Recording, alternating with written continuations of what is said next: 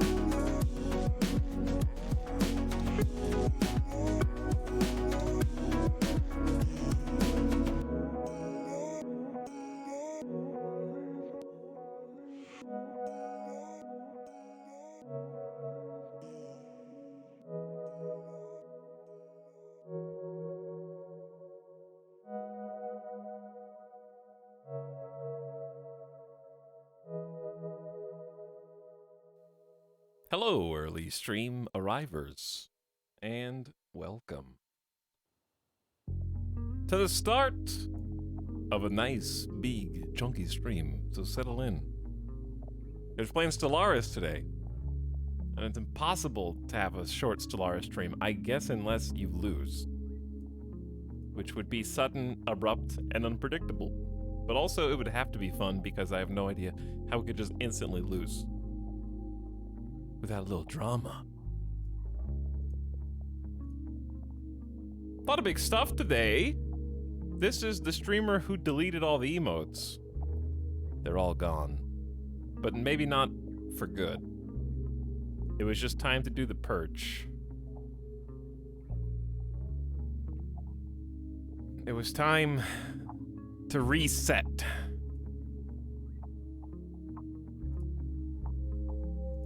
So, there's quite a lot to choose from. Some old favorites have finally been retired. I think we have added since yesterday, 1, 2, 3, 4, 5? I think 5 emotes have come in to replace some of the ones that are gone. Actually, we have 6 emotes. I have brought back old fan favorite Etal Backseat in order to try to appease you, so you'd be less upset about Etal Hurt being gone, which maybe we can remake.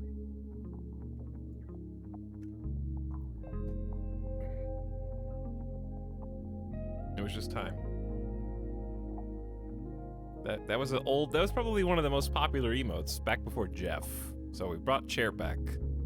It's like a greatest hits. Anyway, hey everybody. This is who I work for, I guess, right now. There is no emote for what I'm feeling now that Etal Hurt is gone. Well, too bad. Cope. Okay? Figure it out.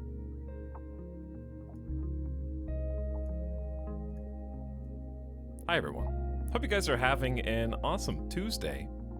Still pretty early in the week.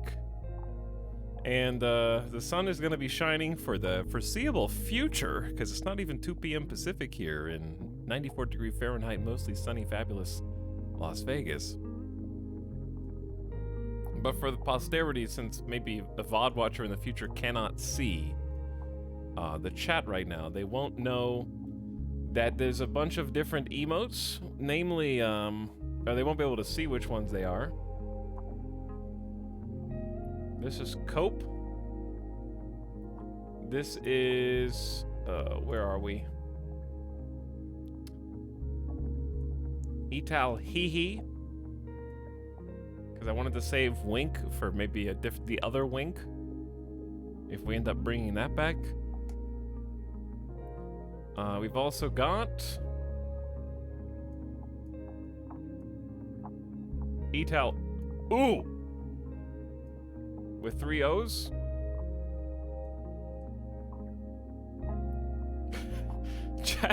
Chat has already been using this one to blow wind bubbles. We got someone smoking. Why is there a smoking cigarette Better Twitch TV emoji anyways? You can use it as whatever you want, I suppose, whatever combo you can find. Music, please. Okay, there's more. I just have to find them. They're somewhere in here.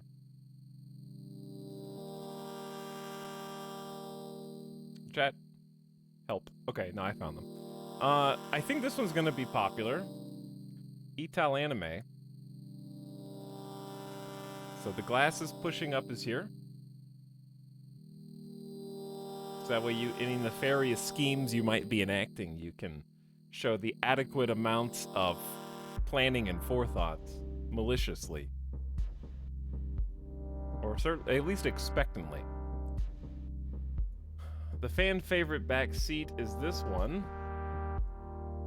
This is one of the oldest emotes on the channel, and harkens back to yesteryear. And then we have the new Etal Really. Whoever's subbing right now, wrong time. So we got a nice spread of 6 new/returning emotes. I can't wait to watch my favorite streamer with all his classic emotes. You might be wondering, why are they all your face? Well, it's simple. I'm the streamer. And also, I deleted a bunch of my face. So, if anything, we have a net loss of my face, because I deleted more of my own face than I added back. So, if anything, we've taken the narcissism down. The egotism has been dropped and lowered. So, it's different. Don't worry, these are gonna stick around for a while. Now give me my helmet badge back. I could. I don't know, this emote just seems really static to me. That's Anjay because I never got the fixed version of the animated one, and also I had to crop it in a very specific way in order to even see what it is. Because the original one was too zoomed out and it was hard to see the hand. So I had to do some experimentation with the crop. Oh, also I have changed the glasses. If you're one of those chatters that enjoys adding sunglasses to every emote, I have made that just a tier 2 thing. I think you can do it with channel points, but make that a tier 2 thing instead of a tier 3 thing, so more people should be able to do it. I can't make it a tier 1 thing. I don't think it's possible. Twitch is questionable in terms of their ability to automatically put glasses where they're supposed to go. I feel like it'd be easier just to let the streamer choose and like move the glasses to the appropriate place. I don't know. But I don't think I have any control over that. They're doing their best. Can we expect new channel tier icons soon? Probably not. I would like to say yes, but the simple fact of the matter is it's kind of an ordeal. Because it seems like, oh, it's easy, just add a few icons. But I need to add about 28 of them. Maybe not that many. I'll actually look. I don't remember where to look for that. Because it should be under viewer rewards. And yet... Chat, I don't know how to use my own dashboard, okay? Maybe it's roles?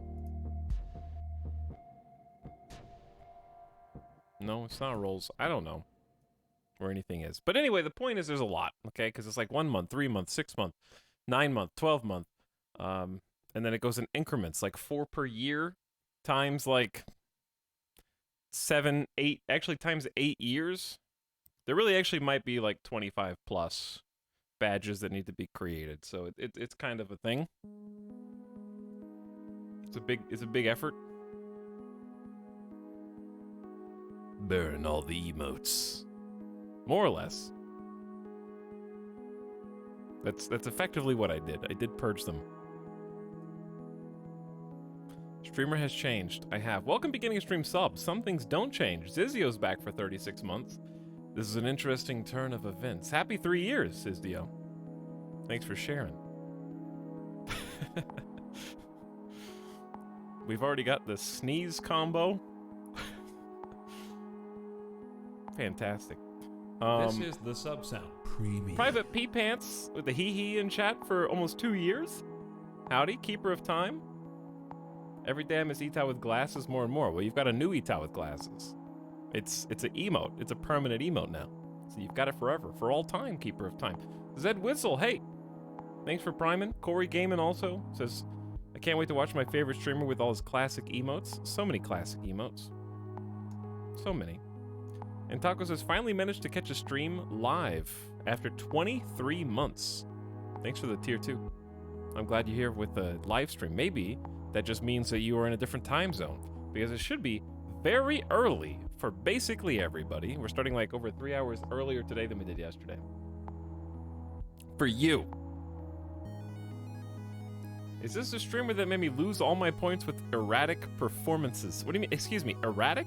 I believe I won 3 times, so like just statistically, if you bet 50% of your channel points on me winning, I think you would have come out, like if you did it just every single time, I think you would have turned a profit, because the payouts were like 5 to 1. And if I won 3 out of 10 times, I don't remember, how many attempts did we make yesterday?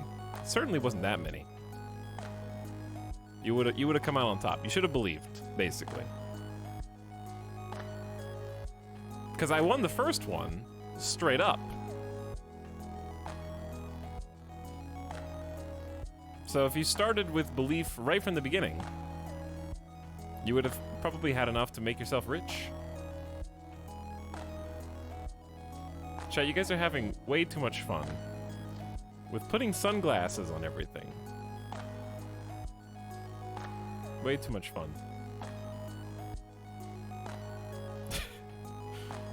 Okay, Etal Glare with sunglasses. Looks like I'm hungover. I went to work after a night of partying and drinking out on the town, and I got 3.5 hours of sleep, but I woke up after an hour and a half, parched, extremely thirsty, and rolled myself out of bed, splashed water on my face, and then got lost on the way to work.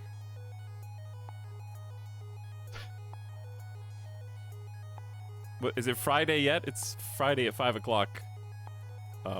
Somewhere. I might need to get a coffee refill soon because this cup is smaller than it's a little, it's just thin. It's got ice in it. Double up on coffee.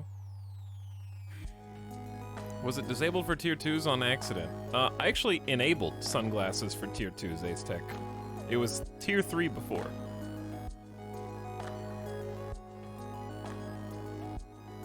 So it should be enabled for tier 2s now. I'll double check. Because I did change a bunch of things yesterday.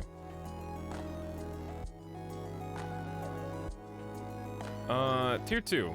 Emote modifiers 1 of 1 sunglasses. Tier 3 should have access to horizontal flip and thinking. I guess, what happens if I just trash emote modifiers? Does that give you guys access to all of them? If I just throw them in the trash can?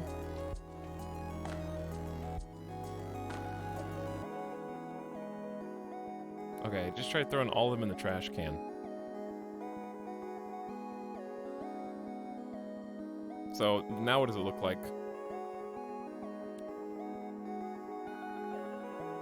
I have no idea. You guys tell me. But I just edited, so maybe refresh chat and take a look. Anyway, we're gonna play Stellaris Overlord today, which is here. And we're continuing the campaign in progress from like a month ago. This is pre-COVID, pre-my COVID. We unfortunately haven't gotten to play this in a while. Much to my dismay, because I loved our Stellaris campaign. I was having a great time, and then I got sick. And this got stalled. No longer indefinitely, though. Indefinitely has come to an end. So we got... I don't know...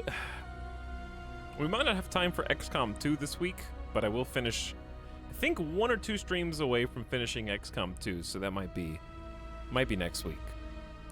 Because I was thinking about... I really want to play more Captain of Industry, so we might play that tomorrow. And then I was thinking about possibly Space Haven on Thursday. It'll either be Space Haven or XCOM. Probably. Unless something else comes out that I'm not anticipating. 5 weeks of no Stellaris. It does feel bad. Etalyx, I can do sunglasses now. The modifiers seem to disable, not add them. I don't know. Blame Twitch UI. Because it has a plus to add modifiers. You guys should be able to do the funny sunglasses and flipping images. All right, hang on. Chat wanted a hurt emote though. I don't know. I don't remember what it looked like. I'm gonna try and imitate it. My problem is I don't remember what I called hurt in my folders because I called it something else. Well, I don't know where this came from, but look at that. Look at the extreme... Look at the malice on this face. That is anger personified. I mean, that wasn't even an emote. That was just a random screenshot. Etal really is pretty hurt, kind of. All right, I just have to...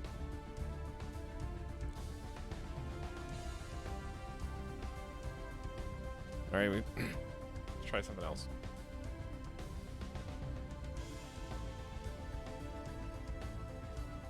I'm trying to dodge the microphone too. You can never replace Etal hurt. Shut up. I'm gonna Etal hurt you. I'm not gonna do that. Maybe is this still?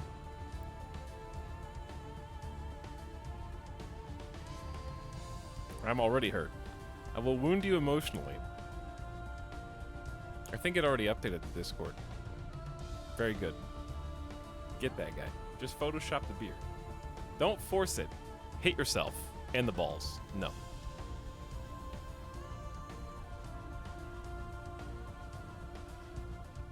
That's, me when all the Xbox controllers in the world run out of stock. And I waited until 2022 to get one for my PC. That was so forced. What if I told you all emotes are forced? Because they're all extremely eccentric versions of basic emotions.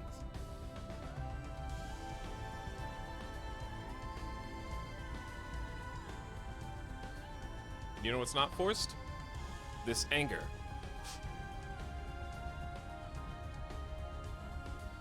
Etel anime is literally staged, yeah.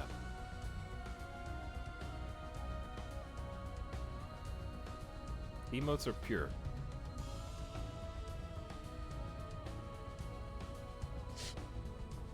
All right, one of those. There's a frame in there that's gonna be a new like angry emote. Etel hiss.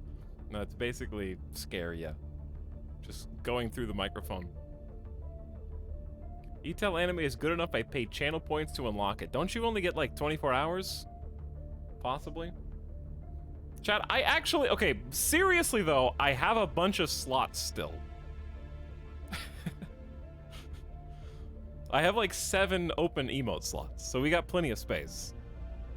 The ball's in your court. My face when Etel tries to kiss me on the cheek. But that's me kissing me on the cheek. Yeah, I think I got 7 open slots. Why'd you delete so many? Well, I already had 5 open slots, so it's like a net loss of 2.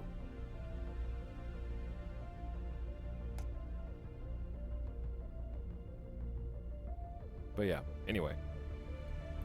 We need to cobble some more together. Chat, give me an emotion. What emote are you missing?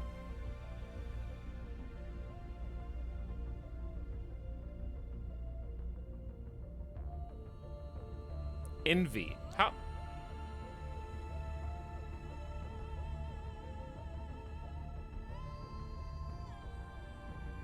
Okay.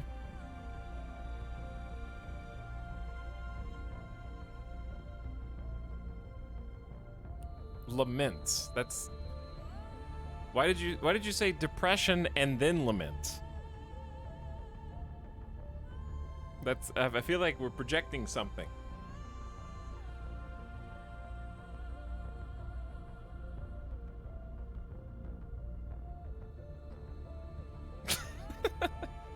Yes, perfect. Smug.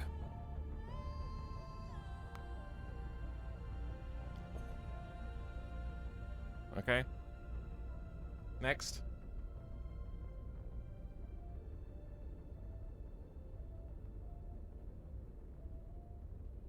Blue Steel. We already did Blue Steel. Somebody go back to the VOD and find the good one. There was a good Blue Steel in there. What VOD was that? Chat, you guys work for free around here? What, I just sit in my monkey chair and produce content for you in the zoo? Huh? And you guys don't even have the gall to screen cap amazing emotes and submit them to the Discord so that we can just, everyone can have an emote? We've already done this. That we should have full emote slots and it's all your fault.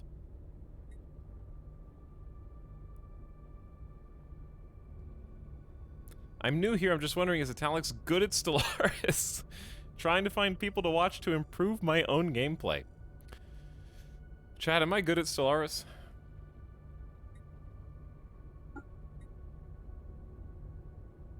Oh, I should have, hang on. We're gonna go back to the main menu. Because it's been long enough, I want to show you who I'm playing. I can't just assume you know.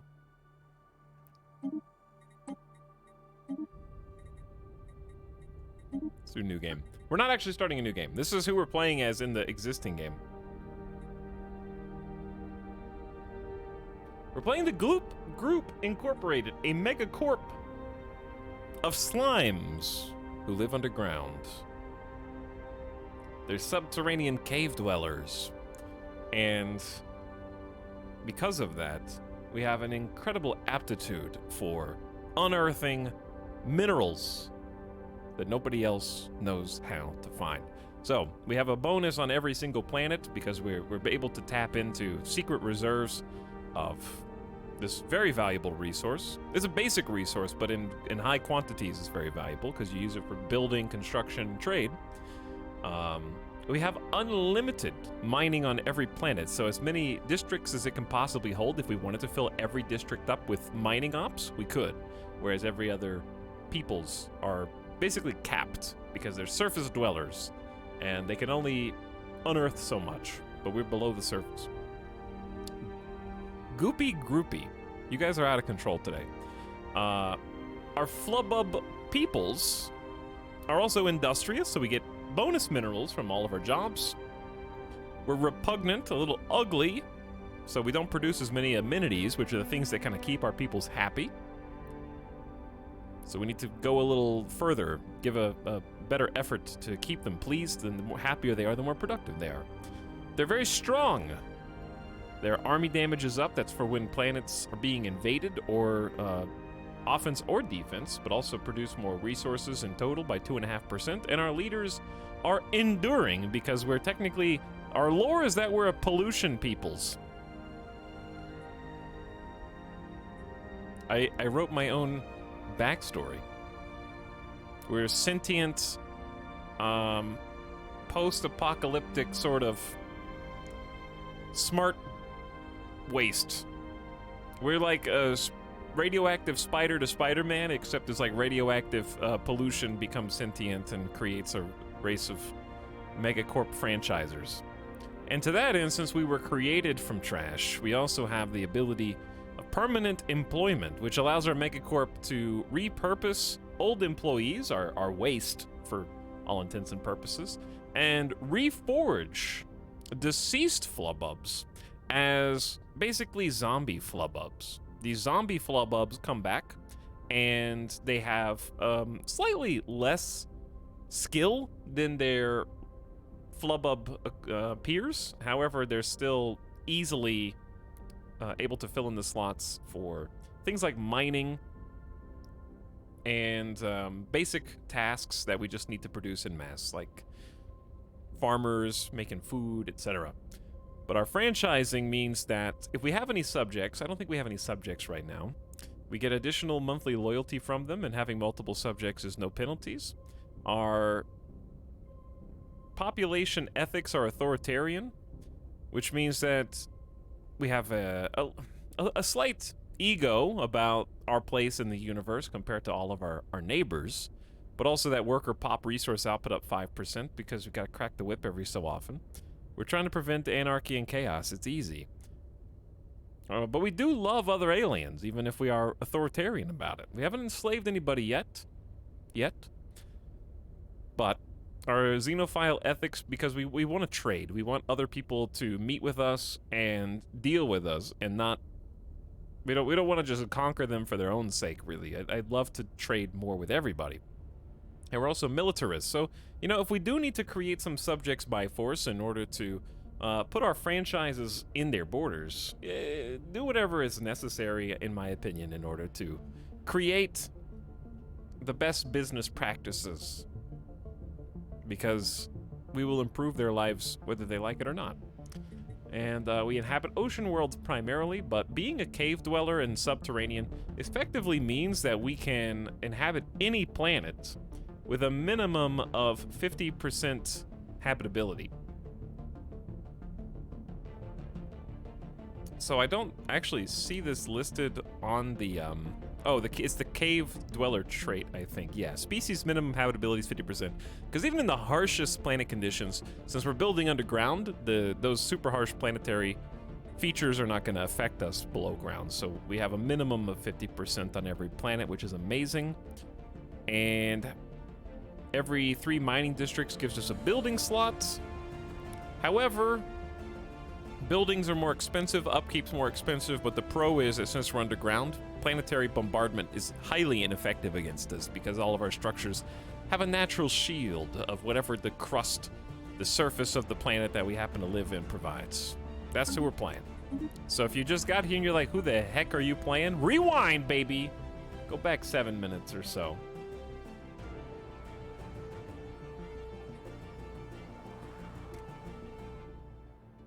I love all the new emotes. Thank you, streamer and creators. You're welcome, Feng Shui. I'm glad you like them. So here's where we're at. It is the year 2303. I'm gonna move here. And we have a pretty steady presence in, I'm gonna say, the east, the right side of the galaxy, whatever you want to call it. Obviously, the directions are relative. But right now, I believe we are doing pretty well in the Galactic Senates. In the galactic community, we are currently #1 in diplomatic weight in a fairly short amount of time. We're playing very wide. So, we're inhabiting a bunch of planets and kind of leveraging that 50% habitability minimums to give us plenty of places to expand. You can see we have a lot more star systems that we have not yet been to that are outside of our green border here. And to that end, we're throwing our weight around a little bit on the Senate floor, trying to prevent pan-galactic recycling initiatives from passing, which would hurt us very dramatically politically. Let me turn this down. Is this just on shuffle? All right, I'm just gonna trust in the shuffle because not shuffling clearly doesn't work. We know that for a fact. So the current resolution that the galactic community is voting on would reduce our diplomatic weight by 20%. We're very economic focused. In fact, of our 3.5 thousand diplomatic weight, approximately 1,200 of that, so almost half, is coming from our economy alone. We are producing insane amounts of energy credits, minerals, and alloys relative to the rest of the galactic community.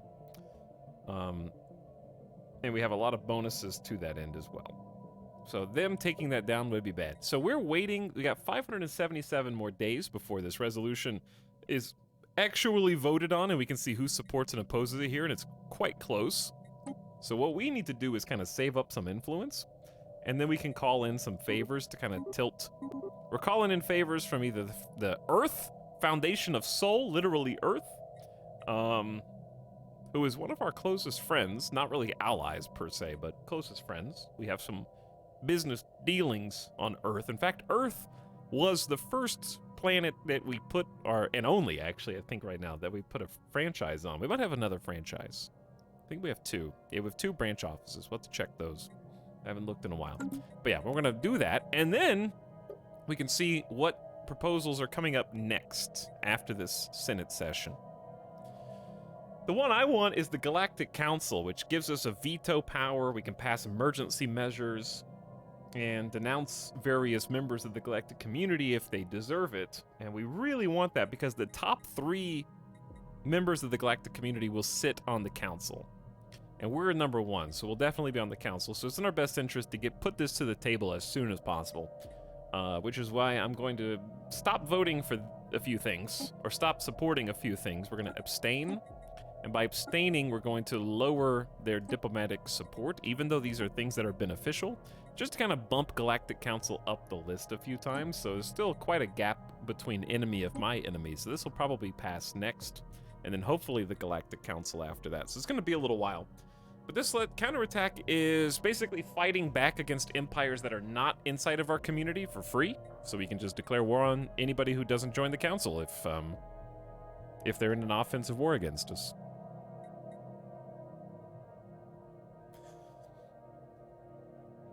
Hello, bought the game recently, playing on vanilla, struggling with overpopulation. There's a few things you can do with overpopulation. #1 is move people manually. So you can go to a planet and resettle them from one planet to the other. And that costs energy, credits, and unity.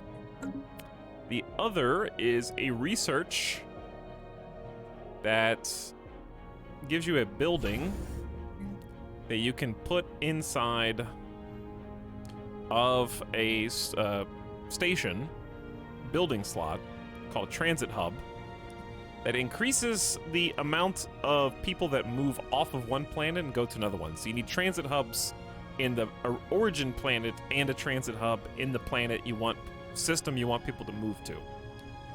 And then that will increase their automatic resettlement chance by 100%. So that's pretty good too. And the third thing you can do is make a planetary decision to discourage planetary growth, which costs unity, but will reduce population growth on the planets. Increases upkeep, unfortunately, but that's the extreme measure, I would say.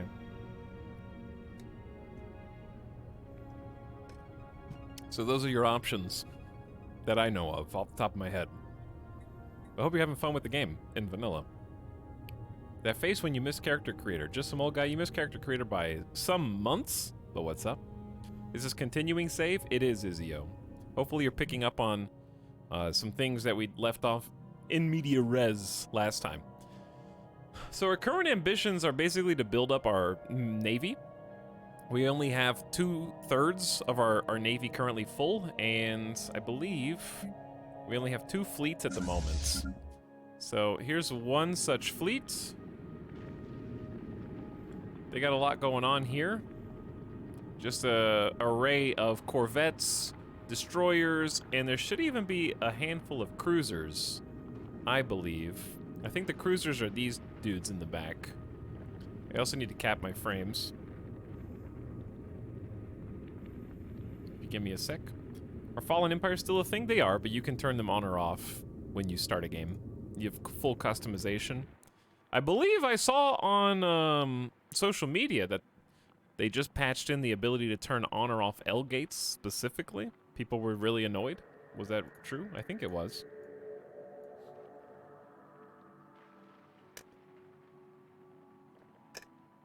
Is that really necessary? I thought they revised the auto migration system. The benefit of it, Roof, is that it's a pull and push. So if there's too many people on one planet, the transit hub will push people off of that planet into other systems that have also a transit hub. So like, I put transit hubs in my systems that have burgeoning brand new planets. And then that will attract migrant populations to those new systems much faster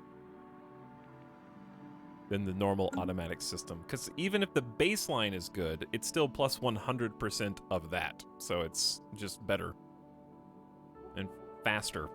Because I've been having not really overpopulation, but I have been having too many people in the capital, because the capital is full of buildings and we only have 2 free districts. So there's not a lot of space left here. But we're in the process of redoing a bunch. How long until I unpause? Maybe 20 more minutes?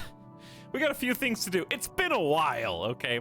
I guess my neighbors are important. So, my neighbors, we're the Gloop group here in green. Kind of looks like, I don't know, some anteater Pokemon that only has 2 front legs and a tail. And to my south is a cluster of 2 separate kind of federations. The Lycian Republic, the Republic of Rule, and the Salarim Sacred Mandate comprise 1, and we've been long enemies with the Lycians and their friends. So ideally, I would love to subjugate the Lycian Republic and break up this federation and then take on their trio as my subjects. That'd be best case scenario. We have weakened them to states where we shouldn't be encountering too many problems from them in the future. They have an inferior fleet now, so that is good. We've had like 2 or 3 wars with them, and I think we've won all of them. And then their other Federation members are pretty weak. Then the Gudge Authority, Avalonian Industries. I think there's a map filter for unions. Yeah, so it's Othethi, Gudge, and Avalonian are in another federation, and they're pretty friendly towards us, so we're not really threatened. We're not threatened by them. We currently have a friendly AI attitude. They have overwhelming fleet power because like I said, our navy is, it's in need of some support right now. And we're trying to, I believe, mass produce alloys so that we can crank out some ships. So I'm trying to get alloys production up to over 200 a month at the moment. We also need to stabilize consumer goods, and we're losing food. But we have plenty of minerals and energy credits with which to trade, so that'll keep us afloat for now. So we're just kind of trading with those in the galactic market at the moment. Okay, and there's the Foundation of Sol, who we trade with. The problem is we could be totally in a federation with these guys, but they're just too far away. Even though they are right next to us, they still do not want to join any kind of federation. By 112, it's a big margin. If I forbade wars of aggression, they'd be a little more likely, but the 83 penalty from distance is caused by this little place right in between, Miravandia Guardians, who, unfortunately for us, are a fallen empire of holy guardians whose sole prerogative in their existence is to protect the holy Gaia worlds that scatter the systems of space around them. And they are incredibly powerful. And it's not even close. Their fleet and their station by itself is 76,000 power. For reference, our fleets are about 12,000 combined. So it's pretty far. That's why we can't actually connect borders with the Foundation of Sol and create a federation. It's very unfortunate because that's the only connection that would exist. And it's just placed so poorly. But they're actually pretty chill. There is a Gaia world here. And this is the one that they are protecting. So if I ever colonize this planet in Nixros, the Holy Ascendancy will awaken. They will get laser anime eyes, and they will charge at full force. And then we'll get wiped out. So Captain Waifu, hopefully that answers your question about fallen empires. Anyways, hello streamer and chat. What's up, Comrade Wilson? We're doing the recap right now, so everybody, including myself, knows what's up. To my north are a few more threats. The Nirani League is probably going to be a problem, but their fleet power is pathetic right now. And the reason for that is because they have been fighting the Saramo hierarchy, who is also a menace. Both of them are hegemonic imperialists, so what happens when two hegemonic imperialists butt heads, one loses. And in our case, luckily the one that's bordering us has been losing to the much larger Saramo hierarchy, who shares no borders with us at the moment. So we're fairly safe on the top side for now. That being said, there is a choke point I believe I've been fortifying here in Oxcleary, because if any enemy ships wanted to come down, they would have to pass through this, so we have been powering this up, and it's inside of a nebula, which blocks sensors. So I could station as many ships as I wanted to. This is an amazing defensive system. I could put all my ships in here. The AI would have no idea how much fleet power we actually had, because the nebula is obscuring us. So it's best case scenario.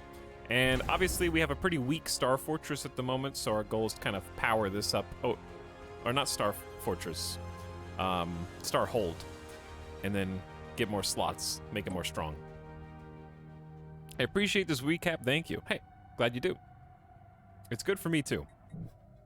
And then to the south, we have basically fortified Stimsis. And we don't need a fleet to defend here until these guys are done with their truce. We should have maybe a truce with them still. I don't know if the truce, I guess, is a truce over? The truce is over, okay. Or at least I think it is. My strategy with choke points is put, basically go to war to take choke points. Like Stimsis lets us go into Avalonian territory, and it lets us also go into Lycian Republic territory. So it's a good choke point for that. It's also the only way into my systems from below. And behind the military station, I put a shipyard station. So we got 3 shipyards in Robalius, with the theory being if I needed to crank out a quick fleet if we went to war, or reinforce a fleet that would be in Stimsis, then the one behind it can just push some ships forward to hold the front lines, basically.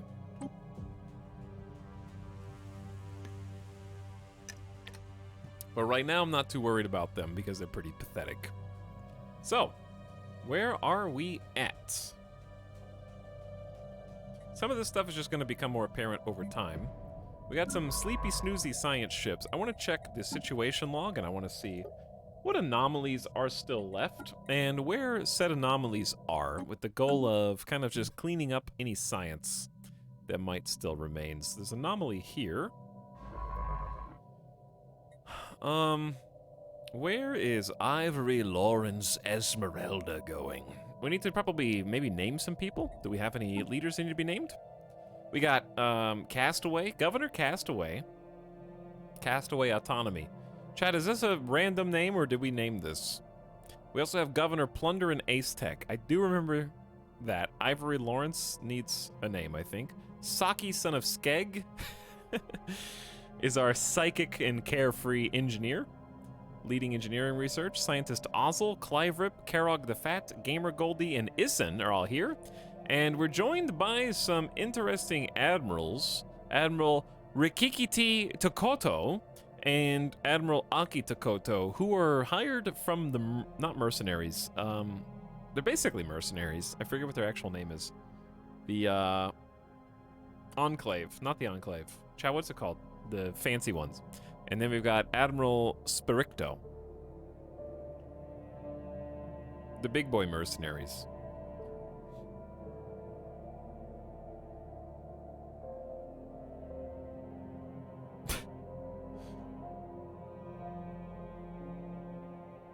Aren't those the pre-made Fnatic Purifier geckos? They might be. Is it worth parking your ships near the entrance to attack immediately when they enter the nebula? I have my ships, I only have 2 fleets right now. And I believe they are, they're both in the capital for reinforcement, because we had just unlocked cruisers. So we were gonna build some cruisers and kind of reassemble a bunch. We had also just taken a full fleet. I know why we're so weak. We just created our very first Mercenary Enclave, which is one of the new features in Overlord. So this is Tuta. So we created a station and basically released one of our fleets. We have a 6.9 thousand military power fleet, and they have basically rented out the system. We can now talk to the Admiral Matherhin, who we let go. The Kappa Commandos are offering security services to us. We can rent fleets from them. We can set up garrisons. We can hire ground troops, or as their patrons, we can give them help them field a bigger fleet or share technology with them. There's supposed to be peacekeeping divisions. So I'm curious what these guys will actually do for us over time, because I haven't really got to experiment with this, and I don't even remember how to see how big the Mercenary Enclave is allowed to be.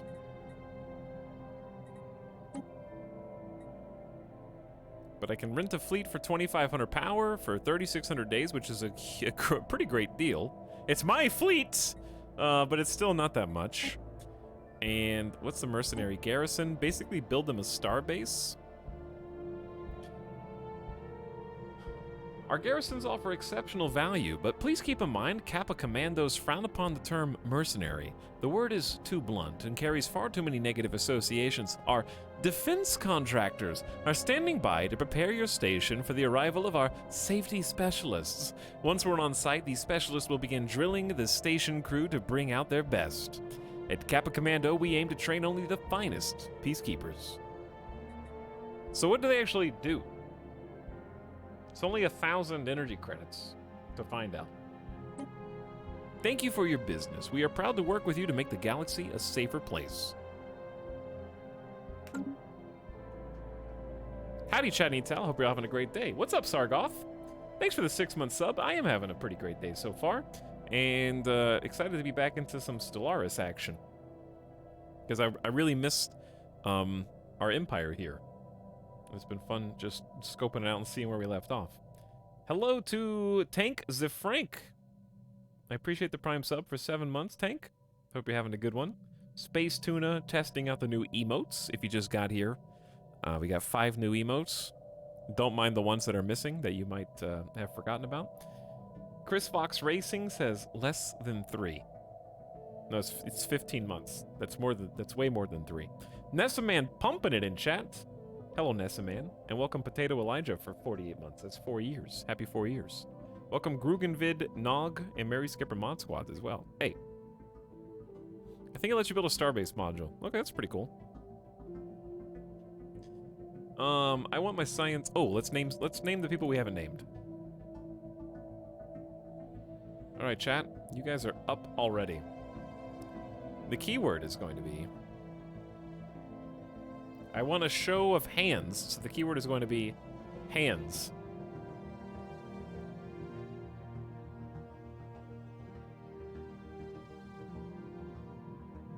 Okay, and if I see your hand specifically, you will be called upon. And become one of our leaders. So I have some sleepy construction ships because I believe our empire sprawl, or excuse me, size, has been getting really large. Too large. Empire size is like 460 something, which basically means our technology cost and our tradition adoption cost is bloated to a very large degree. Sprawl doesn't work the same as it used to. If you haven't played Stellaris in a while, you can't just build administrative buildings anymore to make this number fixed. So it's kind of like a set number that doesn't really change except under certain circumstances. It's a lot more specific this time. You can't just pump out administrative planets. But there is a habitable savanna world there that we might want to work towards. Eventually, we're going to go all the way up here because there's a ton of resources, but the closer we get to this, the closer we get to mercenary big boys, the warring factions, the tribes. But I do have other science ships that can do things for me. Where is this archaeological event? All right, no archaeology spoilers, please. Thank you. I don't remember what the heck happened in chapter 1 or 2, but we're on pregnant Earth. Hole in the ground. There's scary tendrils. Upon finally touching down at the bottom of the crater, a mind-boggling discovery was made. Giant twisted shards of some hardened calcified organic material were found among the rubble. Thousands of them. Some were a few meters across, some the size of an orbital shuttle. Astonishing as it sounds, it now seems clear the shards are the remnants of some enormous hatched egg. Based on the size and number of shell fragments, the egg must have been hundreds of meters across. Deep in the bedrock of Anaconus 5A, some tremendous creature hatched and then proceeded to dig its way up to the surface, trailing deadly radiation in its wake. If it could do this as a newborn. Whatever it was, it's gone now, leaving no trace behind but pieces of eggshell and a yawning hole in Earth. Research option gain? Xenology. And you automatically progress 10% on it. Okay, two things. Number one, I think I know where the baby went, because we have had a very interesting sort of revelation. I'm trying to remember where the heck it was.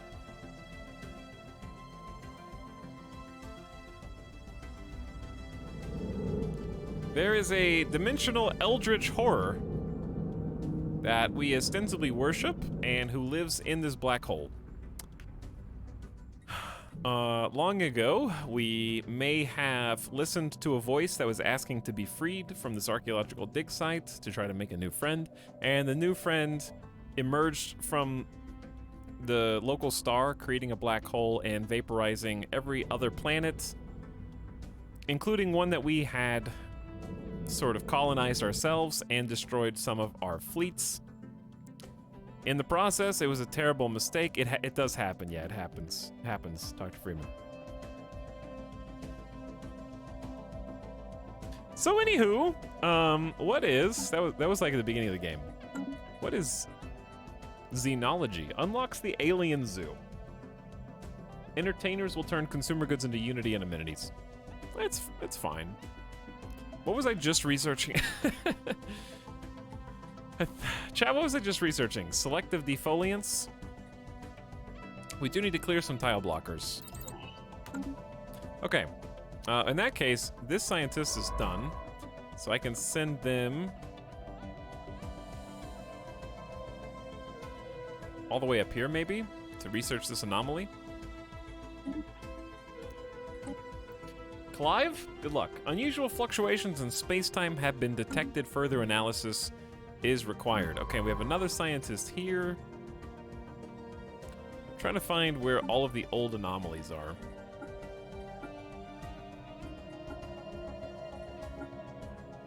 Okay, and let's name the people who had a show of hands. Number 1, Pink Flashu. I don't think this was someone in chat. So you are now a governor of the Flub Hub sector. Congratulations, you are 56 years old and you gain experience 25% faster. Plunder and Ace Tech is still governing the Raydrop sector, which is one of our new ones, I believe. We have a couple of planets in that sector. Scientist Ivory Lawrence Esmeralda will now be known as I'm Fire, and these are all for the low, low price of 25,000 channel points. What a steal. Is there anybody else? I guess we could name the admirals. So we have 2 admirals. Let's do that too. Cap 420. That's a pretty good name for a captain, I guess. And our other hired mercenary admiral, Ace Tech, you can't be both a governor and an admiral, Ace Tech. What if I told you? I might need some more coffee. Maybe don't raise your hand for the thing you're already in. Envlux has one instead. How about that? Oops, not you.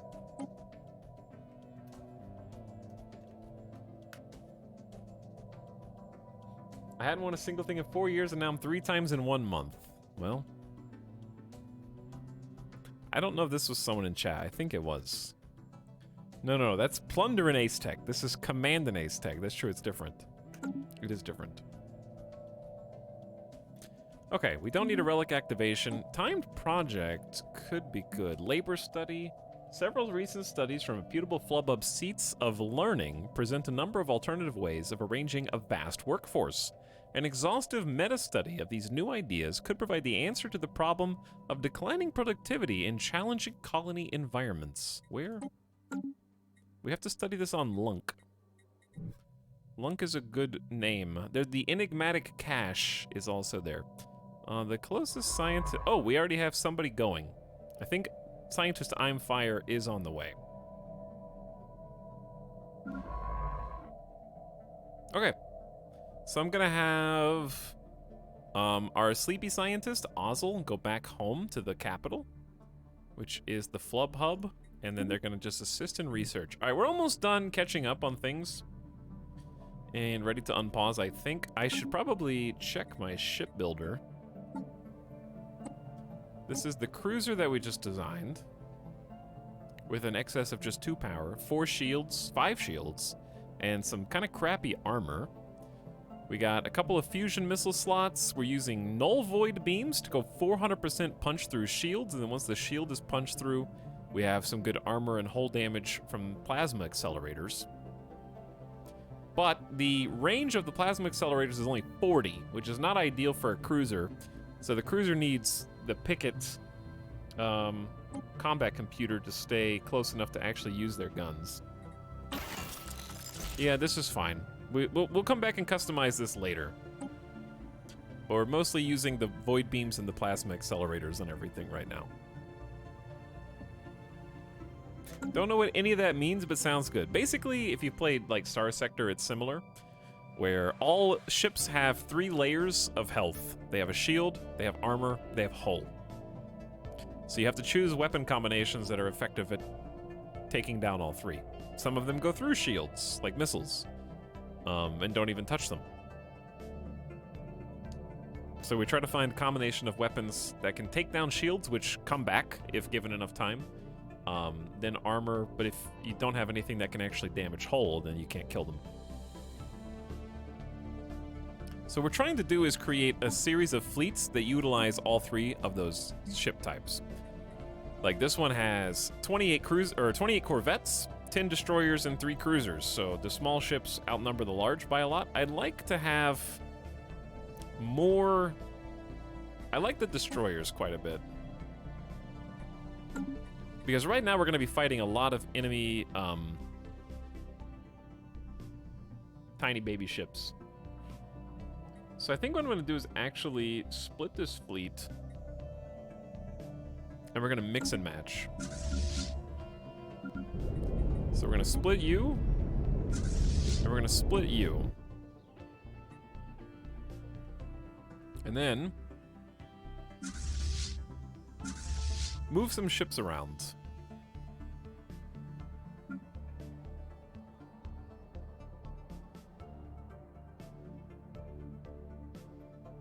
Yo, hello, what's up, Maritanapa? I'd intuitively think that anything that can damage armor could also damage hull easily, but I guess that's not the case. They still do damage, typically. Like, I'll show you the actual stats. Fusion missiles are really good at shields, do a bonus to hull, but have no bonus against... They don't have a bonus against armor, they just deliver a large payload. Whereas this one has both armor and hull damage reduction, and this one has 100% armor damage, but only plus 50% hull damage. So they usually still have both, but in different quantities, depending on the circumstances. But yeah, I don't know. It's probably just gamification. Either way. I'm gonna move some ships around. Because I don't want 28 Corvettes, but I do want... I want to say 12 destroyers. Okay, and I do want I want 4 cruisers in this fleet. So we're going to edit this fleet in the fleet manager now. The reason I have to do it like this is complicated. Basically, there's a max command limit based on our technological advancement. So a given admiral can only govern 60 fleet points, or control 60 fleet points in combat. So we have to keep the number of ships under their command appropriately scaled. Because, like, corvettes are worth 1 command limit. Destroyers are worth 2 command limits. Cruisers are worth 6 or 4. 4. And so on. So larger ships require more command, effectively. Everyone behaving today? Chat, are you guys behaving today? What's up, Fronald? How's it going? Welcome, people arrivers, to the early stream. We're just configuring some fleets. Okay, so I want 4 cruisers.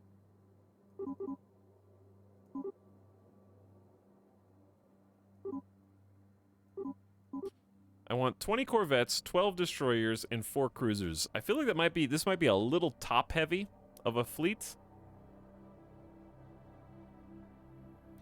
How good are our corvettes right now? They're not that great. They're okay. We got tier 2 thrusters, sensors, swarm combat computer, some afterburners. They're okay.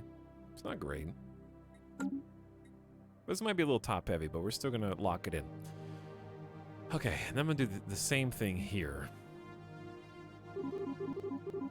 I want your max to be 20 corvettes, 12 destroyers, and then we need to add the cruiser. 4. There. 60 out of 60. Perfect. Okay. Now we're going to move the other fleets. We're just going to have some extra corvettes, and that's okay. Because that'll start our new fleet. These are destroyers. You guys go there. How many corvettes? We have 30 extra corvettes. I don't need that many extra corvettes. Too bad. That's what you got. All right. So I got the 20 that I want in both. No, I don't. I actually have 14 out of 20 here. Okay, so we can move these. Just bear with me while I fix this. There we go. This fleet is now... The bottom dweller's fleet is almost full. It needs a single cruiser. Okay. Now, how many resources do we have? I can reinforce this fleet and build 2 destroyers and 4 cruisers for 570. Is that going to be enough? We're going to find out. Also, where are we training the new crew? Ooh, I have a fleet academy. Old me is fancy. Thanks, past me. Ship starting experience plus 100. Very nice. And we have 3 shipyards and a trade hub to grab that energy credit value. Okay, I approve.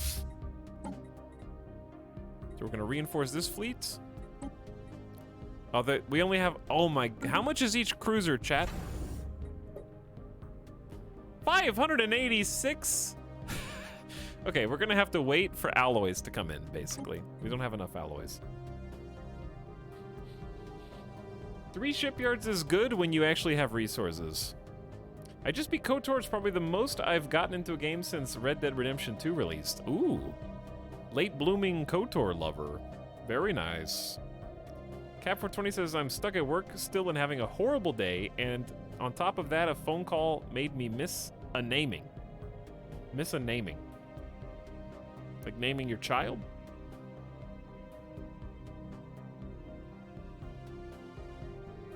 Who are you naming? Naming someone to a seat of power? Is there an easy way to unassign uncommanded ships to a group? I couldn't figure out besides bringing them to the same system and merging. Not that I know of. I kind of do that too. One fast Corvette destroyer fleet for rapid response is good. Maybe, yeah. We could do that. For this new fleet. Set them up for 15 destroyers and 30 corvettes.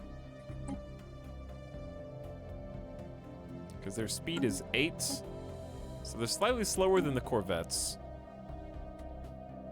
But the cruiser's speed is 7, so they're even slower. It's naming in the game. Oh, in the game! I was doing the naming! Okay, that makes sense. Yeah, I get it.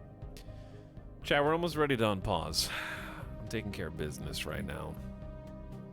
I want to check on my planets. Because things are afoot. We have no free jobs, but we have 2 free districts. What was I saving them for? No one knows. Because I have plenty of housing. I think we're just leaving it closed so that Flubhub can create pops and assemble zombie slimes and move them to other planets. Pusludge is doing pretty good. 45 current population. Districts are full. We need to remove blockers, which we can't do at the moment. However, we can upgrade some buildings, but for those buildings, I will need volatile moats, which we don't have that many of. We have +4 moats right now. So building this foundry here is not, this is not a good place to upgrade a foundry because we don't have any industrial districts. So I'm gonna leave this the way it is.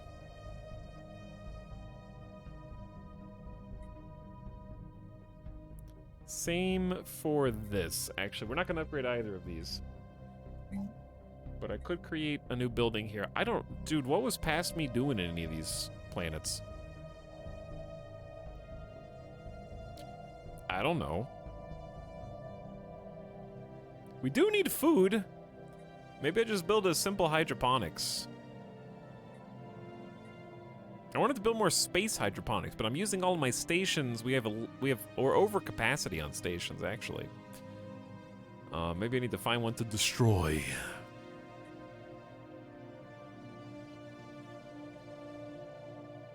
Produces a unity for each ascension perk in our empire. I do like the idea of producing... We already have 2 commercial zones here. What about turning minerals into volatile moats? I think that's pretty legit. It's only 1 job, that's the downside. But we need volatile moats so we can upgrade a bunch of alloy foundries, and then we're gonna need crystals for that building, which we have 0 of at the moment, okay?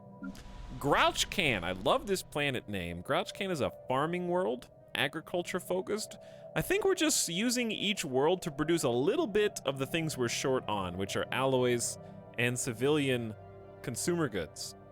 So we kind of just like multi-specializing wide. Yep, there's more here, but on some planets we actually do have industrial districts, and then upgrading these is better, which we already have. But when we have some free jobs, I'm gonna leave these alone. Don't mess with them. Okay, we got a brand new planet. Chat, this place is called Boogus Prime? Who named this? Boogus Prime here. Making gene clinics? So that we can have more babies and children faster. I think Grouchcan needs the food improve building. I don't think I have a food improve building, do I? Oh, the food processing facility? Yeah, you're right. You're right, that's a good call. Consumer goods are really annoying to balance in this. Makes me want to play robots. You run out of them a lot, yeah.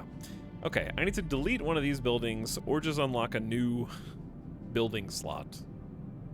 I think that's why, I think I literally was doing that. We're building a city district now, which will give us some more housing. and then unlock one of these, and then we can make the building that Chad just pointed out, food processing, which makes all of our farmers much better. You're so smart. You're so smart that past me knew exactly what to do. We're gonna make zombies on Glimmer, and then Slopip is the frontier sector and is currently just too far away from anything else to be included. It's all by itself, so it has no governor at the moment. And we are trying to increase its population. It's a baby, tiny little uninhabited planet with only 3 housing slots and 4 people living here. We just got gene clinics, which will also chew up consumer goods in order to provide amenities for happiness, increase the speed that we have new babies, also the speed at which we can assemble pops, which I think is what we want to do next. With Posthumous Employment Center, it needs a planetary administration on planets, which itself requires population of 10. So we can just move people to here if we wanted to, but I'm going to leave all this alone. All right, I think we're ready to go. I think we're ready.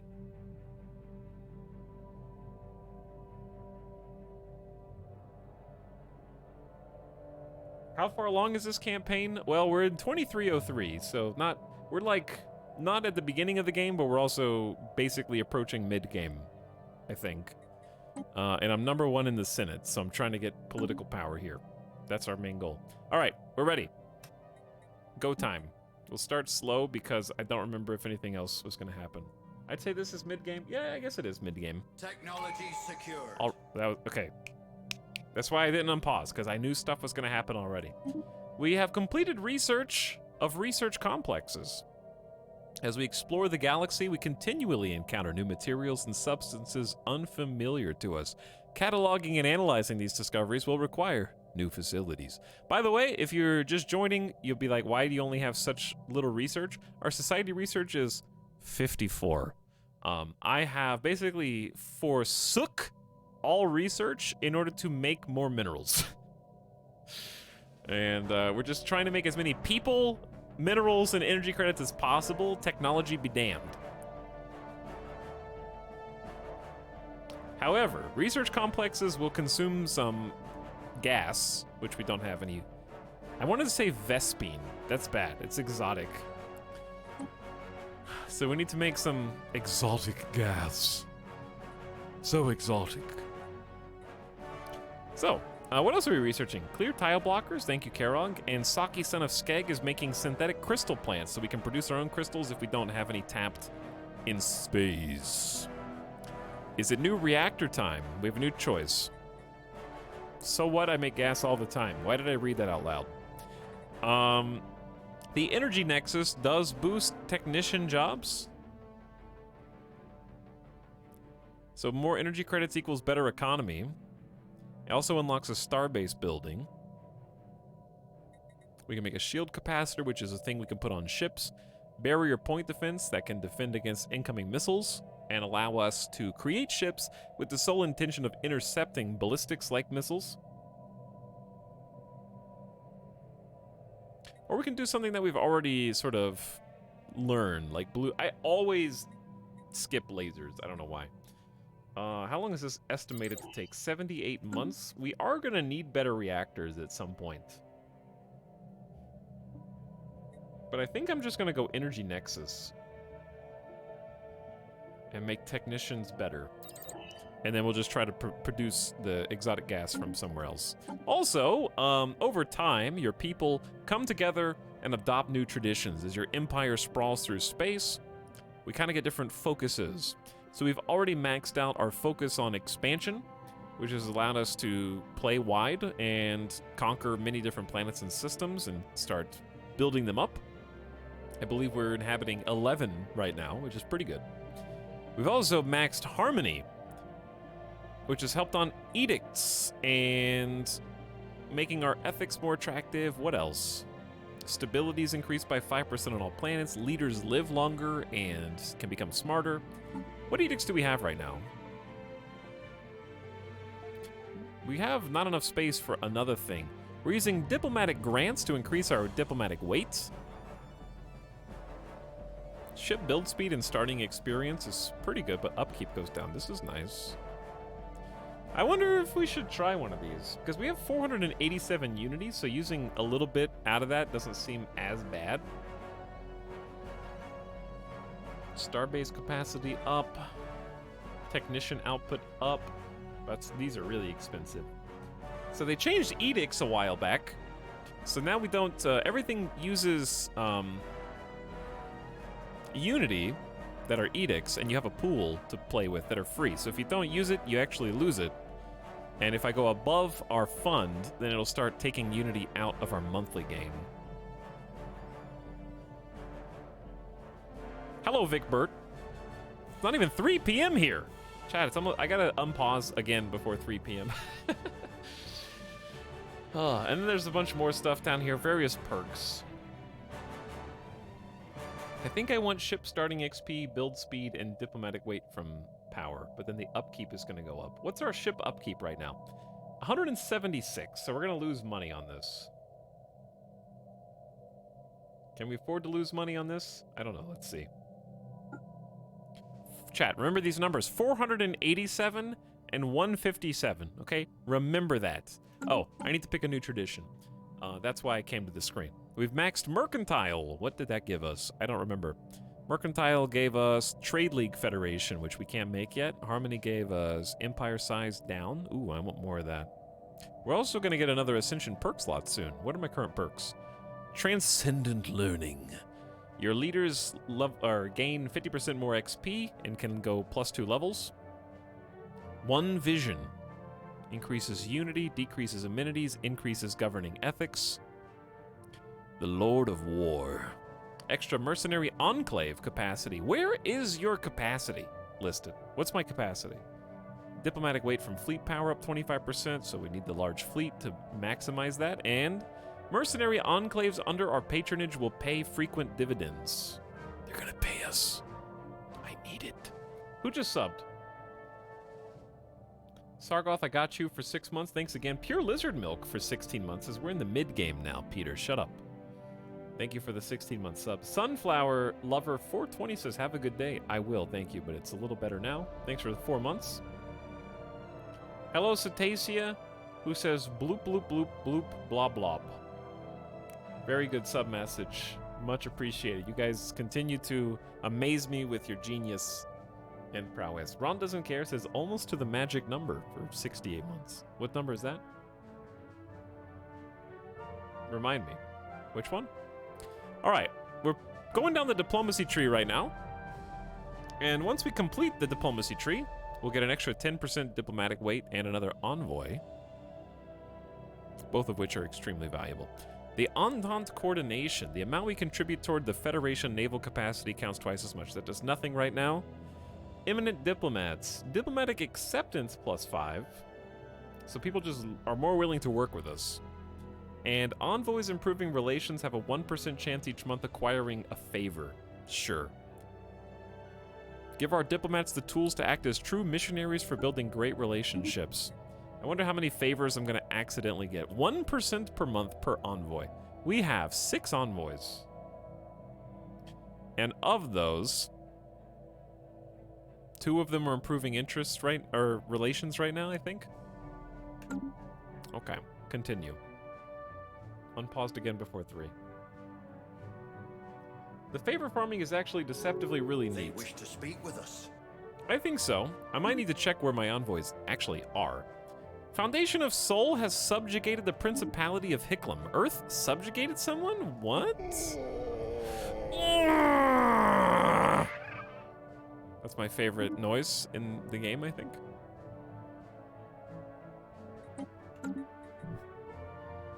You guys are way the heck down. How did you subjugate them? They just willingly were like, yeah, sounds good.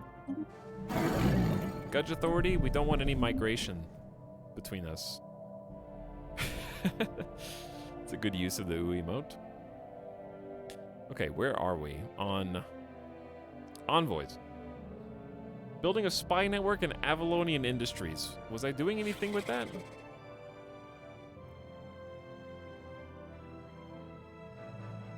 Chat, why was I doing this? We have an asset, an agitator. I think I was trying to make Avalonian look bad by sparking diplomatic incidents, maybe? But it's gonna cost... The Rayan fleet that vowed to raid our space has been destroyed. As a result of a fleet action in the Hidamar system, no survivors have been found. Let this be a lesson to their kind. Okay, clearly that was not a threat. I don't think I want to use all this influence, but I'm gonna try anyway. Go. Where's my asset? Okay, difficulty normal, skill bonus 4. This dude's gonna help us a lot. Smear campaign, let's see what it does. Good luck. All right, where are my other envoys?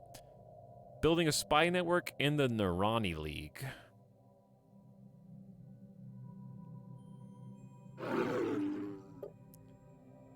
That just started.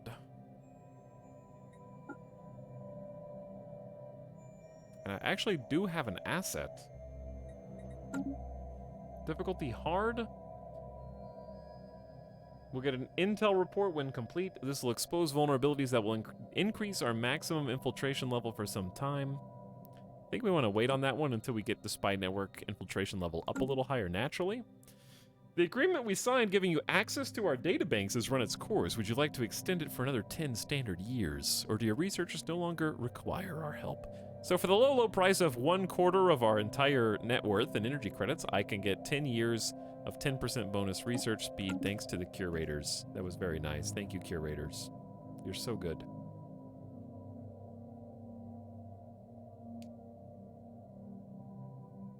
We grow ever stronger.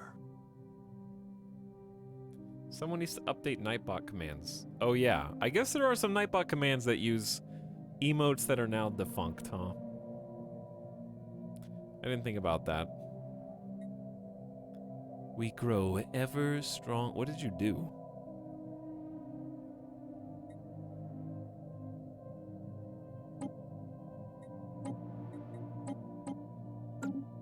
Wait.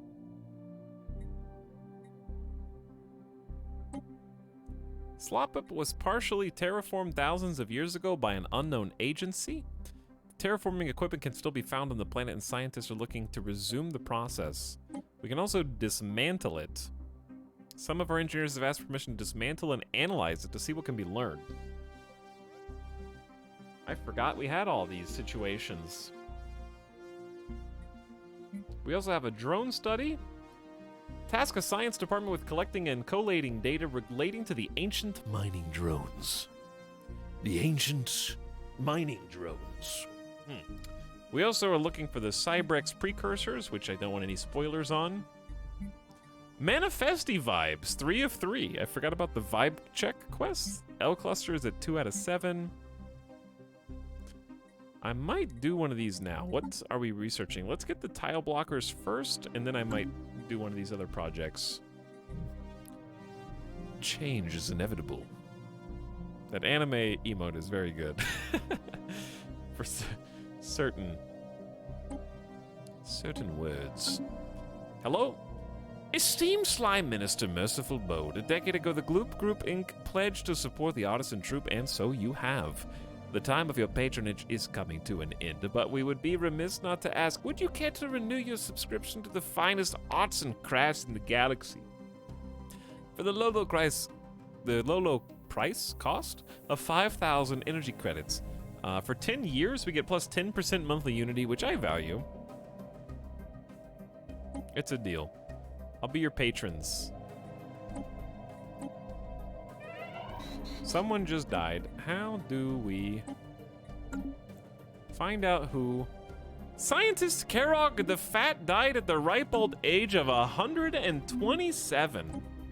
Now, no one is researching society. I don't have anybody available unless I take someone out of a ship. Which right now, all ships are busy. But I could do Ozzel, because Ozzel is at least level 4. Has a custom AI assistant that increases research speed.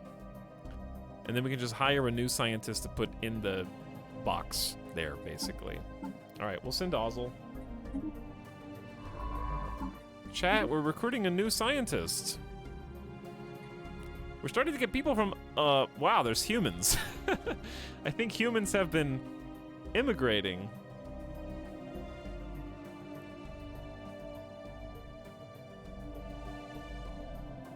Do you get attacked a lot? I got attacked by a couple of neighbors pretty early on and managed to beat back their federations, but not since. Some good diplomacy and tact and some choice choke points are very important. Can you hire a scientist from the Enclave?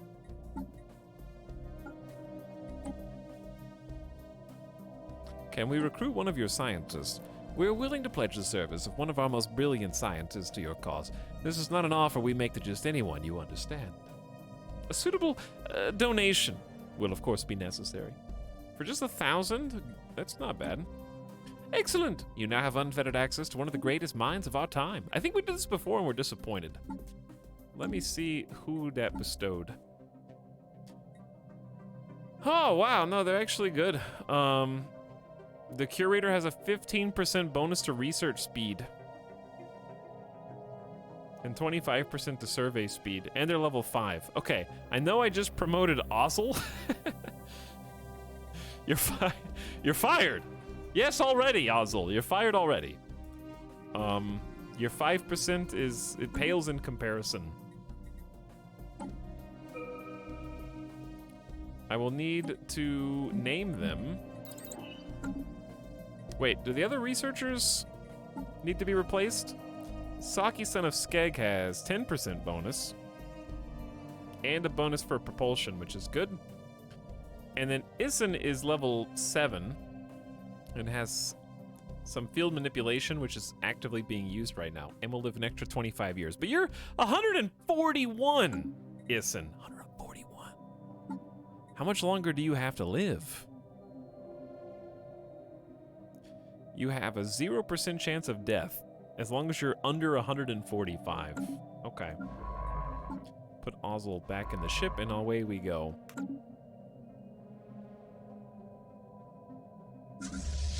So what we're doing right now is trying to accumulate alloys. They wish to speak with us. They wish to speak with us. Because I have fleets that need to be reinforced. Start pumping out some destroyers and cruisers. Spymaster Perictoros reports losing contact with their operatives on active deployment in the Apollonian Industries. They missed a number of their most recent scheduled check-ins. In accordance with standard procedure, we must now decide whether or not to track them down. Find them or disavow. How dare you guys. Any unspent assets will not be consumed if you disavow them or pause operations for a month. Lose 10 infiltration level. I think I'm just gonna silently cancel the op. Try again later. Hey, just joined the stream. What did I miss? Basically the entire recap and the letting you know what's going on. That part. So basically everything so far. We do have a relic from an archaeological dig before called the Omnicodex, which allows us to spawn pops from a extinct species on a planet, which is pretty sweet. However, I'm trying to save Unity right now because I need fancy ascension perks at the moment. So we're not going to use that. However, I do believe that in our capital, on the Flub Hub, we have the Memorex.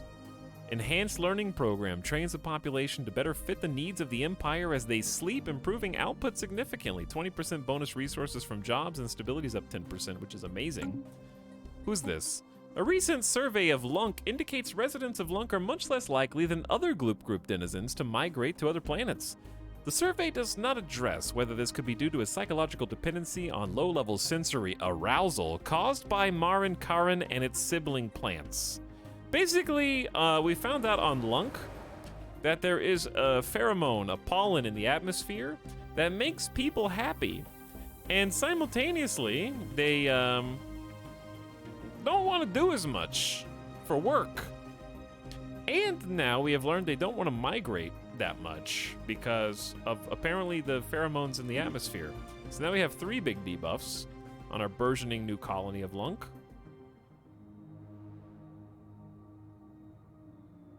So, it's not ideal. And I'm not sure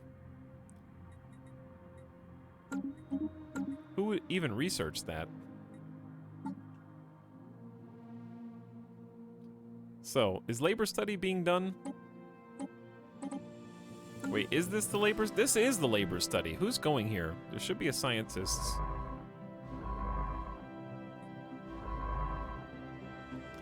Alright, we're gonna send this scientist over instead. And send this scientist down to check out this cool asteroid. A big freezy asteroid with unusual space-time fluctuations. Tux, how do you pronounce lemon? What is this trick question? Is this a lemon these nuts? I just assume, like I have to. Like as a streamer, there isn't any alternative to when someone in chat asks you to say a seemingly innocent word. Right? It has to be leading to that.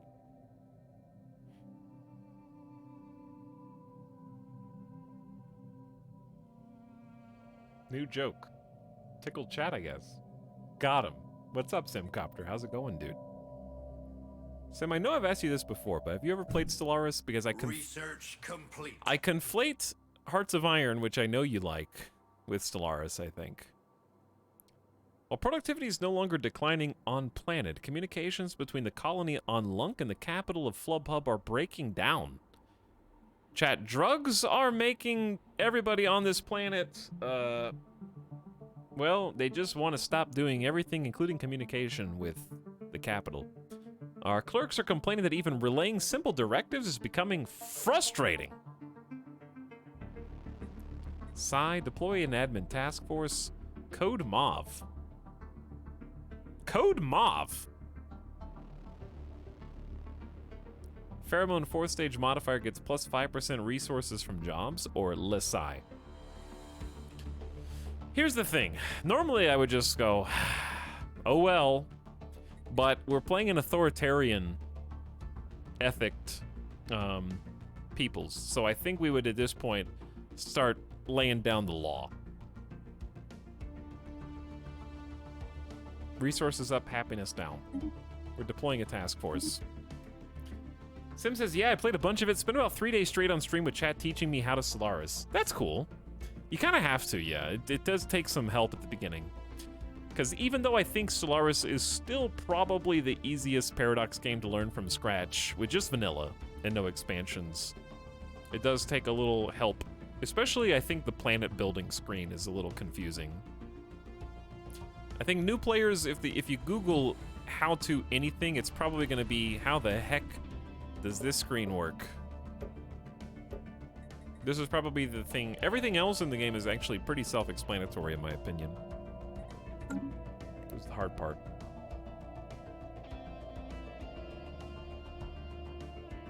But either way, hope you had fun with it. The war on drugs is being won by the drugs. And also, Sim, last night, was seen playing some Fall Guys. Among other things, I believe. I hope you had a nice stream. Or was that this morning? Hold on.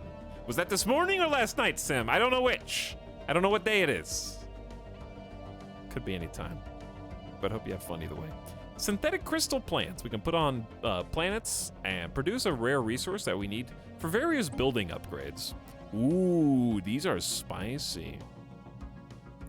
I just changed the game because I'm playing Fall Guys tonight. You found me out. Stream spoilers. I was playing Earthbound last night. That's what I thought. That is what I thought. I turned in early last night. I finished my stream and I went to sleep, chat. I was in bed before midnight. Whoa. I was tired. I don't know which of these. These are all really nice. Star Fortress is really good for all of our Starbase ops. Gives us more building slots and stronger Firepower. The habitat is awesome because we can put space stations around existing planets. Here's the thing, habitats are amazing, but we have a lot of room to expand. See, like we got all this. There's a habitable world up here. It's really small though. Habitable world up here. There's a Gaia. See, I don't know if the protectors next to us will hate that we took this, but I don't know if we even can because we have to go so far. So habitats give us an option once we've run out of room, so that's why they're really nice. Alloy nanoplants are basically superior alloy foundries. They take volatile motes. We also have antimatter missiles. We can upgrade the missiles. We do use a lot of missiles on our stuff. And then plasteel armor, which we've been waiting on forever for survivability. Civilian replicomplexes turn minerals into consumer goods. That sounds super useful.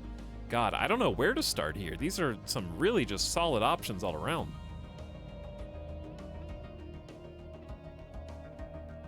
Chat, backseat me. I think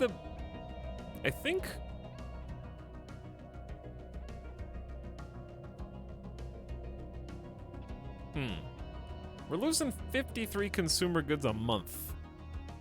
No. Okay, cool, thanks. Gonna take 66 months to get. Here's a Star Fortress is too greedy because it's gonna take so many alloys that we don't have. Habitats, I don't know what habitats cost.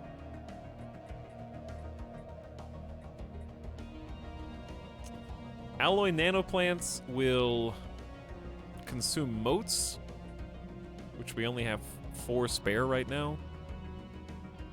So alloys is a good choice, or just powering up ships with better armor missiles, or making more consumer goods. It's hard to say. I think we go for... I'm leaning towards missiles. Because I don't think we've maxed out our alloys potential, to be honest.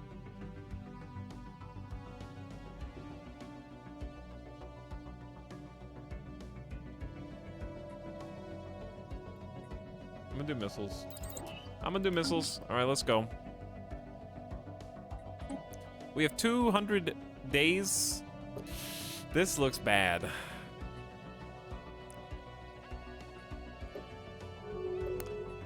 The Senate is largely supporting pan-galactic recycling initiatives, which will dip our diplomatic weight by 20%. A special project is finished. Far-reaching changes to time management paradigms and the way responsibility is delegated within all fields of production and other duties on Lunk have produced good results. The populace has an evident desire, outside observers call it an outright need, to be in close proximity to the native flora. With clever scheduling and additional checks in place, productivity remains low but has risen above the lower limit of what is deemed acceptable. Instant gain of 690 society research. We also get the pheromone workaround, which gives us a 10% resource gain back from jobs. Because we're losing 15%. There's a lot of things on this planet right now. Clive Rip leveled up, congrats. End of rivalry is meaningless. Why? Do we have any potential rivals? Because I'm not getting as much influence as I'd like. Who hates me the most and is also close to me? The Lycians, but they're considered inferior. We already have a rivalry with them. The Nirani League, who is actively hostile to us. We cannot declare a rivalry because it requires terrible relations. And I think I was improving relations. Because I don't really want a war to the north. But they're also, like, not that strong. Alright, let's harm relations. I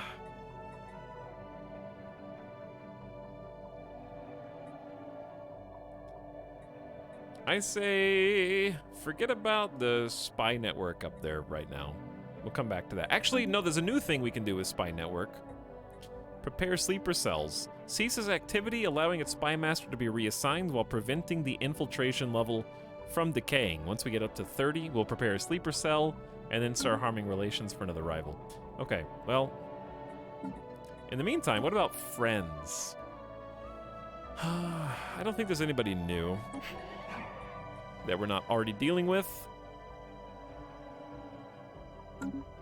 which is unfortunate, but it's just the way it is.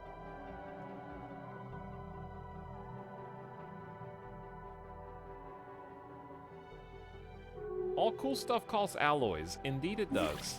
The Saramo hierarchy, who are hegemonic imperialist and xenophobic, just opened their borders to us. I think our efforts to improve relations to them have been going arguably too well.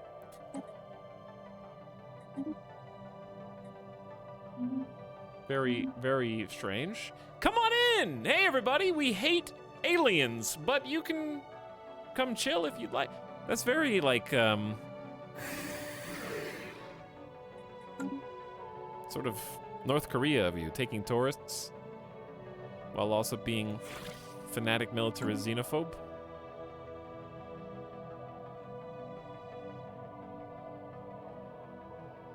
Names are weak, man. Thanks for the 12 months. I appreciate the year sub. Welcome back. And Grugenvids, I got you earlier, but I'm glad to be back too. Thanks for 32. I'm getting too much joy out of Etal anime. It's impossible. That's impossible.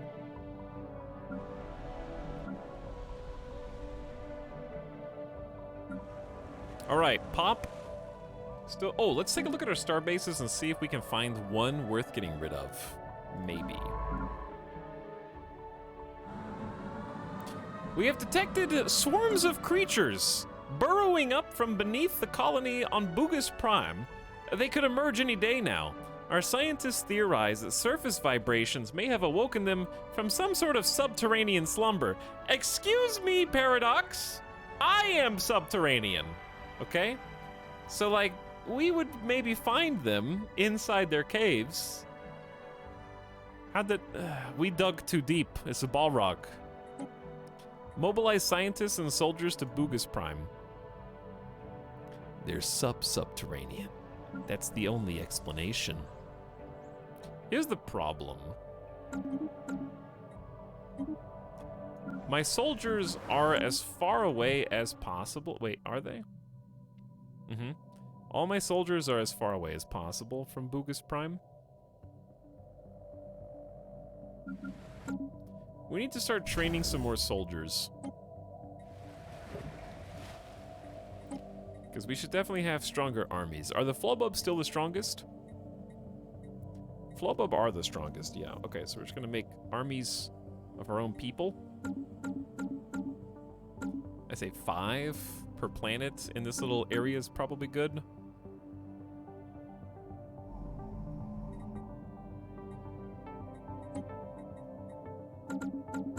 Is this song what I think it is? No, it's a different one. But yeah, it doesn't hurt to just have some emergency armies. You're just paying energy credit upkeep for them, which is the only downside, but it's nice to just train up. Mobilize, I don't have any armies to mobilize. I can mobilize fleets. It's a little different. Bottom dwellers, please respond. And we got a science ship who can respond. All right, let me check the situation log. Anomalies are being researched right now. We've also got the terraforming. Let me check science. Okay, forget about antimatter missiles for just a moment. Let's study the ancient mining drones for 15 months.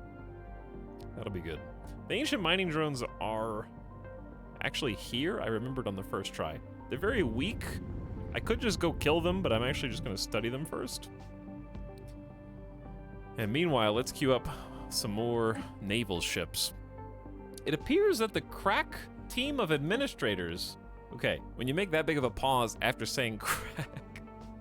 It appears that the crack we sent to Lunk in order to set things straight the crack team of administrators we sent to Lunk in order to set things straight has been turned. Fortunately for us, their plot to do as little work as possible was, unsurprisingly, sloppily executed and easily discovered. Heads will roll, metaphorically speaking, of course, as our last recourse is to depose the local government and manage the colony's affairs from the capital. It won't be pretty. Things are developing quickly here. Okay, what was I? Chat, that distracted me. I was gonna build more sheeps. I want the mutinous. We need to rename the mutinous cutlass. But we got 3 cruisers popping out of the oven for you. And then this fleet will be complete. It's 60 out of 60. Should be 1 cruiser. Cruisers take a long time, 200 days. Oh my god, they passed it. Chat, what was the resolution vote at the end? Did you guys happen to see? Because I didn't even look. My diplomatic weight shifted down, and I'm 3rd instead of 1st. And the Galactic Council is actually next.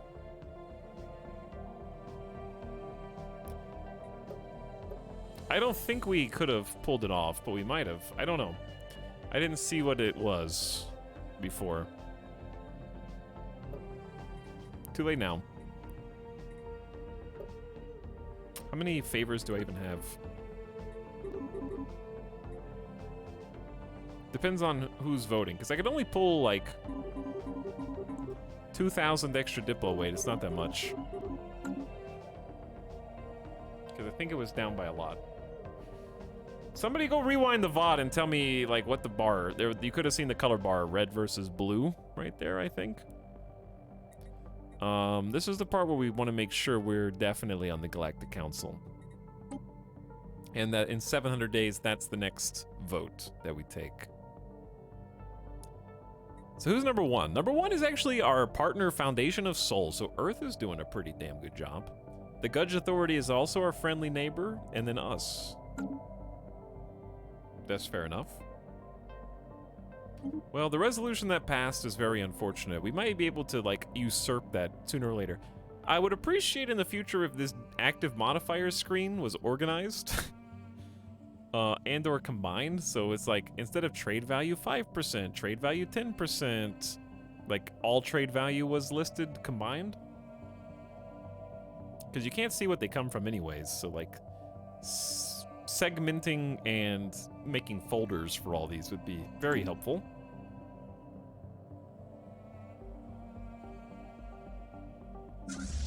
Alright, then we're going to save up some alloys for the 3rd fleet, who is going to get Spiricto as our admiral. They are stubborn and unyielding. I think I'm just going to fire Spiricto and hire someone else, because I really just don't like that combo. Sorry. We're going to hire...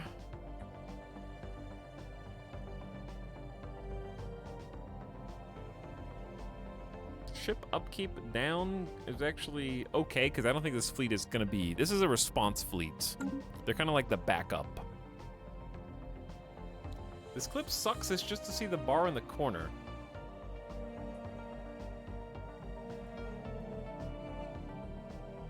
Oh yeah, there was no way I was going to call in favors. So I don't feel so bad about missing that. It was a blowout. It was a blowout, yes. Thanks for the clip. Ancient debris from some kind of massive Cybrex refinery complex has been found in orbit around the gas giant Zoltan 5. Lingering energy traces suggest it was destroyed by some kind of antimatter weapon. There is new information in the situation. Special project to study it. There are just a handful of Cybrex things left. We found a few of them, I think. So we're doing pretty good there. I don't know what to expect from the underground Boogus Prime monsters. Plundering Governor Aztec has developed new skills. You got architectural interest, Aztec. Building cost down, district cost down, planetary build speed up. That's good. That's good for a governor to have. Through thorough cataloging, gene sequencing, and computer models of exobotanical ecosystems coupled with gene editing and dispersal mechanisms allow us to reshape alien plant communities to our own liking. We can clear the dense jungle blockers. Which I'm gonna do... Where?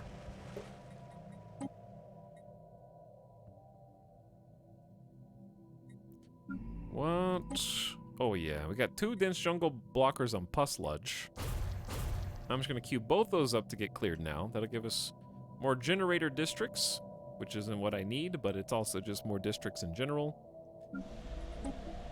There's some more jungle.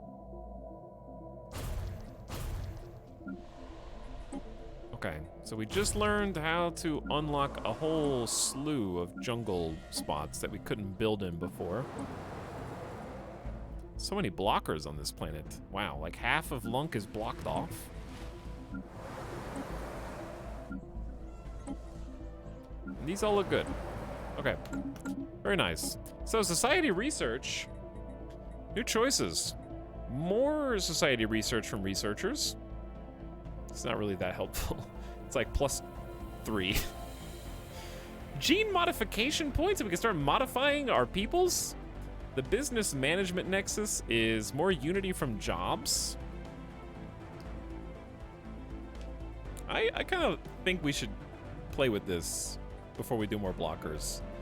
We have effective strikecraft, amoeba flagella. I don't know how good they are at this stage in the game. The alien zoo. Yeah, let's get the business management nexus. Chair is back! That's right, Coronis. Chair is back. Stellaris and new emotes? Hello, Fargman as well. You caught a Stellaris stream live. Good job. Let's also... Chat, without saying why, would you rather take our planet Slopip here, which is brand new planet, and we found ancient terraforming machines. Turn them back on or dismantle them for science? Which do you prefer? Your choice.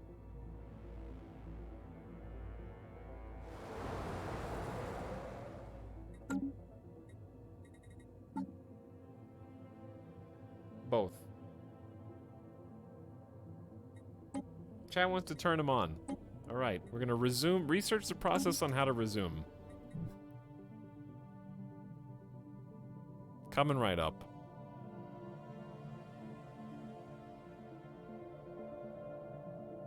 May God have mercy on your soul.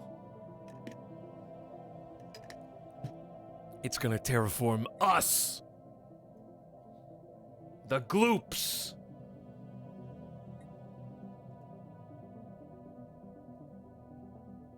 I hope not. Chad, did you guys get to watch the Total War Warhammer 3 Immortal Empires map reveal? Does it look good?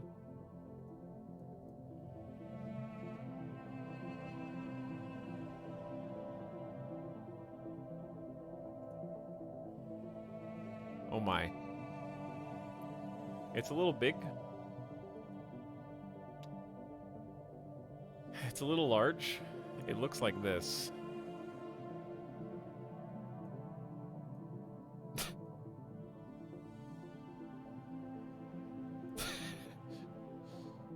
Uh-huh. Which part is the new game? I recognize the donut. I do recognize the donut. Where the heck am I, dude?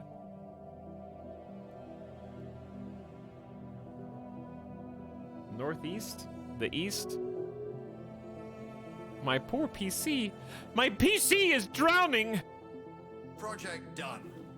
Not so special now, was it? No, it's still special. Evidence has been found indicating the Cybrex were mining helium-3 from Zoltan 5 using orbital complexes to refine the gas before distributing it as fuel to the roving space fleets. Interestingly, the energy signature of the antimatter weapon that destroyed the facility is distinctly Cybrex in origin, but why would they destroy their own machine? Okay, so they were mining helium-3 and refining the gas, dispersing it to fleets, but they destroyed the facility themselves.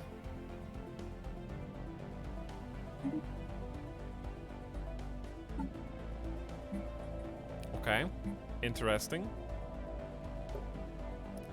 Maybe it is haunted. So I think we should have a scientist. We'll come back to that. Colonists on Bugus Prime are reporting that some of their homes are now infested with serpents. And many structures are experiencing power failures. We should see if there's a connection. Observe the curious creatures or force them from the colony with fire. Let's use science. There is new information in the situation log. Science! We're using science! After a series of careful observations and productive meetings, we intend to find patterns in the Ophidians' behavior and methodically adopt plans to counter them. If we can find evidence of tool use and adaptive strategy, we may even be able to reason with them. We just need to make sure not to corrupt the data by interfering with their activities, even when they're biting colonists and siphoning power. A remote government of Lunk is now firmly established. Oh yeah, this is the drug plant colony. It's met with some success in suppressing the proliferation of the pollen-bearing plant Marin Karin, as well as in the eroding of the community's acceptance of using it. No small feat considering the act is as innocent as smelling a flower. We are authoritarians though, so a little control over what the population consume, even if it's native. No appeals to nature in my logical fallacies. Salarum Sacred Mandate declared Avalonian Industries their rival. Good luck. Have fun. How's our Eldritch dad? They're still hanging out in Plaque. Having a good old creepy time. Swimming in the hot tub of black holes. Moving arms and leggies around. You know how it goes. Okay, so we need to do a few things here. Number one, it looks like Raydrop, a recent acquisition governed by Plunder and Acetech, is ready for a planetary building upgrade to planetary capital. Free extra housing, amenities, building slots, and a bunch of jobs, and also I think some enforcers for extra armies of defense. The broken remains of two Cybrex warforms have been discovered in orbit around Ibleria 5. They appear to have been destroyed in battle, but no debris from an adversary has been found. Either they were badly outmatched, or there's more to this than it seems. There is new information in the situation. All right, new special log. project. I'll be back to that.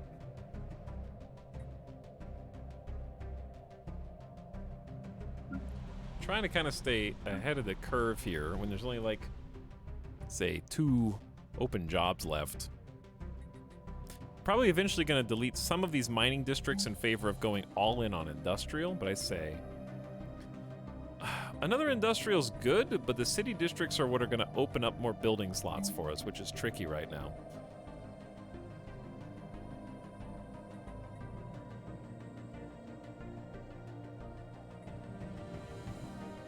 So I like to build something so these jobs don't fill up, but I'm trying to figure out what. We have the Alloy Mega Forge and the civilian super fabricators. Commercial zones, resource silos. We don't have enough consumer goods for this. Making volatile motes here is probably nice. I am late. Hello, Versakill. I'm back to restore hurt. Look in the mirror, KJ, and you will find all the hurt you need.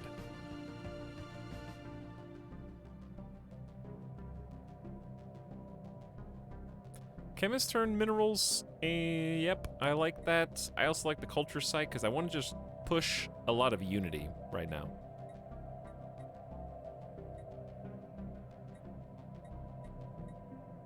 I think let's just push unity at the moment. Especially since we're kind of researching an upgrade. Bugus Prime is gonna... Hello? Not you again. Hi! Flubub Dwamik! We come visit your systems!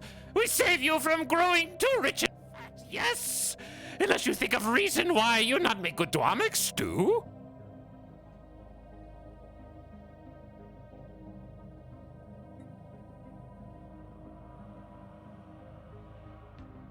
Offer energy, minerals, or food tribute. You can have, minerals. You smart, Dwamik! We now have to look for Dwamik stew elsewhere! Much trouble for us, but no trouble for you! That's just how they talk. It's just how they talk.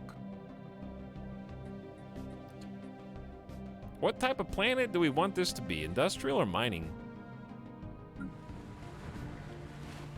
I think we want to turn it into industrial and then convert these industrial to mining so that our home planet can just be a straight up mining world. But it's also just the Empire capital, so there should probably be other things like research. But we have resources from jobs up. Okay. Thinking face. What are we really short on? Everything. I think we've kind of already got, like, Glimmer is an industrial world in the making. Just gonna make another district, but we're gonna need more consumer goods. No, that is consumer goods. We're gonna need more minerals. All right, fine. Maybe we make another mining world. Is Bucas a mining world?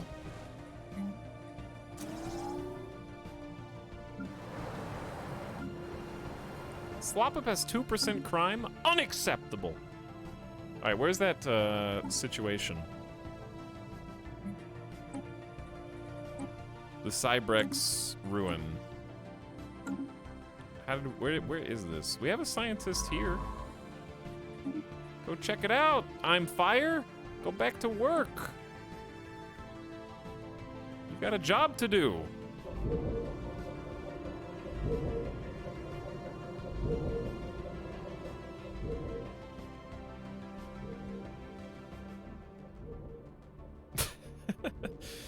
Sky King, hello. My sub can almost apply for Medicare. You're 61 months old.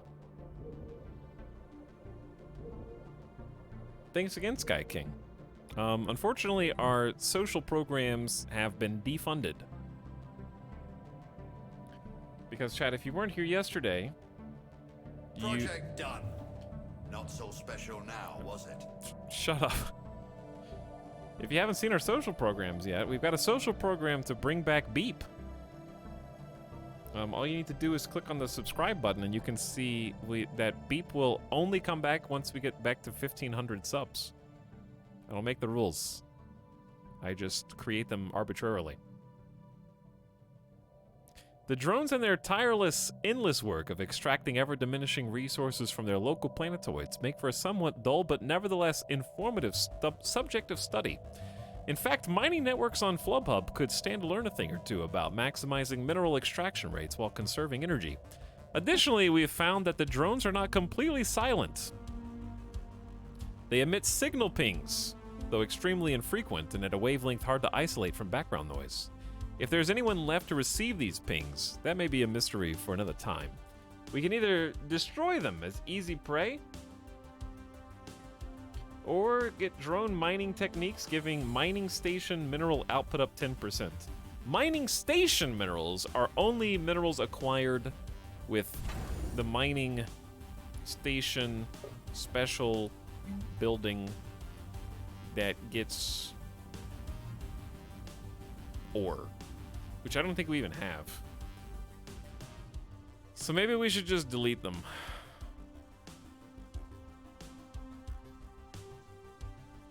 We might use this in the future. It's possible we might use this in the future.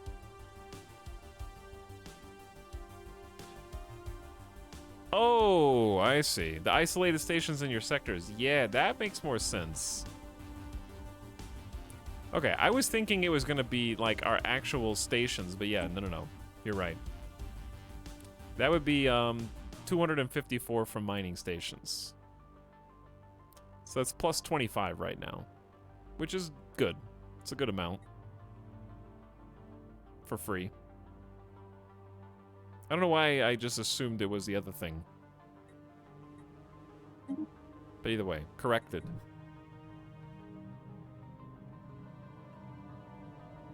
It's less good for you because Subterranean is so powerful. Yeah, it feels very powerful. Sky King, your sub's doing its best. Kittylicious says, hey, Talon Chat. Hello, Kittylicious. Welcome to stream. The Kappa Commando, the enclave that we created ourselves, is paying dividends. Esteemed patron, the company's doing well. Our earnings are steadily increasing. Here you go. We have an extra delivery of resources we recovered from a civilian client who defaulted on their payment. Here's 1,000 energy credits, 2,000 minerals, and 1,000 food. So kind. So generous.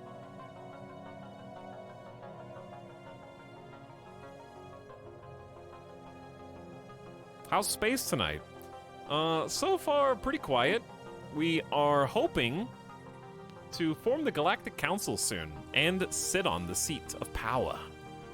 We have 230 days.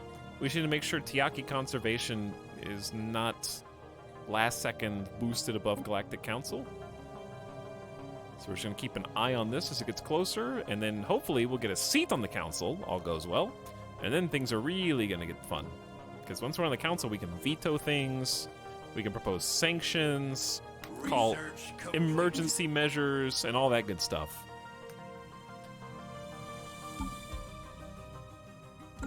A re-engineered and unified grid further reduces energy losses over distance. So we have a new starbase building. Planet modifier energy credits from technicians up 2. Tempting. I do like the starbase buildings. And this is going to take exotic gas. Energy credits from technicians plus 2. Okay, so where is my energy planet? It's going to be Dunk.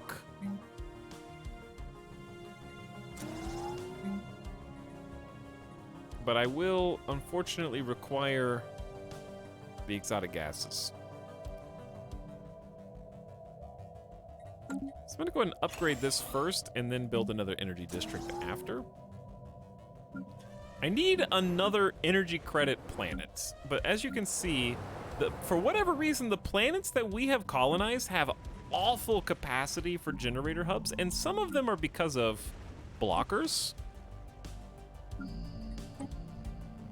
which we are in the process of removing. So like some of these have a few more, but they're just like really garbage. Bugus Prime is actually a really good candidate. So we might just do mining and generators. Yeah, it seems like good. Okay. Woo, look at all this. New physics. Too late for colony development speed. I don't really like reactor boosters as a ship addition. Wormhole travel could be fun. It's a rare tech, that's why it's shiny and purple. Advanced combat roles will make all of our ships that much stronger.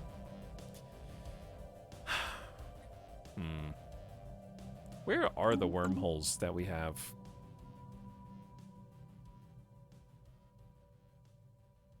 This is a gateway.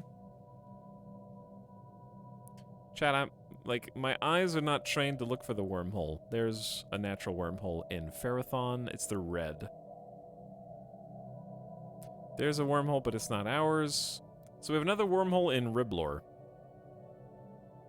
So we have 2 wormholes that we can access right now. Why a purple? Because it comes up more rarely. I'm gonna go ahead and research it and we'll figure out how to traverse wormholes. Let's actually just take a look and make sure that we've tapped resources that we can tap, because there's a non-zero chance that I have, like... Okay. We do not have mining yet for crystals or dark matter. Or Zhro. A special project is finished. Yep, we can't do Zhro either. I think we can only do moats. After studying the wreckage of the 2 Cybrex warforms over this planet, Science Officer I'm Fire has concluded they were most likely destroyed while fighting each other. This theory explains the lack of non-Cybrex debris, and it fits the damage patterns found on the wrecks. With the 2 Cybrex vessels turned on each other, why they turned on each other is a mystery, however. After they were immobilized, both warforms triggered some kind of self-destruct mechanism that fried their neural processors. You get 3 artifacts, plus 1 Cybrex artifact, and a bunch of physics research, like 1,700. So we have 42 months remaining, turns into, it shaved off 20 almost 20 months, like 16 months on that research. Enemy landing party incoming! The aborted terraforming process on Slopip has finally been completed. After seeding the atmosphere with billions of terraforming nanites, the alien bioengineer machinery has significantly altered conditions on the surface. Something appears to have gone wrong when the nanites designed the planet's new biota, however. They have spawned millions of horribly deformed creatures.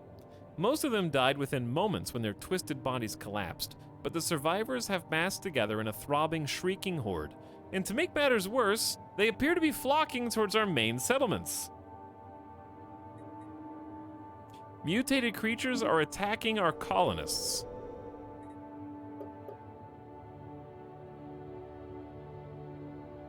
Twisted beasts, deformed creatures, and mutated horrors. Alright, the upside is there are soldiers, the downside is they're not close.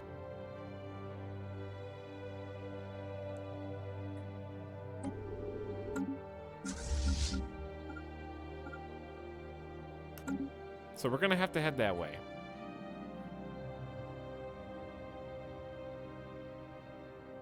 My stream only shows a green screen and no sound. Help.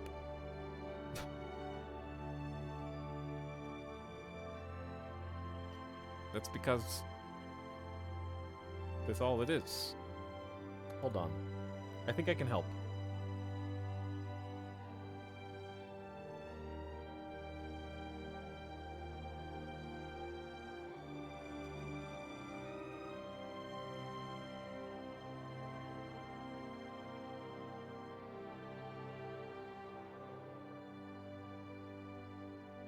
Alright, hopefully that is fixed now.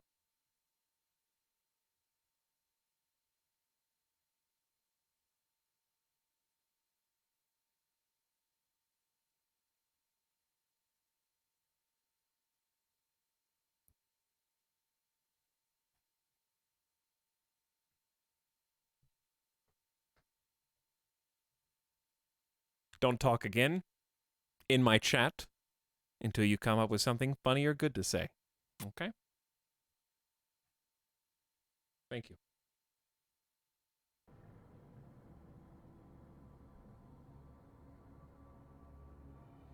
Green.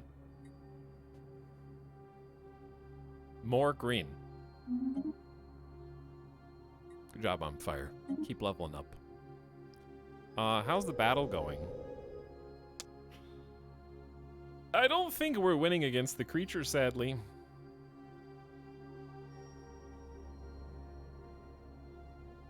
They can't see that bit, though. You bit. Eat how funny, eat how good. Rest in peace, the colonial armies on Slopip. I don't know what happens once they take control. Did not expect Our that. planet is seized. Its riches plundered. We failed to fend off the invaders on Slopip. Our main forces on Slopip have been decimated by the onslaught of mutant creatures. Vile beasts are now roaming free across the entire colony, butchering our colonists with impunity. There are reports of survivors having fled the settlements to hide in the countryside, but it's only a matter of time before they're found by the marauding creatures. We must send military relief. Oh no. Well, that's not good.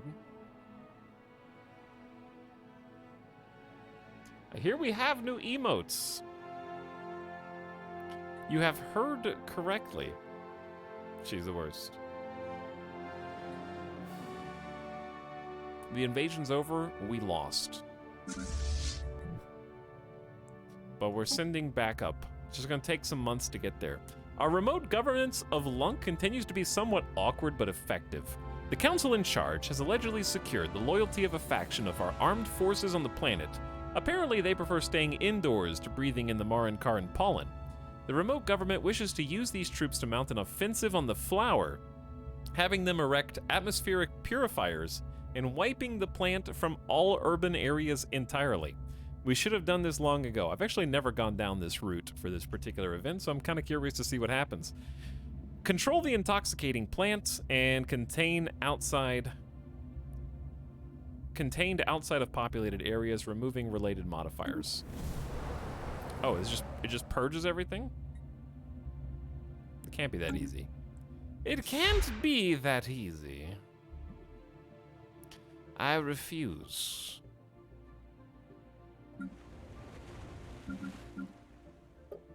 All right. The Flub Hub does have 2 research labs that if we just got some super exotic gases, we have a small stockpile of 200, so we can afford to just use them. But I'm going to go ahead and upgrade our research labs to research complexes, which will double the jobs and double the research output, which is very nice for our capital. Pusludge has no available jobs, but 2 free districts with blockers that we can't unblock just yet. Turn minerals into consumer goods. I'm gonna say yes. And then we're gonna need more minerals. So I have a mining district. Rauchcan needs more jobs. I wanna make... We're making +6 moats now. I want that corporate culture site, because we can upgrade that too. Alright, we got lots of buildings coming in on basically every world.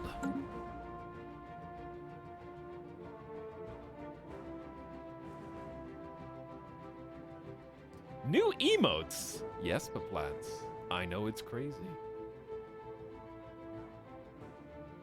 But I also reorganized them, so the like emotes should be sort of together-ish.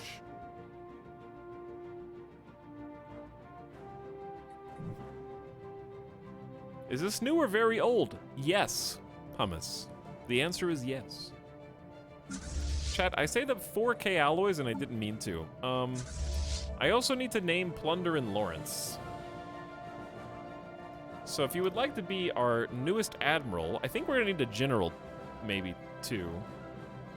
Then you can type in, let's use one of the new emotes. Even if you don't have the emote, you can still type this in. It's gonna be Etal. Really. But you don't actually have to be a sub to win. I just want to see the throngs of chat squinting to see the screen.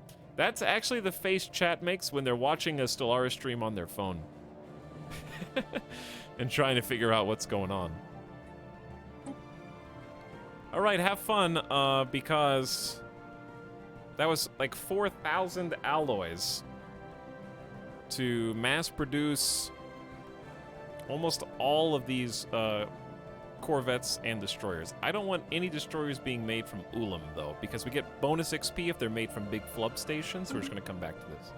Chat, the Senate's in session? What are we voting on? I didn't look! They didn't do the Galactic Council. Chat! Supposed to remind me. Damn it. They voted... Now I gotta wait like 3 years.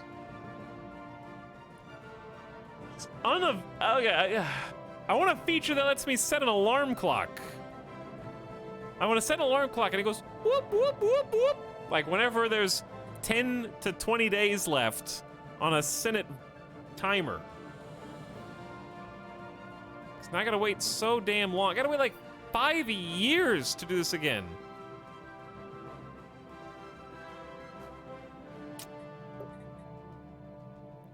How's your diplomatic weight from fleet power? 13. Oh my god, so much. 627. The fleet power one is gonna be good for us once we get a larger fleet, but right now it's not. This is actually like, if I wasn't streaming, I would save scum this because it's so annoying. But now I have no choice. I think I do want a 30% naval cap bonus, but ship up, keep up sucks too. I'm just gonna vote in favor, just get it over with. Overslept the council meeting. Unironically that, though.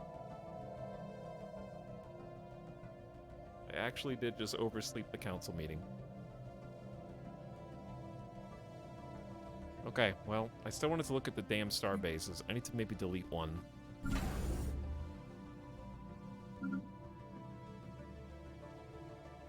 That's an anchorage station, which I like.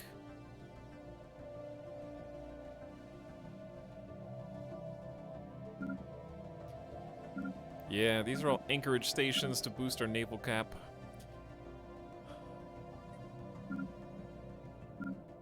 Yeah, I really might take the Unity Ascension perk just to increase the number of star bases that we're allowed to have by a big number. We'll see. We got an observation station around this continental world, observing some Bronze Age aliens who have advanced their use of metallurgy to be considered an Iron Age civilization. The tools and weapons they make use of are becoming more effective, and the architecture of their cities has become elaborate. Their civilization is now spread to cover most of the planet, and some of their largest cities are home to nearly 1 million individuals. They're advancing. Iron Age. Too busy making the stream green.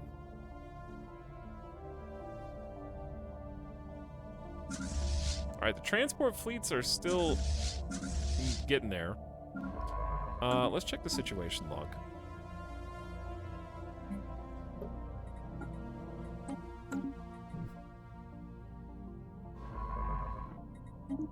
Alright, I'm fired. Go check out that anomaly, please. We're gonna clear our entire anomaly log.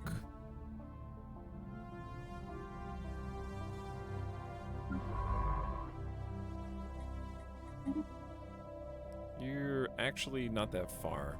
Okay, and then we got one more science ship.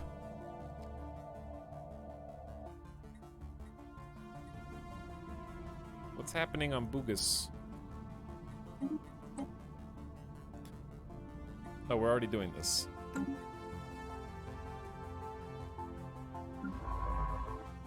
Okay. Well, this scientist can go somewhere else then. 3 anomalies, they're all right next to each other.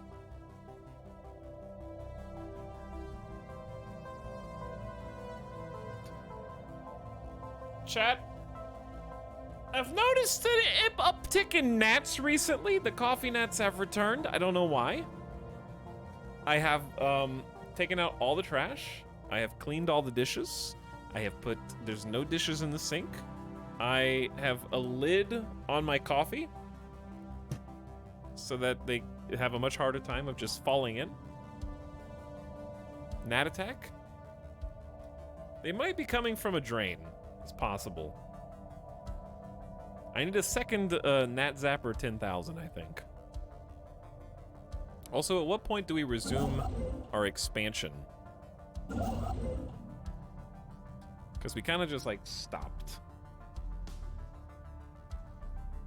I think I'm going to go take this Tundra World, because that's just a good place. Like, that's a 24-slot Tundra World. Huge industrial and agriculture potential. Pour some Drano. Hey, you got a gnat coming from your drain? I don't know which drain. I just got a whole shit ton of Drano, and I'm just gonna choose every drain in the house and just glug some down there just in case, because worst case scenario, my drains are gonna be cleaned out. Easy. I don't know which drain they'd be coming out of, though. The serpents are being drawn to a source of electric energy, possibly seeking nourishment or pleasure. If we can alter our energy source, perhaps they'll find it distasteful or painful. Depleted energy for 10 years on this planet. No one even lives here yet. I need to make, I want to make a starport. It's annoying though because we're gonna have starbase upkeep plus 50%, and starbases account for 169 energy credits right now. So this is not a great idea, but I'm just thinking like In 16 months, we're going to get a new Ascension perk, and I think I'm just going to take the one that gives you like +6 starbase capacity.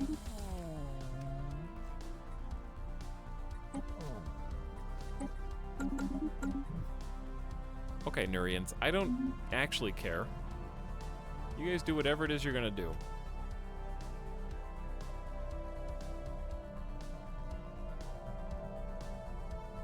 You said that sarcastically, but it's a great idea. What, pouring Drano down every drain?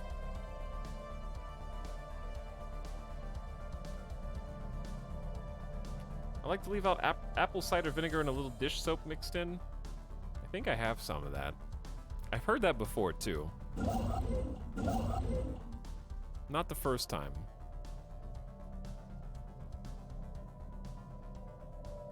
We do have our borders closed to these neighbors, right? The Narani League, we should definitely have borders closed, because they can actually just jump in, and then they can go and claim this entire system area, which is bad.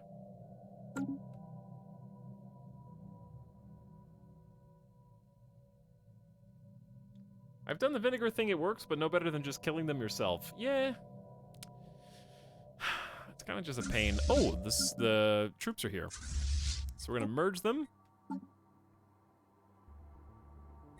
We probably need to acquire another general. Chat, did I roll the dice yet? It's not too late to type Etal really to be... We're going to roll a few names here. Army morale up 25%. Let's take adaptable. Leadership XP gain. Pegleg Piet is going to become... Knight XD. Okay, then.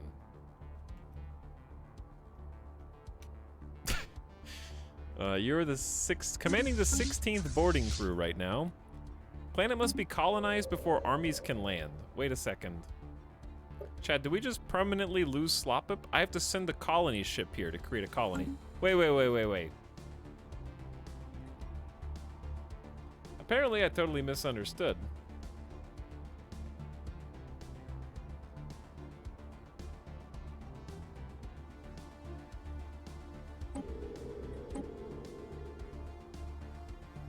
The mutants won, yeah. Chad is the one that told me to reactivate the terraforming nanites. Remember that. You guys did this.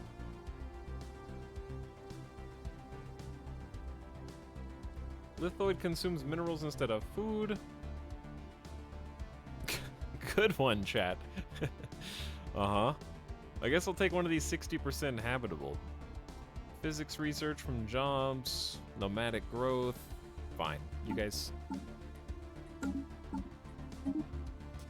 Slopip 2. Slopip B.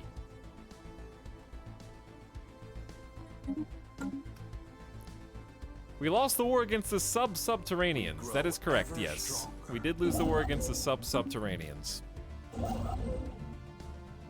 It's very sad. Well, we're gonna go ahead and claim some mining and research stations here, and then probably go keep tabs. Got like a little spot here. I'm just gonna send them over. Plan on taking this because we got some minerals, some energy credits, and big trade value actually, but I don't know how to tap that trade value yet. All right, how goes the fleet reinforcement? We are approaching our naval capacity. We can technically go over it if we want. 1,700. More alloys. I just want big flub station only, please. Is there, like, I wish the reinforced fleet didn't just... I wish it'd let you choose whether a station should or shouldn't be used. I don't know how to say that. Active scans of Yabanir 1 have picked up what appears to be a large ship deep inside the atmosphere of the gas giant. Judging by the nearby debris, there have been several failed attempts to salvage this derelict in the past. Any ship strong enough to withstand such crushing gravity must be a magnificent prize. And Science Officer I'm Fire has proposed a salvage project of our own. Bring it up, whatever it is. The effort's too great, leave it down there. I mean, I'm gonna bring it up because I want to know what it is. Ledger of situations amended. Scientists, do it. Fire, dredge that ship up, and we're gonna... Wait a second, I might know where this is going.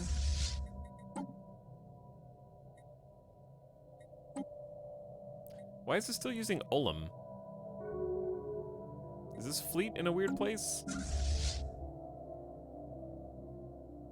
Ullum was way the heck up there. Why wouldn't it just...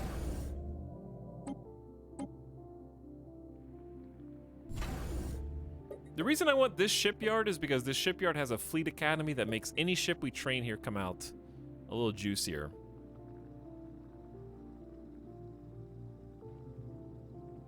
Plus 100 bonus XP right out the gate. So pretty much that.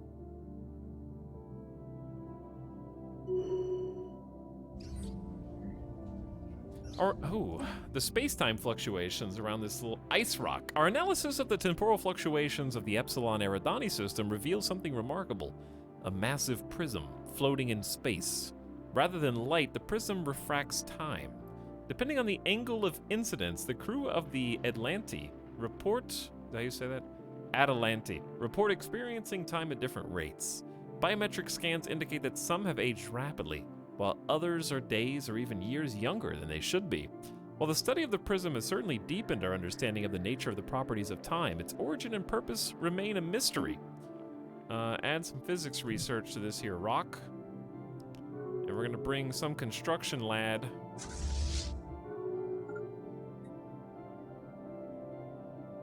Mishar Hive have joined the Federal Interlinked System.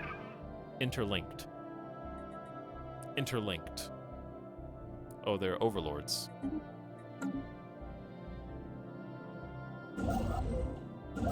We have a construction ship down here who can go get the science. What? Megacorp Avalonian. Greetings, flubbish friends. A recent Avalonian archaeological expedition on one of our planets uncovered several artifacts believed to have originated in the ancient Cybrex precursor civilization. The artifacts are currently being displayed in a museum on Upawan, but in honor of the friendship between our two great empires, the Avalonian Industries would like to donate one of the pieces to the Gloop Group Incorporated arrangements. That's a different sentence. Arrangements have already been made to transport it to the Flub Hub. Yo. That's really good. Hold on, things are happening. The Gudge Authority made peace with the Mishar Hive. Pink Flash Shoe leveled up to level 4.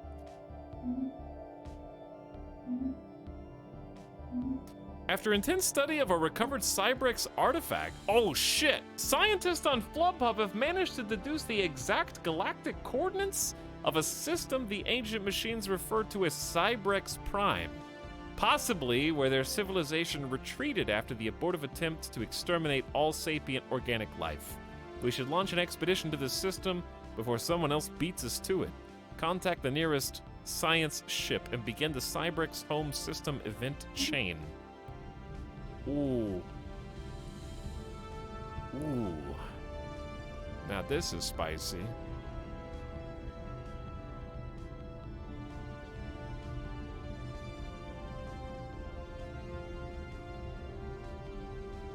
There's a whole ring world. Harnessing the power of the local star.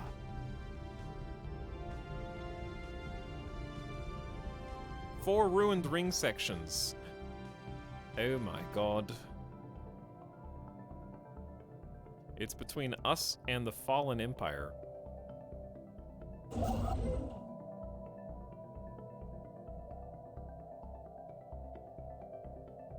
I really don't think anybody else can possibly claim this system, but I need a scientist to go study it first, so that's going to take some time. So we're going to send the scientists down as fast as possible. And then we're going to have the construction ship sort of follow them after they build this. It's going to take some time to do these jumps, but that could be insane. research why the Cybrex are retreated to the star system and what the results might be.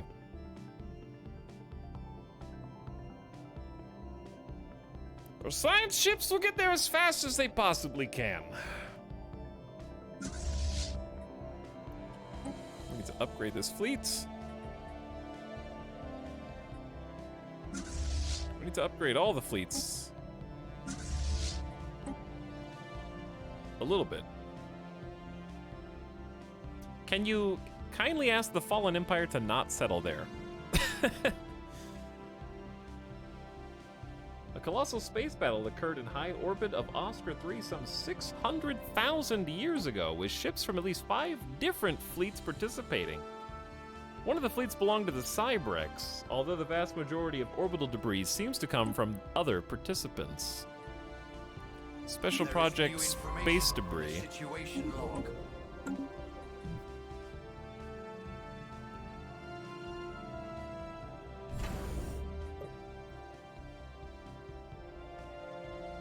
Were we gonna power this border up? No, this is, why am I doing anchorages here? I think we just assumed the Fallen Empire would never attack us, pretty much. I never finished building anchorages. And then as for other buildings, a listening post might be a good idea.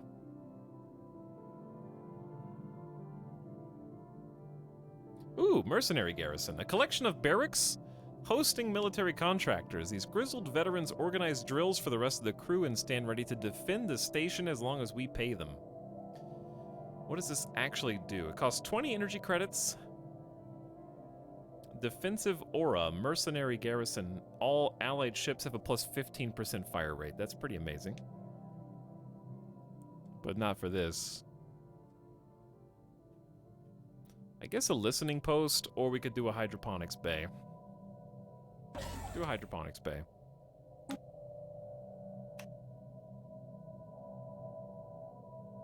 Alright, seems good.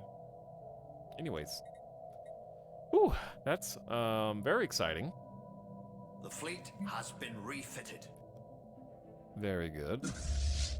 I don't know what we're refitting them with. We grow ever stronger. There's not much. Okay, we have way too much starbase now. Ships ready for action. This one is gonna hold. The reason I wanted this is a transit hub. Excuse me? I don't like that noise! The transit hub to try to get people to migrate to Bugus Prime faster? Too scary. And then more anchorages probably, so we can have a larger fleet. And then we'll do a star hold. Just as we have observed the invading serpents on Bugus Prime, they are watching us. They have found ways to infiltrate and randomly operate our vehicles, computers, and mining equipment. We know the Ophidians have a simple language. For the sake of diplomacy, scientists now refer to them as Ophids. They refer to themselves as the Hiss. But we often mispronounce that name, which infuriates them and leads to more biting. Let them feed on our power sources. Activate a universal translator. Depleted energy for 6 months. Energy credits down. Mobilize shock troops. Attack with incinerators. I want to know who the Hiss are. Let's figure out how to translate their language.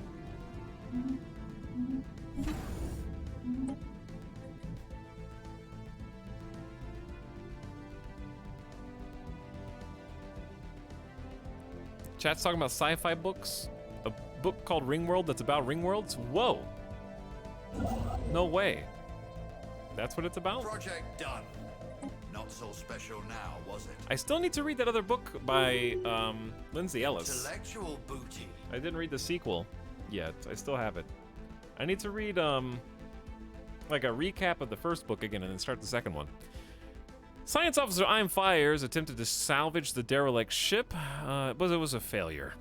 The gas giant's heavy gravity disabled the engines of one of our engineering tugs, which then collided with the derelict. Several lives were lost, and the ancient vessel was pushed even deeper out of reach. I'm Fire? How could you do this? And all anomalies have been researched, so this science ship is even further away. I don't know where the heck to send any of these scientists. Cox, remember the eel book? I did read it, so yes, I do remember it as it happens.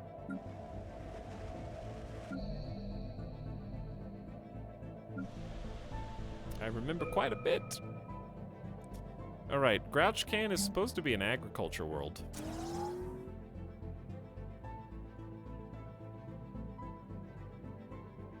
So we got Fleet one has locked been building slot, but I refitted. think we'll get it from other means. Oh yeah, what did we just research? Antimatter missiles. It's time to go upgrade some ships. Well, we can start the new research first.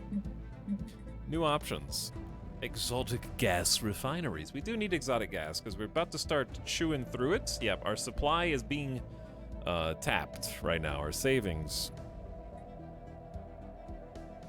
Etal reading novels to us? When? That's this stream. Stellaris basically is a sci-fi novel. All city districts have +1 housing. That's okay. I think it's finally time to say exotic refineries so that we can start upgrading everything. We need them. We don't know how to like actually mine them, so we can produce them ourselves. All right, let's unpause and go ship design because I don't have these on automatic. Whichever missile boats. I think the only ones that have missiles are cruisers. But then we have no power, so never mind. Scratch all that. Stellaris, right on. Hey, WPG, what's up? How's it going? It's still pretty early. We didn't even start the stream by this point yesterday. So I'm just hanging out. Having a good time. I really enjoy Stellaris. I really enjoy it more when I remember to make the Galactic Council be the enacted resolution instead of the enemy of my enemy, but whatever, you take what you get.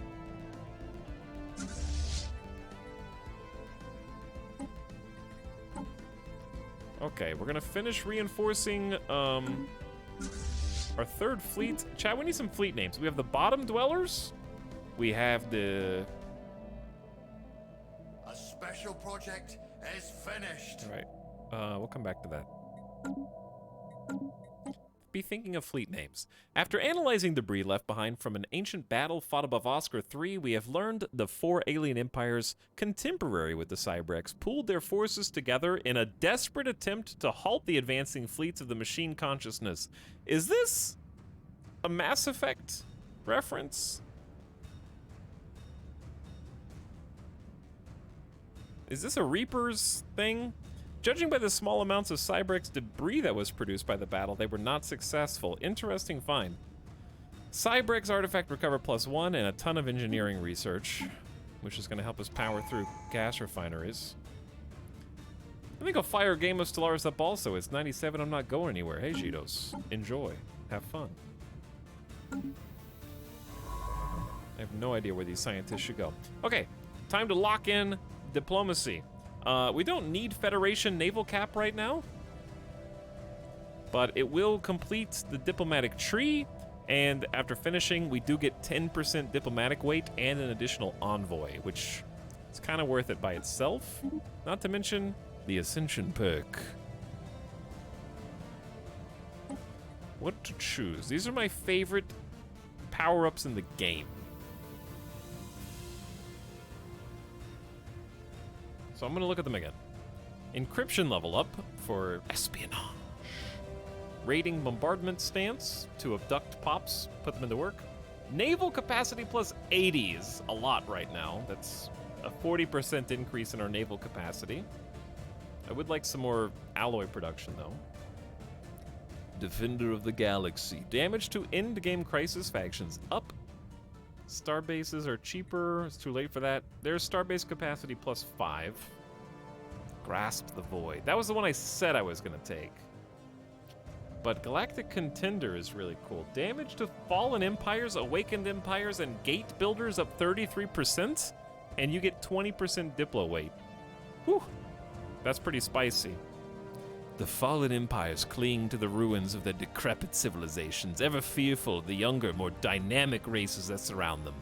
Their time has long since passed. I like that. Technologies for nerds. Mastery of nature, edict blockers, meh. Edict fund is kind of neat, but not for us. 2 available envoys, meh. Branch offices and are this we should have taken universal transactions, but we have the worst megacorp known to man. We only have like 2 partners. And I need to check on those, actually. Because everything's full! We're surrounded by megacorps who already have everything. And there's nowhere to build. In fact, I'm gonna triple check. We were lucky to even get one on Sol. Avalonians, oh, they have a hyper relay? What is this? Oh my god. They already have a mega structure, dude. They got the highway system set up. Earth going big. Hey, look, it's my holding. My one of 2 holdings. We have a commercial forum, which makes the branch office more valuable. Diplo weight from economy for our empire, naval capacity up, and unity. Not a lot of unity. This is what the hostile takeover Casus Belli is for. Unfortunately, they are in the best, biggest federation in the galaxy, Narfwak. And I am not in a federation, nor do I have any allies. So it's not really feasible. And we're actually pretty friendly with all these guys down here. We have research agreements and stuff. But yeah, we need to look at... unfortunately... Oh, did they add this? They didn't have another megacorp already established a branch office here when the update launched. They must have improved that, because it didn't say that before. So we also have Rask. Because it used to say nothing.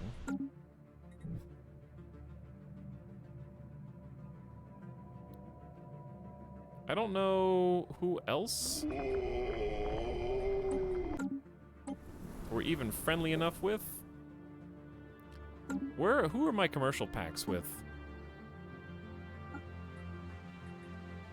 Probably only have like 2. We have 4.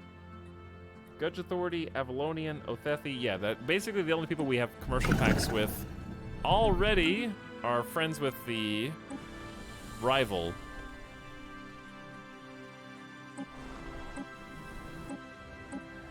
Oh! Okay then. This is why you look. 76 pub. What happened to their branch office? Cost us 2,200 energy credits and 110 influence? The trade value of the planet's 0.4. I'm confused. But also intrigued. 0.4. Alright, we're gonna do the commercial forum again for the branch office value. And then I really like the Diplo weight from economy building, because that's super helpful. Oh, dude. Oh, dude. They must just be expanding. I've been saving influence for a while. More!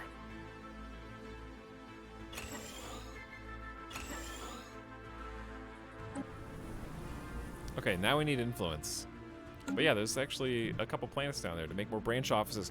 In that case, if we can actually get more branch offices, then I could cancel the branch. Well, I already paid for it. But I just don't care. I don't want that.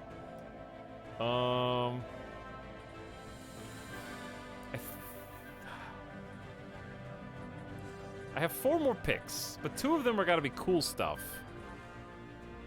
Like mega structures. All right, chat, I need back seating.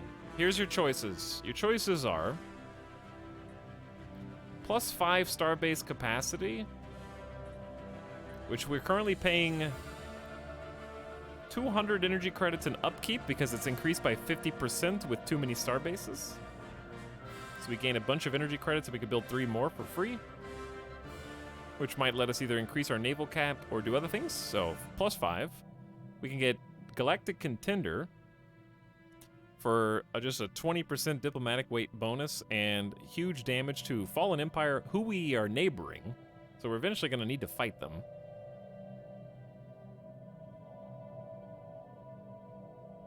Starbase capacity sucks, just expand. it's 25% more upkeep per thing you go over. So it'll be a 75% next, then 100% next.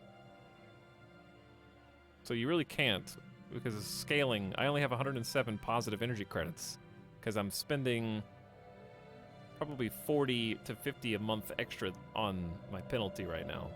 Plus, I can't make any more star bases.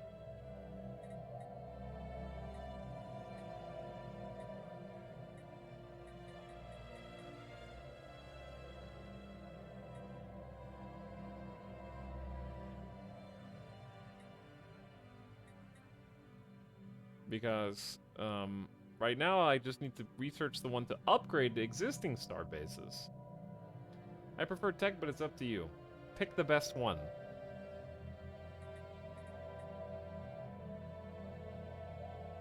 Defender of the Galaxy, Big Fleet. No, that's damage to endgame. You're thinking of Galactic Force Projection.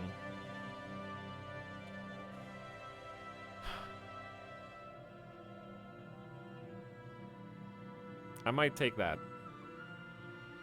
Because plus 20 fleet command limit is pretty good for us right now. It's 33% increase. Almost increases our fleet by 40%. 80 is so small. Not in mid-game. It's hard to come by right now. Chat's got a lot of opinions, but I've already got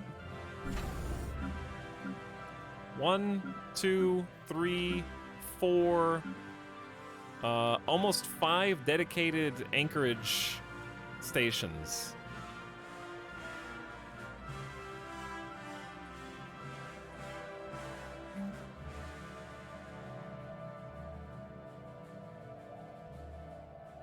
So plus, so I'm going ham right now. Is this what I think it is? It's towards Utopia. Not Nova Flare, it's towards Utopia.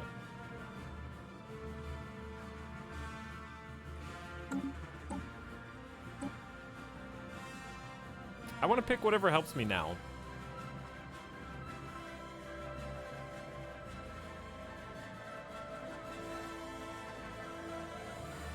%20 Diplo weight is really good too. I don't know. I might just hold it for a minute. Because we're not even at our naval capacity yet. And I can pay 50% for a little while longer. Our recent contracts have been fruitful. We've expanded our civilian ops, and several corps have hired us for a variety of security and peacekeeping services. While on contract, our operatives chanced upon some valuable scientific research. Why, thank you so much. That is so nice.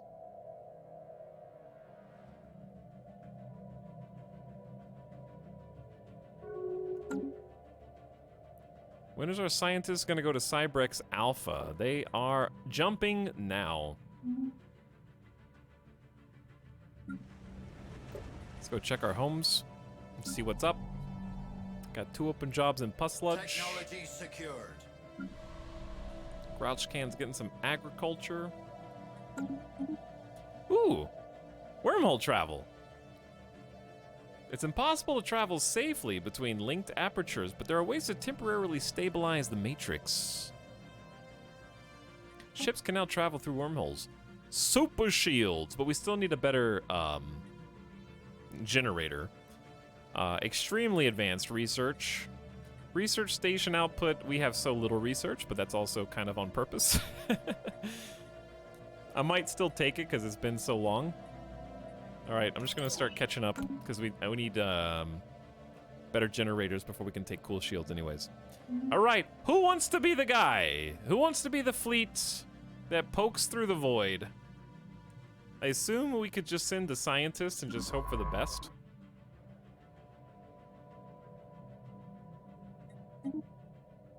Here's what I'm gonna do. Gamer Goldie, you're fired. This ship is disbanded. And we're just gonna produce another science ship for you up here and just port you over. Oh, Chad's volunteering to go through the wormholes? Oh, that's so good. Because there's a second wormhole that you can go through. All I have to do is but find it.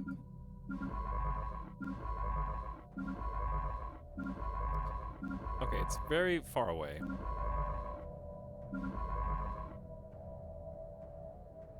Why are you entering the orbit of Oscar A? Did I tell you to go here for some reason? Alright, you go way the heck up here. We grow ever stronger. Explore the wormhole. Good luck.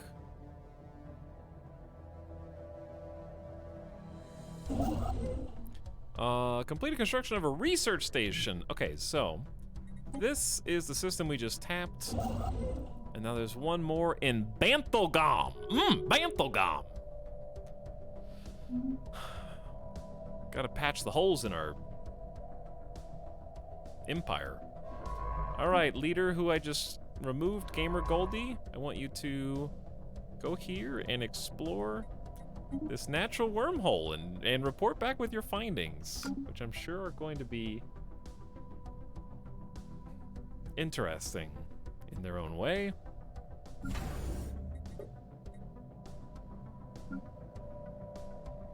All right, we're approaching 200 naval cap, which is good. These are all good to go, by and large. I said I was gonna check. Oh, we don't. Yeah, we needed more influence. I maybe just hold on to some influence instead of mass producing 3 branches at the same time. But then again, it's a race against the clock, isn't it? If you don't build branches first, someone else will. And this is the last available spot. It's 50 influence. Excuse me, 130 influence. More serpent problems. Boost its value and then give me 5% more economic weight. Okay. The serpents on Boogus Prime have converted some of our mining equipment into transports for traveling between their subterranean world and our surface world. They have damaged our ecology significantly. Although the Hiss are unleashing chaos, our scientists suspect this might be a diversion.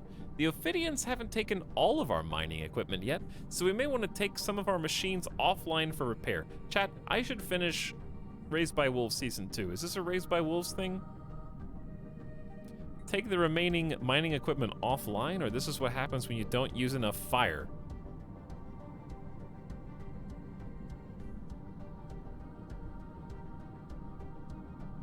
Infestation Nation modifier for 6 months. I'm kind of just curious where it goes, but curiosity is very painful in Stellaris. Because we only have 4 pop on this. Here's what I'm gonna do.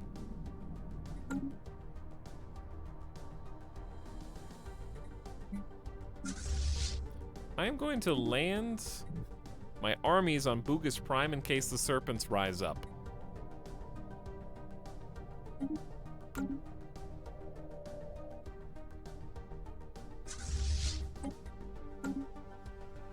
Raised by Wolves got canceled. I know. They're trying to renew it. They're trying to bring it back with signatures.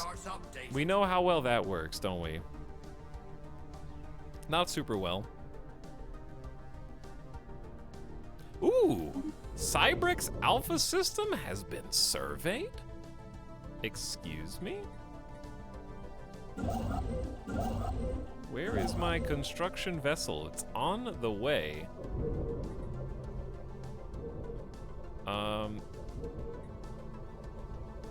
I need 27 influence in order to build a starbase outpost here to claim the ring sections. We're currently researching the ruined sections now and like why they're there. But we found this project is finished. The Cybrex Central Nexus. It seems the Cybrex reevaluated their galactic crusade against organic life at some point during its 17th year. Whether this change was prompted by losses on the battlefield or an ideological shift in network consensus, we may never know. But for whatever reason, Cybrex decided to halt the campaign. They began a slow withdrawal that lasted nearly a century until they eventually vanished completely. We now know they retreated to this system, where they had constructed a massive ring world designed to house their entire civilization. They isolated themselves here for several millennia until an independent explorer chanced upon the system and spread its location to the rest of the galaxy. The news that the dreaded Cybrex had been found again prompted several neighbor powers to organize a massive military expedition which bombarded the Cybrex ring world to rubble. Strangely, the Cybrex seem to have offered no resistance whatsoever. We found it.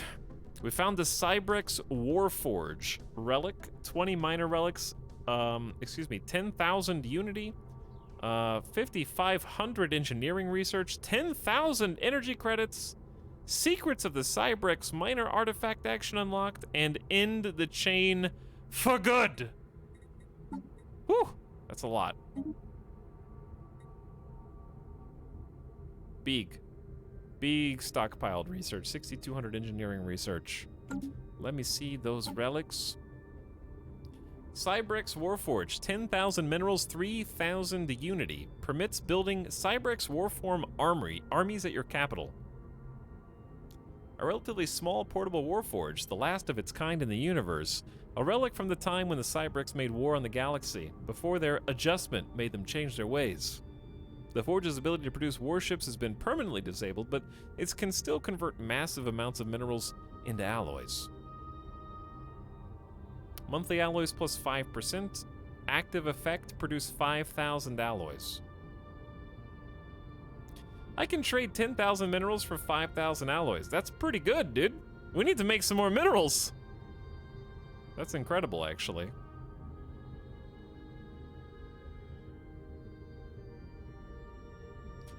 Secrets of the Cybrex is a special project to delve into the secrets of the Cybrex.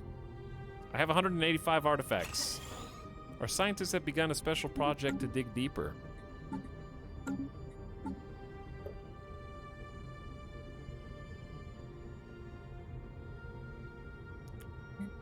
Okay, that's 12,000 research. I'm gonna do that after gas refineries. But yeah, that's an incredible amount of alloys and a good deal. Very good return on investment for us. So now these old planets. Oh yeah, those are my branch offices. Wrong thing. We need more mining worlds. I'm checking this number right here and this number right here. I want to see housing and I want to see jobs.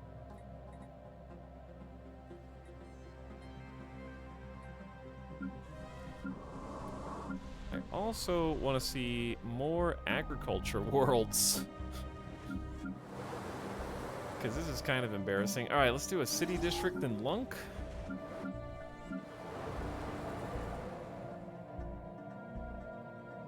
We grow ever stronger. Because we can just buy food, it's not that big of a deal.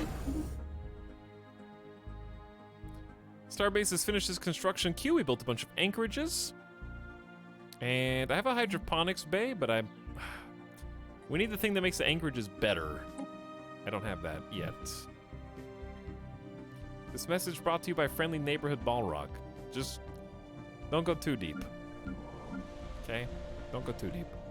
We grow ever stronger. I know eventually we'll get these locked building slots. So I'm gonna do another industrial district. We need to start producing, hello. I've already explained. Reroute the power converter to the auxiliary manifold. No, not that power converter! What must I do everything myself? Oh, customers, welcome, please. We bear many goods. We have many wares, all carted safely through the stars for your convenience. We have good workers, good lifters, draggers, pullers, cleaners, healthy, clever. Give us 2,000 alloys, we'll send 3 racket pops. What criminal records? Afraid we've lost the papers.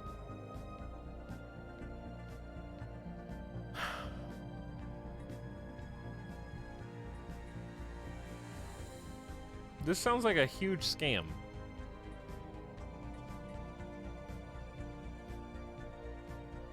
$2,000 alloys is a lot. I did just unlock a way to get like 5,000 more though. You know what? Sure, let's go. Get scammed. Boogus Prime, show me those pops.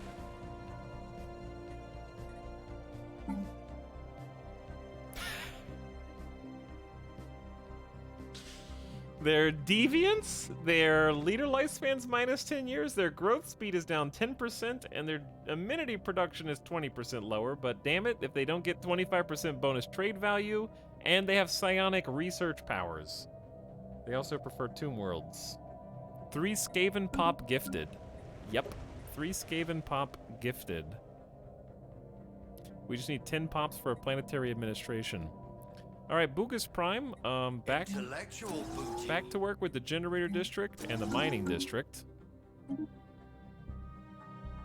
Good Skavens. The invention of subconscious focus testing has led to immense efficiency gains in our marketing and sales departments. By applying these methods to our sapient resource departments, we achieve a bold new paradigm in corporate management. This is Unity buffs. It's going to be good on a few of our worlds. We don't have any dedicated Unity worlds, but I have Unity kind of scattered around the different planets right now. Ooh, naval capacity. Ooh. A civic slot is also fun with a system capital complex. This is expensive. And societal research is our worst. So I don't know what to pick here because 17K is going to be 118-month research. System capital complex is still nice though. Very, very nice. Or we can just do... I think that's more important than naval cap right now. And they're roughly approximately the same price. It is 3 pops. 3 pops is 3 pops, I guess. I don't know. I think we're going to go for the civic slot and the capital complex. Those are both amazing and probably worth the wait. Construction ship's almost here. I just need a star base. The rackets somehow managed to be cute and ugly at the same time. Indeed they do.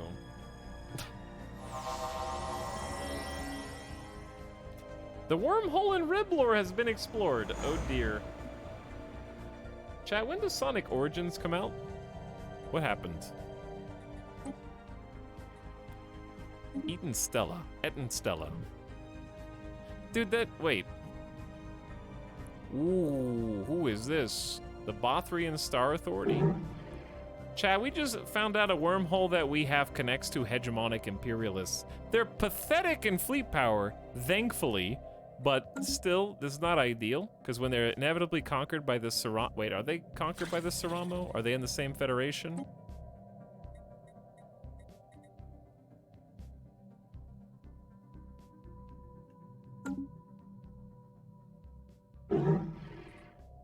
I don't think so. Our starbase in Ferrothon reports the Racket Industrial Fleet has evacuated and abandoned a decrepit ship now in unstable orbit around the system's central star. Tow it for disposal and get 2,000 consumer goods? Let the sun swallow it or search it yourself. I'm gonna take the Megacorp specific option and just get my free 2,000 consumer goods for scrapping it. I don't even care what's on it, they can keep it.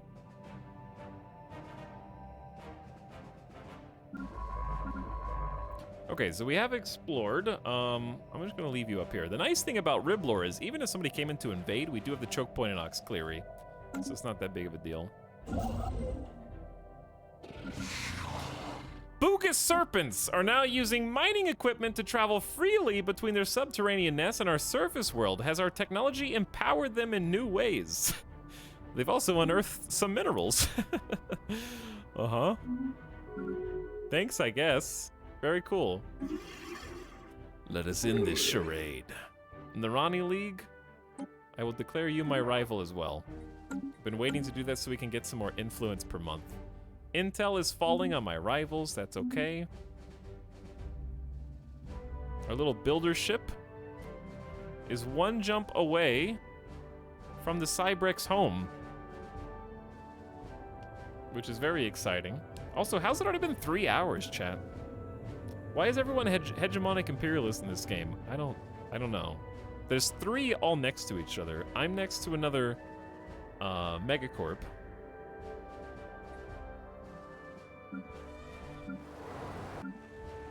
Technology secured. Technology is ours. Yar. Actually, 2 of them. Quantum probe. So research is 10% better. Analyze subatomic subjects. go back to back if we want. Planetary shield generator, probably not necessary with subterranean. We'd be impenetrable. Subterranean with a shield gen is kind of insane. Could do lasers. Let's do more research. Time to start catching up. All right, engineering is where things... They keep throwing habitats and star fortresses at me. It might be good to just get better armor for our ships. I do like a good star fortress, though. We could do that in 49 months, but we're going to need a lot of alloys for that. We can also finally exploit crystals, which is old tech and actually kind of necessary. It's very boring, but it's very good. Because I believe...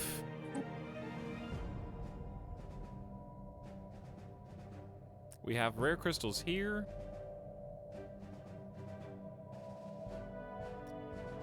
I swear we have more rare crystals. That's not mine. 2 rare crystals there, 2 gas there. So we've got like 4, maybe 5 rare crystals. Doesn't sound like much, but it's good. Tox, you ever play X4 Foundations? I did. It's a good game. I enjoyed it. I played it with at least one DLC. I had some fun streams with that. Very enjoyable. But yeah, I think we just need to be boring and catch up on crystal tech. And then we can get crystal mines on some planets too. Like Retrograde said, who's not watching the stream but listening very actively. Is it on your channel? I don't know. It might be on one of the YouTube channel archives. It's a long time ago. It was like a year or more ago. The X4 Star Wars mod. Ooh, I think I remember looking at that. We're low on rare crystal stockpiles. See, that's one of the things. That's exactly why we need to do this research. Okay, for the market, though, we could buy some. For a chunk of energy creds. So I'm going to go ahead and do that. I just don't want to run out. And then I'm pretty happy with the rest of the market. I want to go back to overproducing minerals. We're consuming a lot because we are doing a monthly trade right now that is gaining us energy credits. But our energy credits is actively deteriorating. So to that end, we're going to need additional generator districts and worlds. Which I'm working on now. We just need people to work in these buildings to pump out some more for us. Alright, the enemy of my enemy will let us counterattack members not in the galactic community who attack people in the galactic community. Free Casus Belli. Also, Diplo weight from fleet powers up 60%, and our naval cap's gonna skyrocket 30% over what it already is. We need to finish any fleets. We've already finished the fleets, so if we want, we could start a new one. I wouldn't mind maybe a different ship. Corvette, maybe. A missile boat corvette might be fun with antimatter missiles. And then missiles can be shot from pretty dang far away. Null void beams, shield damage, but missiles just pin shields. But it might be nice to just take down shields from range so that other closer corvettes can deal damage with their other parts. And then I'd like more chance to hit, so these guys are going to be a little slower. And we gotta be careful because we don't have enough energy to support. I really need new generators. Cold fusion's not cutting it anymore. Unless we want to dip on one of these, but I like ship speed, hyperdrive's good, tracking and subspace sensors, and instead of swarm, we're gonna use picket. I wish we could stay even further back. Ship fire rate and tracking up. The aqua ships look so good. I do like my ship design. I like my little aquatic ships. They're very cute. But yeah, we have 16 free power that we just can't use right now. All right, these are... the other corvettes are flotsam. These are going to be...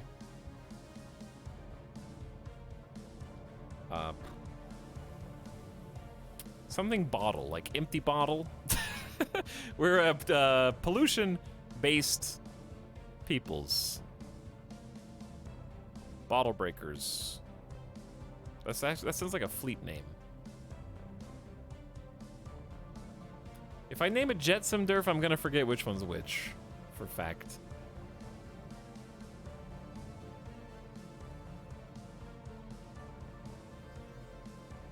Unrecycled. Recyclable.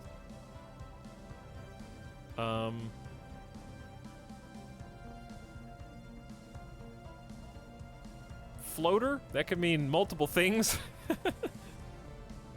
But it is, antimatter missiles look like they're floating. Flotsam and floater. But I'm gonna forget which one's which there, too. Torrent class with a wave of missiles. Chat likes the water-based names, which is fine. Alright, we'll try that. Now, the trick is gonna be mixing them into the other fleets. They're not that strong at the moment, so I might wait. But I'm gonna make a new fleet. Oh, we already have one. Chad, did you guys come up with some cool fleet names before? Probably not.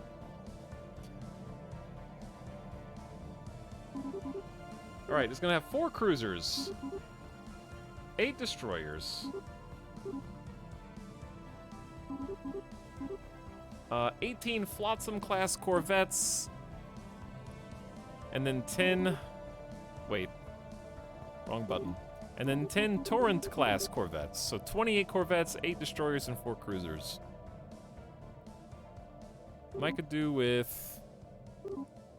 I do like having 10 destroyers. 10 destroyers, 24 corvettes, 4 cruisers. That's a little more balance. He has no faith in us. I have no faith in ye. That is correct. Can't name the fleet from here, and we don't have a chat. Did we ever? We never named anybody. No, we did. We named somebody. We definitely named somebody. All right, we're gonna spend all of our alloys making this fleet from scratch. The problem is I need them all to come from Big Flub, and it's gonna do the cruisers first. So that's gonna take a while. All right, let's make a save because I haven't. Like ever. And I'm gonna take a quick BRB because it's been 3 hours and 17 minutes since I have physically stood up. So what I'll do is, I know what to do. We have got a Starbase Outpost coming into Cybrex Alpha. Do you think if I do slowest, I can leave the game unpaused? You guys can scope out the Cybrex Alpha hotspot.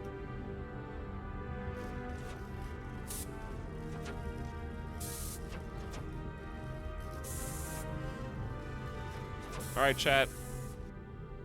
I'll leave you with Stellaris music because it's good music. I'll be back in just a few minutes. Thanks for hanging out. Thanks for watching today. Belial, yo, I will check any subs when I come back, but thanks Belial, Whistling Spirit, and Bravo Charlie Hotel. I appreciate all 3 of you. Thanks for okay, I guess I can't leave it unpaused because stuff's happening. I take everything I just said back. You get this instead. I can't. Hang tight up. Back in a few minutes. Appreciate you waiting.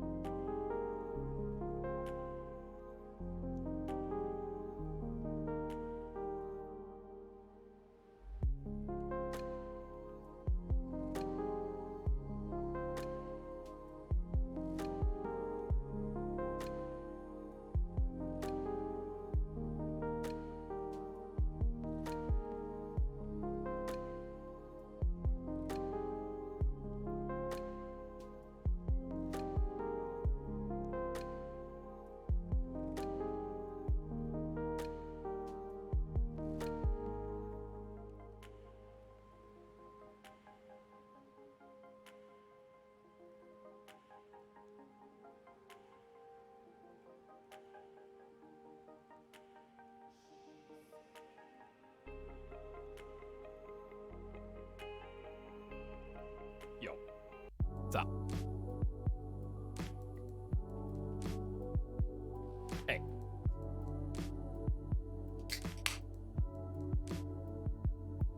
Whoa.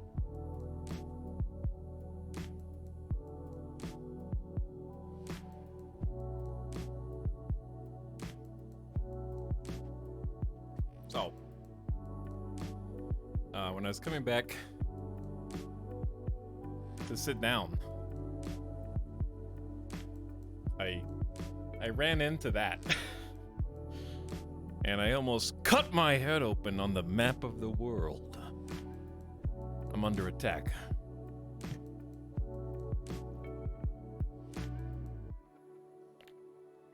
He cracked the cold one. I did, yeah. It's a non-sponsored fizzy apple water. No sponsorship. That's a fun game to play. Cut your head on the map, and wherever the blood lands, you go on vacation. Aha! That's how you have to say it. Nice Twitch shirt, Mr. Streamer. Thank you. As you can see, if you forgot, I am a Twitch partner, which means I know that they exist, but they don't know that I exist. That's how it works. Forgotten. Bravo Charlie Hotel, thanks again for the 29 months, and Whistling Spirits back. Also, Belial, Sharon 16. Hey. Thanks for hanging. All right, where are we? We are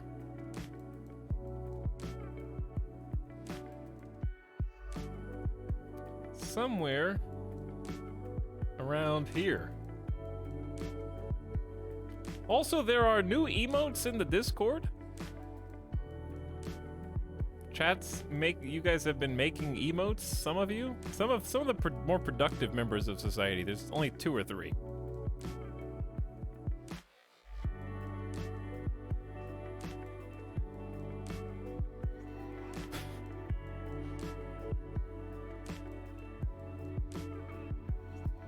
Here's one. It was named Etal, what is this face? Someone suggested Etal cringe.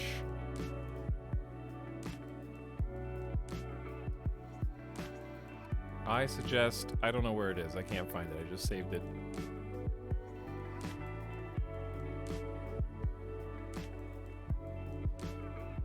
That's why I can't find it. It's in the wrong folder.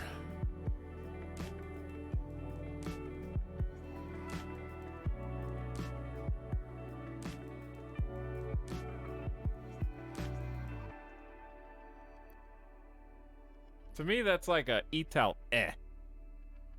Or Etal meh. I'm not sure how well it'll translate to tiny. But yeah, something like that. Etal eh. Knave Pleasant, I hope you're enjoying all the newly found emotes that you have to play with. But I got 7 more emote slots. We had a emote generation portion of the stream. Somebody also took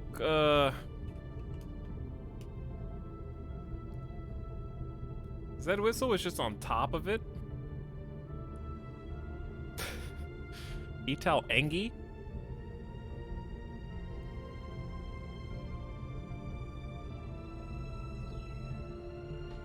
Possibly.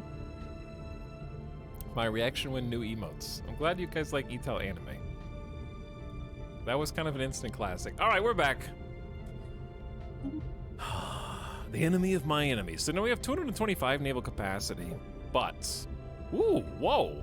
Why am I, like, up here in Diplo weight?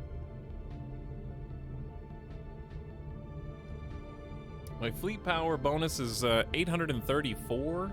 Theirs is 642, 903, 884, 799, 1306. So Gulk Furky Mandate has probably the strongest fleet in the universe right now, based on that, we have like the third strongest fleets. And since we've been cranking out naval ships, we're actually benefiting from the fleet power bonus quite a bit. So it may not have been the worst thing in the world that won. And then Galactic Council is like, far and away like 8,000 votes better. So we have to wait 700 days, but it's incoming. All right, and we get to advance to normal speed. Whoa, too fast. Are you allowed to even go that fast? Good face making. Chat, you guys make good faces too. You guys have faces, and you make them well. Slow down, I'm gonna puke. No. Gotta go fast. Speaking of, seriously. Establishing a new colonial outpost. Who did that? We grow ever stronger. Oh, we're recolonizing Slopip after mutants overran the planet and destroyed our colony, which was extremely sad. Also, construction complete. We are now in control of Cybrex Alpha and its megastructure, the Ring World. We are now capable of repairing the ruined ring section one piece at a time, which is incredible. The Ring World once supported a functional biosphere, but no longer. Repairs are theoretically feasible, but it would require advanced technology. So we have to have mega engineering tech first, and then about 40,000 alloys to put it back together. And we can just tap this 4 energy that's in the system too.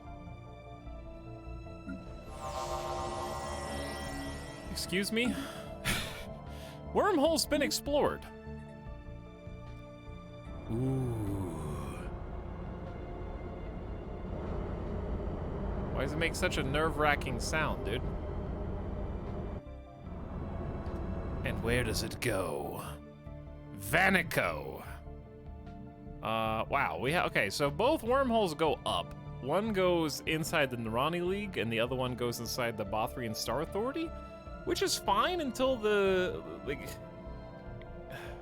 if we wanted to war against them, we could go to war and then just pop through the wormhole and be like, surprise! I'm inside your borders.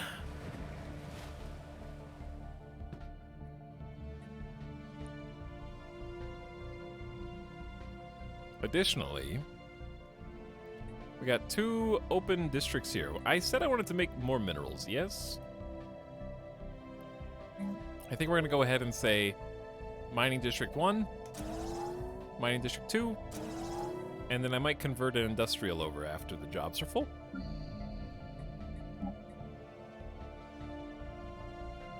Pusledge also only has 1 open job. Fill in that mining district. Grouch can. I would like to clear some more space for your agriculture right now, but we can just upgrade the corporate building. Right now it's 5% unity from jobs, which we're getting a decent amount of unity from commercial zones. Also produces a unity for each ascension perk, and then we'll produce 2, so that's an extra 8 unity by itself. Put these on every planet, if possible. What does it take?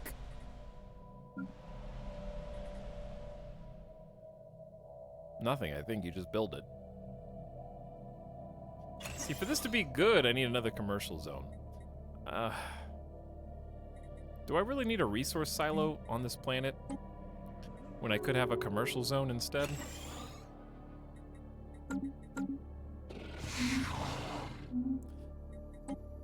The Boogus snakes are back! They have patiently waited for a ship to enter the system. Someone thought it would be a good idea to land on our colony, so their starship is now full of serpents. Chat, the serpents are gonna spread to the stars.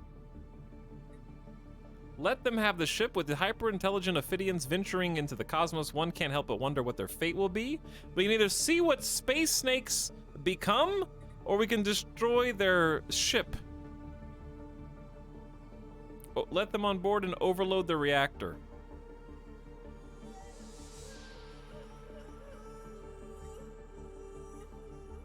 All right, I'm gonna do a poll.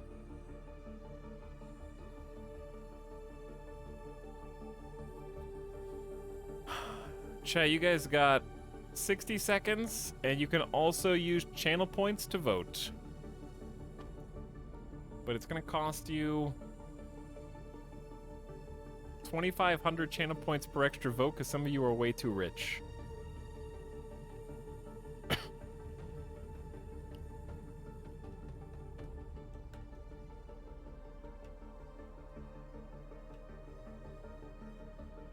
There you go. 60 seconds on the clock. Channel point votes enabled.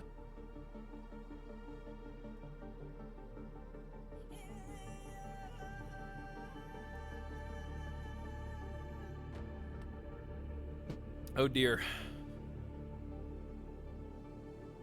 What's the RP for our empire? We're authoritarian, but we're also xenophiles.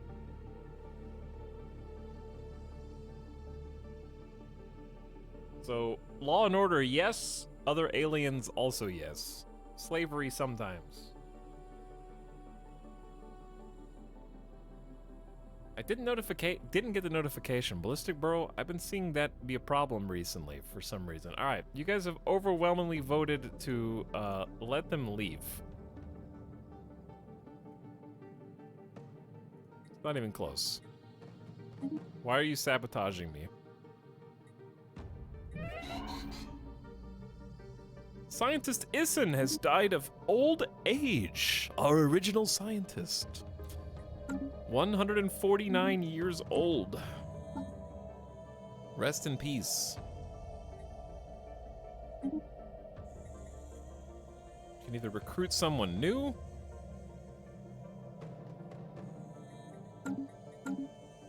What tech was that? There was for this. Can I just hire another curator? Or can you only have one curator at a time or something? Yeah, you can only have one. So we're gonna have to do this one the old-fashioned way. I'm probably gonna move one of our existing scientists over because, again, I'm Fire's level 3, has bonus to research speed.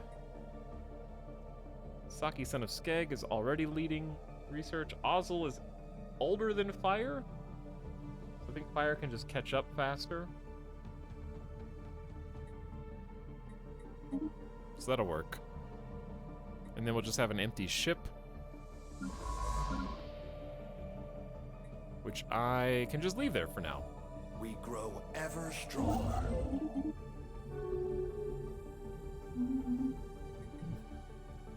Okay. Whew. So, 500 days until we can hopefully form the Galactic Council. That would be amazing. I have an archaeological dig that doesn't have anyone here. What? Since when?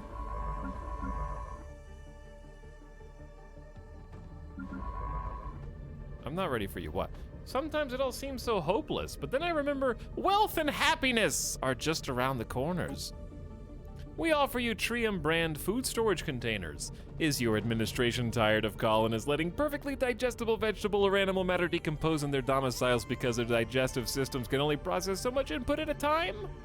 Airdropped onto a colony of your choice, these semi-transparent lidded containers hermetically seal cooked or raw foods, keeping the contents fresh for longer. This is the perfect way to preserve leftovers as delicious and or nominally nutritious snacks for later, dramatically reducing food waste and ergo food needs. All this for the low, low price of 2 specialist pops. We need help with the bookkeeping.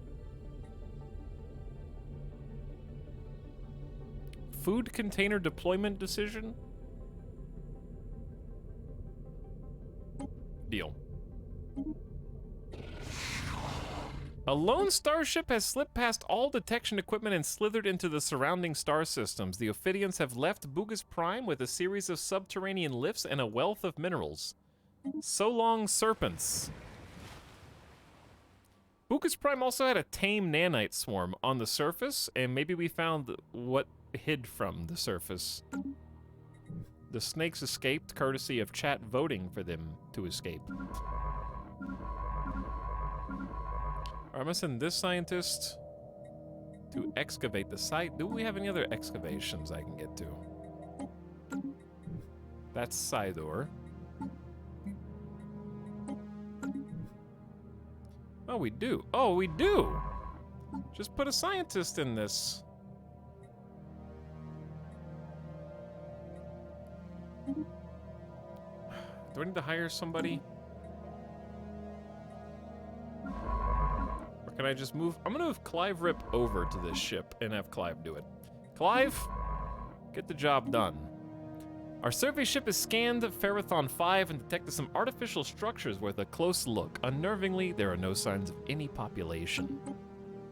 Okay, and then the other one is a chameleon energy field of some sort concealed an ancient structure on the surface of the planet. Only a chance asteroid impact, which was deflected off the field while it was being monitored, revealed its existence.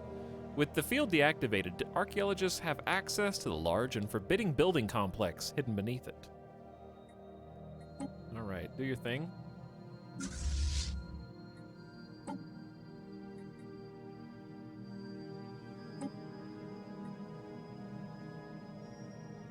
And we're going to start churning out some corvettes for our new naval fleet, which is also going to have the intended consequence of bestowing us with a bunch of diplomatic weight at this stage, because the galaxy voted for it, so good for them.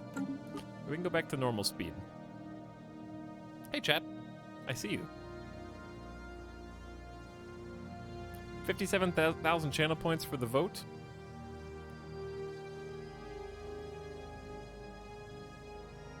I would let you guys bet, but I don't know what you would want to predict. What do you want to bet on? I have no idea. One of the scientists working at the observation post orbiting Zoltan 4 has gone missing. He was taking part in a covert mission to collect plant samples from the planet's surface, but did not return to the shuttle with the rest of the team.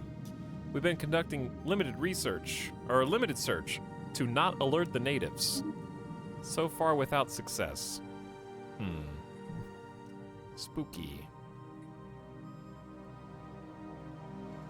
Too spooky. Hey, Talon Chat, how's it going? Wish to speak with us. What's up, Bucky? We are eventually going to try and rebuild a ring world, so that's pretty cool. Esteemed patron, our shipyards are working tirelessly to produce the very best fleets possible, in addition to your dividends. Oh, this is my mercenary enclave. We are pleased to offer you a complimentary fleet of our latest designs for you to review and test out. 1,000 energy creds and a small military fleet. How small? That is incredibly small. They're called Solar Reavers. It's 6 corvettes. That doesn't seem that good.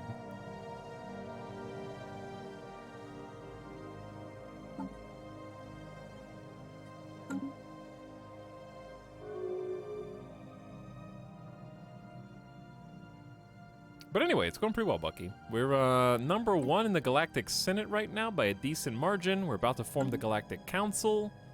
The Saramo hierarchy wants to establish an embassy with us, and they themselves are hegemonic imperialists who are about equivalent to us in fleet power. It would be a brutal war, and I have no interest in fighting it. So I'm going to allow the embassy. Research complete. And kind of just improve relations so that the Sarama, when they end up touching our borders, because they're definitely going to conquer the Nirani League and the Bothrians sooner or later. I don't want to have to worry about them. So, we're just going to be chill. Ooh, crystals. We have rare crystal mining. We can now basically exploit rare crystals without destroying the delicate composition.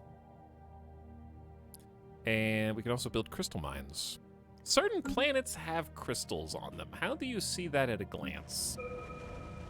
I would assume that would be a terrain feature, but it's probably easier just to look at each. Yeah, how do you... What would be the fastest way to see if they can get crystals or not? Because it's not synthetic crystal plants. But anyway, new engineering research. Because You have to manual scroll all features. Under features, the right icon. Yeah, but I don't remember what this looks like. I guess it just looks like crystals. Kind of wish it was easier to discover.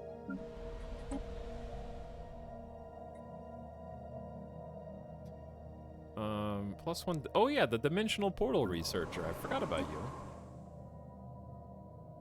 It's crystalline caverns usually.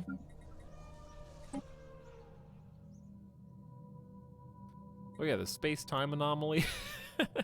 There's a lot of weird stuff that's been going on these planets, huh?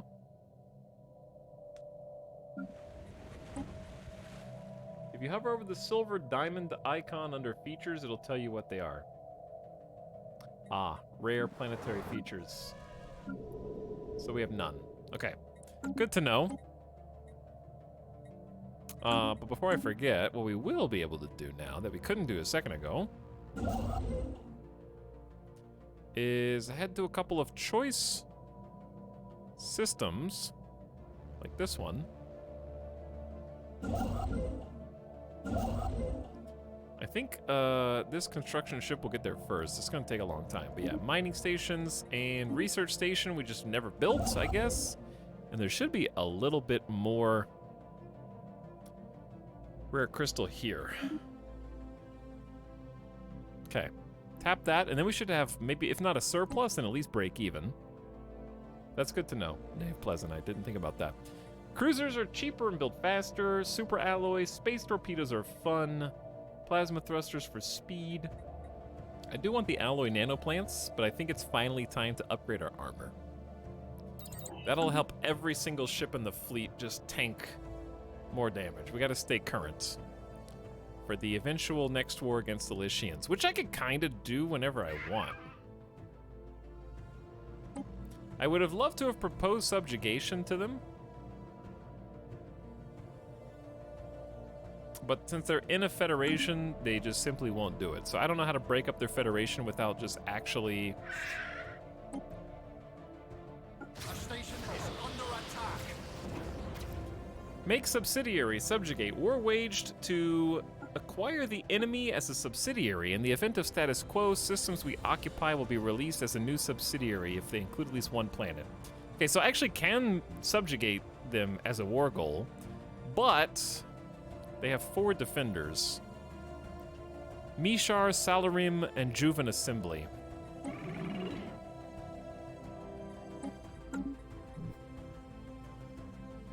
Who was the 4th? Mishar? Mishar is too far away, I think, to matter. They're all pathetic anyway. The birth of space pirates! Parasitic elements always flock to new markets, seeking to cut profits at the expense of those doing honest business. Cut into profits. Space has proven no different. Several underground criminal organizations on Flubhub have expanded their operations into space by converting a small fleet of civilian freighters into warships. The outlaws call themselves Void Hunters, and their ships have started menacing our vulnerable trade route in the Anaxador system. Anaxador. We should act quickly before the situation gets out of hand. Excuse me, the trade must flow, huh?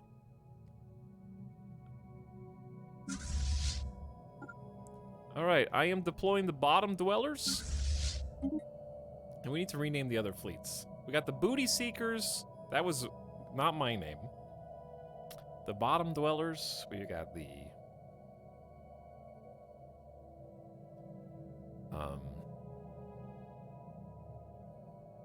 We got... Well, actually, let me look at the Solar Reavers. Well, I can't see them. I need to name... Chad, I need to name 2 fleets. You name them. You do it. The...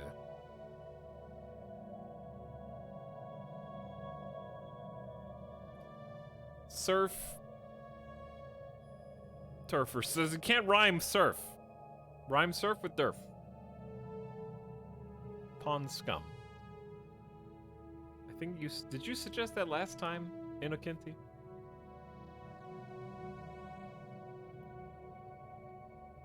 Surf and turf. I might actually use that. Alright, fine. We'll do pond scum.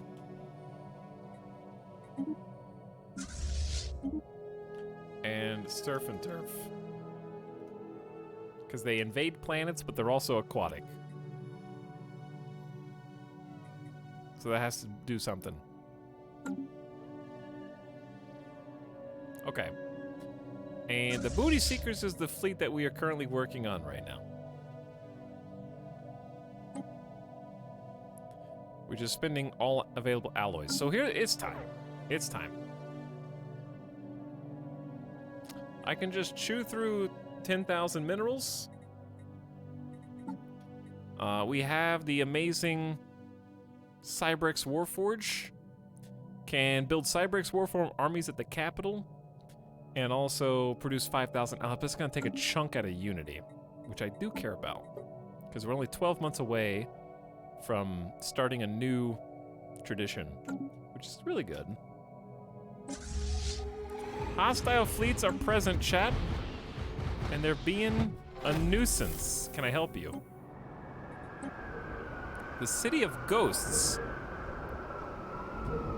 Our surface expedition reports back astounding findings. The planet has multiple major cities, all abandoned, but in quite good shape considering their age. The infrastructure and urban planning of each city is remarkably structured and harmonious, indicating a highly cohesive civilization driven by centralized collective ideals, perhaps even a Gestalt consciousness of some kind. Based on the architecture and interior fixtures, the species that built all this seems to have been small fungoids, with a fairly low state of technical advancement. Where exactly they all went remains unknown. Keep digging.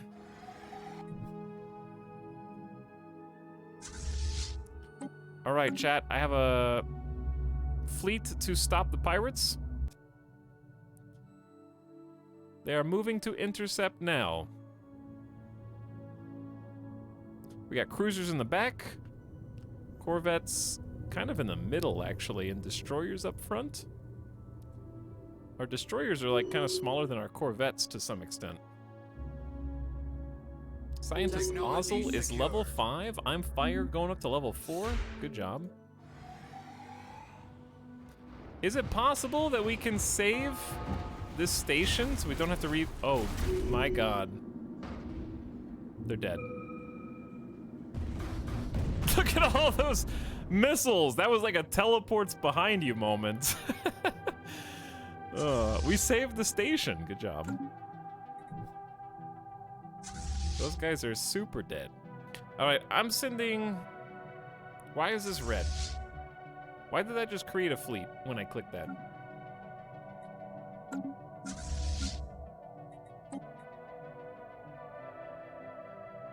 Are they just... They need to be repaired? All right, we're gonna repair them. I'm gonna start moving fleets to where I expect possible combat.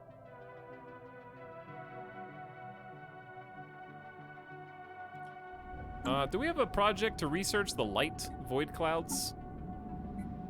I have the secrets of the Cybrex, the L cluster. I think I'm just gonna go blow up these light clouds and see what happens. But they're like actually as strong as my fleets, so maybe I'll wait a little bit and not get too crazy. But I am gonna send the pond scum down here. The Surf and Turf is our quick response fleet. So I'll send the bottom dwellers and the pond scum down here. Booty Seekers is actively being built. And we'll prepare for war of subjugation on the Lycians. Meanwhile, research station output up again. Research slowly getting better. Maybe, too late for survey speed, but that's a fun one. I think it's reactor time. I've been waiting for the new reactor to come around so we can start powering up some ships. It'll take 29 months. Hi. Hello, delicious Jill sandwich. Yeah, those pirates were super dead. And it wasn't even close. All right, let me check my planets. Flub Hub is full. All districts used, unless I want to change some industrial over. Ooh. The Senate floor is now in session. The galactic community should have a council of leaders to maintain order. And I am in favor of it. Did you know I can assign another envoy, Glim Nokshin, to boost another 400 diplomatic weight? I am the #1 seat. So all we have to do is make sure the blue bar has more votes than the red bar. And then the council will have formed at last. It's been a little late. We have a low stockpile of exotic gases. I'm going to buy another 500. Wait, I just bought rare crystals. I thought it opened the right page. We'll buy some of those too. All right, goodbye money. I have a bunch of minerals. I could also trade, but this is easier. We need to stabilize on consumer goods food as well. All right, Puzzledge has jobs. Grouchcan is out of jobs, and I don't want to upgrade these two buildings, and I might even replace them.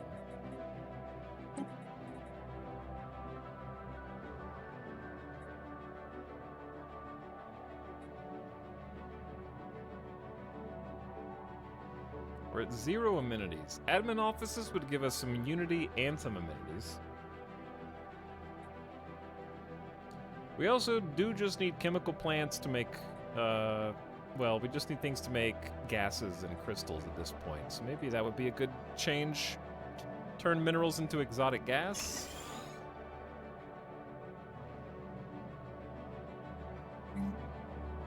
And then have civilian industries be replaced by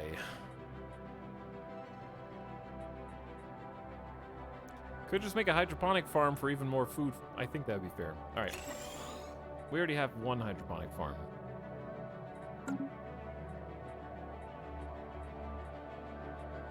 Let's make crystals too on Grouchcan. Gunk is good. Dunk has 4 jobs.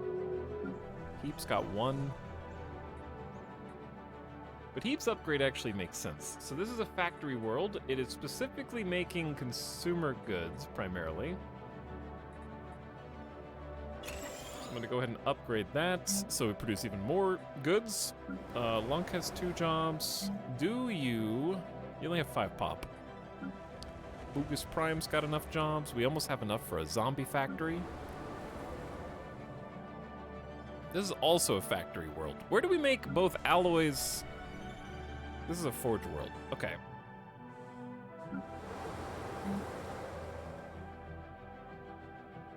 Just trying to come up with some good, decent ideas.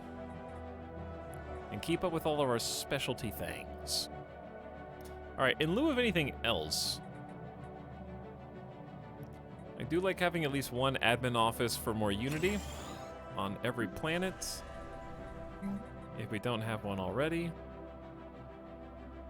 So many buildings, so much to think about. See, in this case, we have the Posthumous Employment Center generating extra pops. We have 6 amenities, 1 job. Yep, let's make an admin office on this planet too. I want unity to go way up. Admiral Plunder and Lawrence. Chat, we didn't name this person. I need to name some people. So why don't you guys just type Etalyx in chat, and I'll name a few leaders. Well, we go normal speed. All right, what did I say I wanted to check on that we haven't checked on? Ooh, we're getting crystals.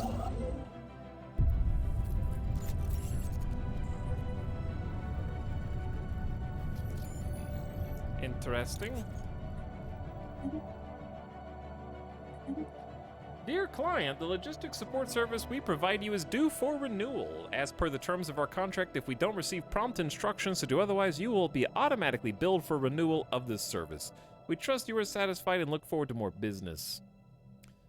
This is a plus 15% naval capacity for 2,500 energy credits for 10 years. That's pretty good. That's a good deal.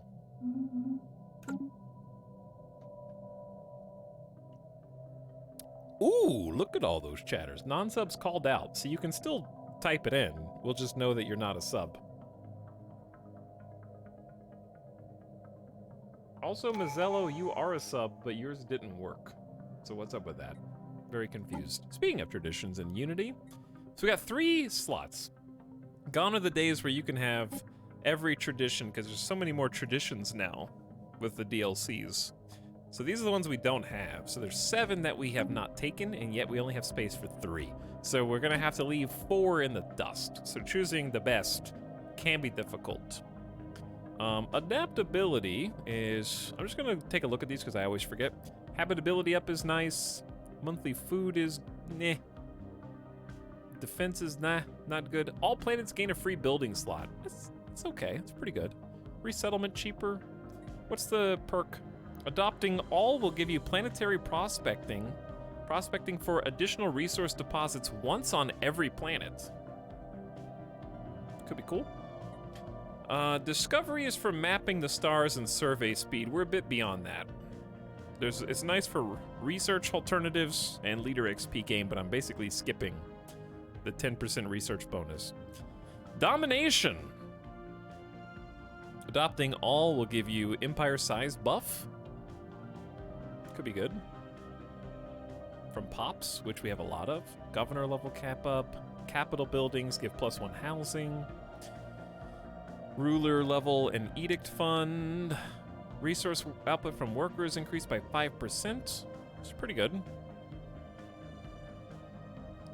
Okay, domination is probably the best of these 3, except for I do like the free building slot and the habitability. Prosperity. Resources from jobs and stability up. Okay, probably gonna do prosperity, because building upkeep and district upkeep down. Specialists make more stuff. City districts provide extra jobs. Ring world segments produce clerk jobs. Buildings and districts are cheaper and build faster.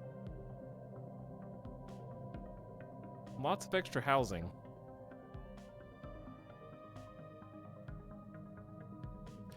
Prosperity might be really good.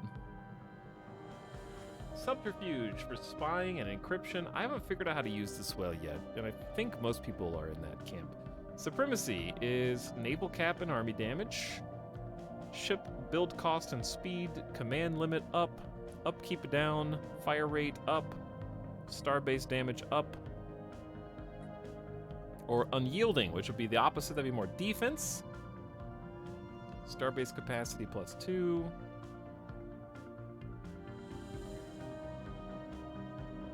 All in a defensive war. I'm gonna say let's go with either prosperity or domination.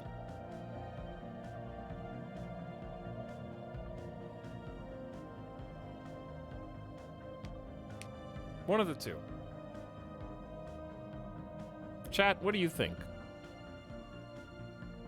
Thanks for keeping my spirits up while I recover from surgery, gallbladder removal. Love the stream as always. Glad you beat COVID. Thanks, Core Healer. I hope you get well too. Recovering from surgery is better when you have something to take your mind off of just sitting around all day.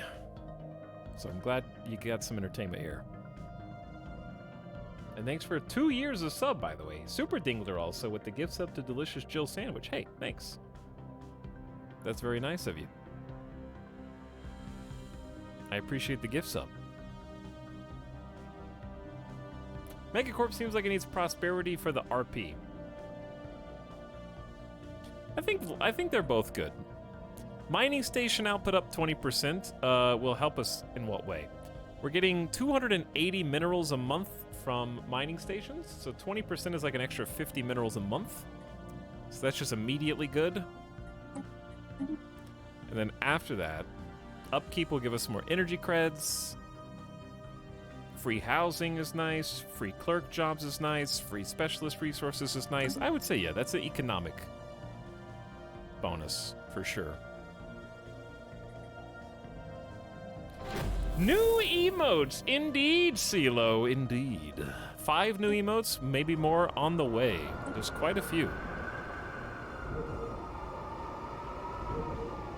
So enjoy them while they stay. Further studies of the lost civilization Pharathon 5 gave rise to more questions than answers. The plain, sturdy structures are thousands of years old, and all seem to have been constructed at roughly the same time, perhaps as brief as a single century. Similarly, any additions or renovations to the urban structures seem to be done planet-wide at sudden, widely separated intervals. The oddly punctuated developments of the society seem to show no appreciable change in population size. Keep digging, because we don't know why that's happening. Keep reinforcing the booty seekers. We got a bunch of Corvettes that need to be made. The agreement we signed giving access to our databanks has run its course. 5,000 energy credits for 10 more years of research. Chat, I'm starting to run out of energy credits. I do... Wait a second.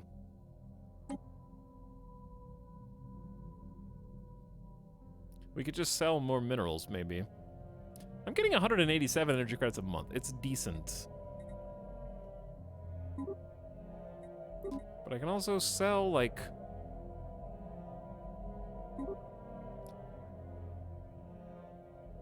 It's kind of a lot. Let's sell, like, 350 minerals a month. Just get a few more energy credits. It's on an automatic sell. Have we finally reclaimed Slopip? A new port We to have. call home. And we got the gene clinic back. Well, that's nice.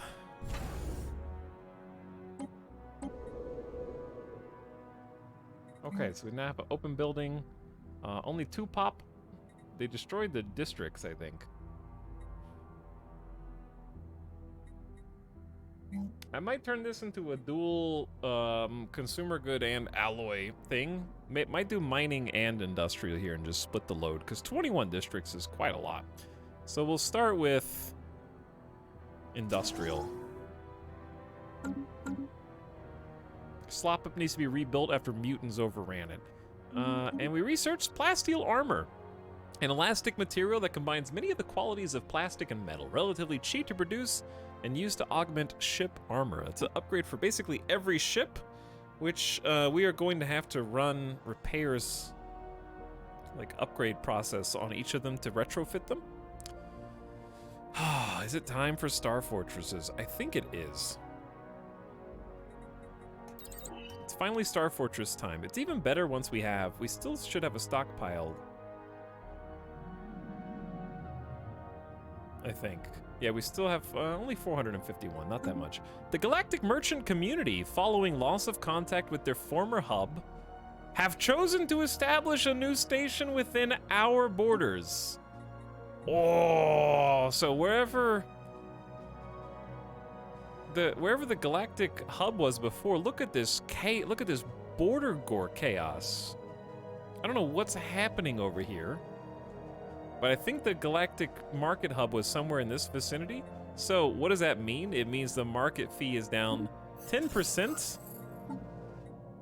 The Star Nation, formerly known as Bacterian Concern, has been destroyed by its enemies. It must have been there. Because I'm the market leader now, and I only have to pay a 10% tax instead of 30%. So tax is very low. Compare that to our nice and stable realm. Exactly, yes.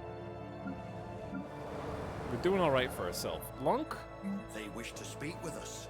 They wish to speak with us. Don't know what to do with you, Lunk.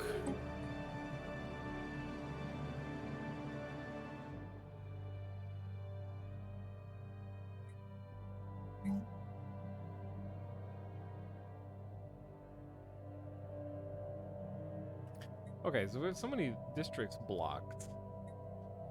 I don't know why I built agriculture here. Just because this is kind of a bad planet, basically. We can always convert the agriculture later. I'm just trying to break even on food. Imperium of Fexlangsiga. Where are you guys? So far up there, I don't want an embassy with you because I don't see how that benefits me.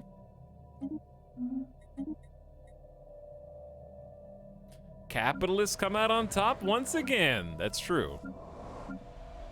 We have the best economy in the universe right now, and we've been recognized, so. All right, time to replace this alloy foundry with something. Can we relax? Hey, pause. Strange reports from our observers above Zoltan 4. That was the Iron Age observation post where we were looking at the people who were living on a planet, but they didn't know about space.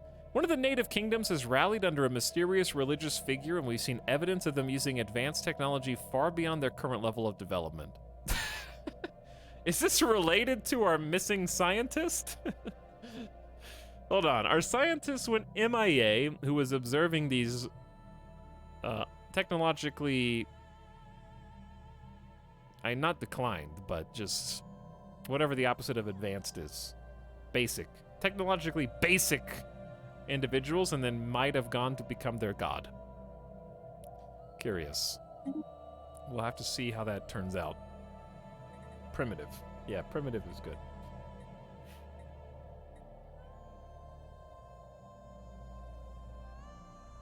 So we got admin office and 2 commercial zones for amenities. Yeah, I think I'm gonna turn this alloy place into the corporate culture site.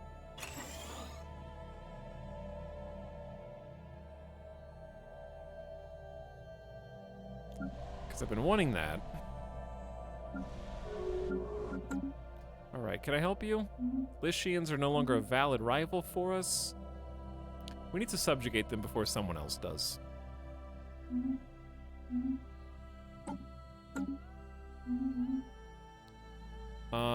My fleets are still moving into positions, so it's just a matter of time.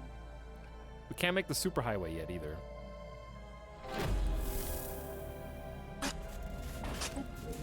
The mausoleum.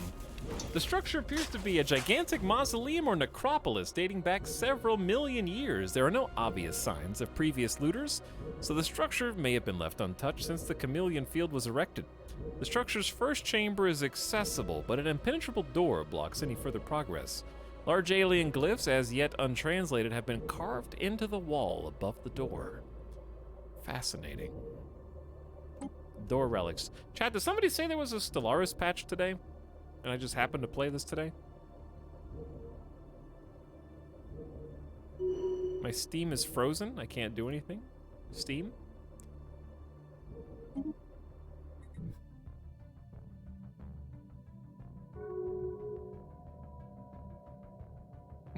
Okay, now it's working. There actually was a patch today.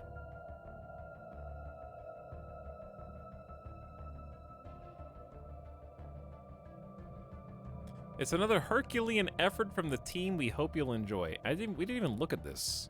There was a patch for Stellaris today. I had no idea. We offer you a contingent of Vingralian Trium sales technicians. We need 2 specialist pops. And you get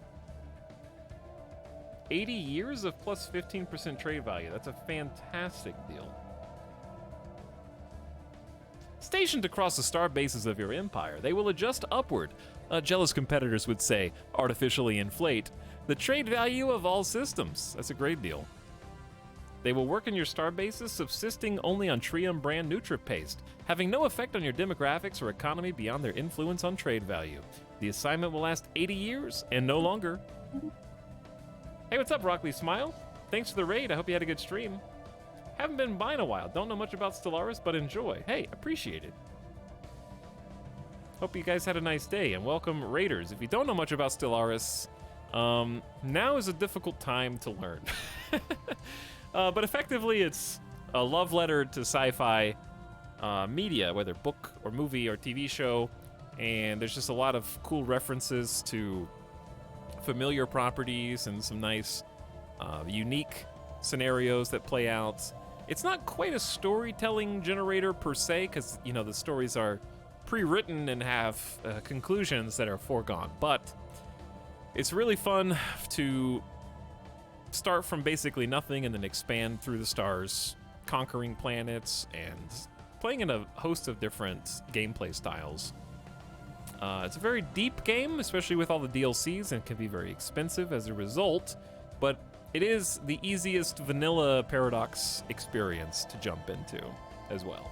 So that has that going for it. It was also my first one back in 2016 when Stellaris first came out, and kind of got me in the door to end up eventually playing Hearts of Iron and Crusader Kings 2 and Crusader Kings 3 and eventually Victoria and all that good stuff. But I'm mostly talking to your audience and not to you, because I know you're privy to all these things. But thanks for sending good people over, and let's see what you were playing today. Rockley Smile was last seen playing The Looker, which I do think I came across on Steam. I think I saw that earlier when I was looking at new games. I hope it was fun. I hope you had an awesome stream. Chad, the patch notes today. We should at least, like, scroll over, like, just real quick. I'm not gonna, like, read them verbatim.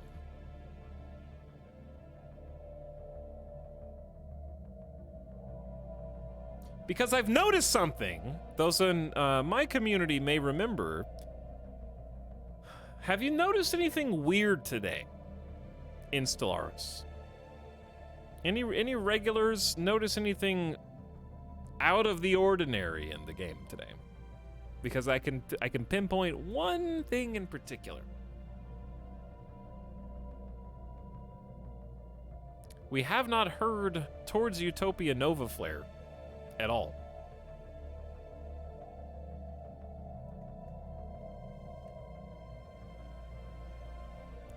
And it's the first time that's happened in 5 years. That the game has not automatically played Towards Utopia Nova Flare. They fixed it. I think they may have actually fixed it. It's possible, because it's been like 4 hours. I think because the music player has actually been playing multiple songs instead of repeating the same first 5 or 10 over and over again. The Looker was hilarious and worth the play. Awesome, I'll have to keep it in mind. Put it on a list somewhere. Did they finally hear your cries of agony? Possibly. Okay, anyways, let's just take a quick look at this, because I'm just kind of curious. This is just the patch from today. The Stellaris team has constantly iterated on the game. I've been very impressed. A lot of bug fixes, some balance changes that I probably wouldn't understand because I'm not a hardcore gamer. Automated exploration and research are available from the start of the game. Ooh, that actually is cool. Construction ships have an auto-construction mode, which will automatically build research and mining stations over appropriate deposits. Ooh, these are actually really good changes. Quality of life.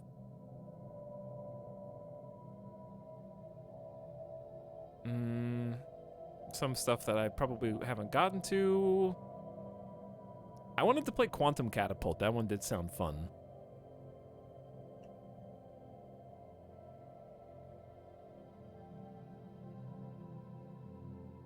Okay, anyway, I think those are the big ones. I believe those are the big ones. Anyway, where were we? We were somewhere over here. We grow ever stronger. So, right now we're in the process of basically becoming the Senate. They wish to speak with us. We are forming the Galactic Council with the galactic community at large. We currently represent the largest member of said galactic community, and I do think part of that is because of luck, because I have a scaling difficulty that goes up to Commodore, I think. And the luck being that the area of the galaxy I have totally random spawns on. We just happened to originate our empire in a very uncontested section of space, and I've had pretty much free reign to expand as much as I want, or as much as I'm able. So that's really helped. My original goal was to just build as wide as possible, which we've succeeded. And we're gonna sell some of our excess minerals right now. Actually, I'm just gonna change them into alloys, but that means I'm gonna have to spend Unity, but I think it's still worth.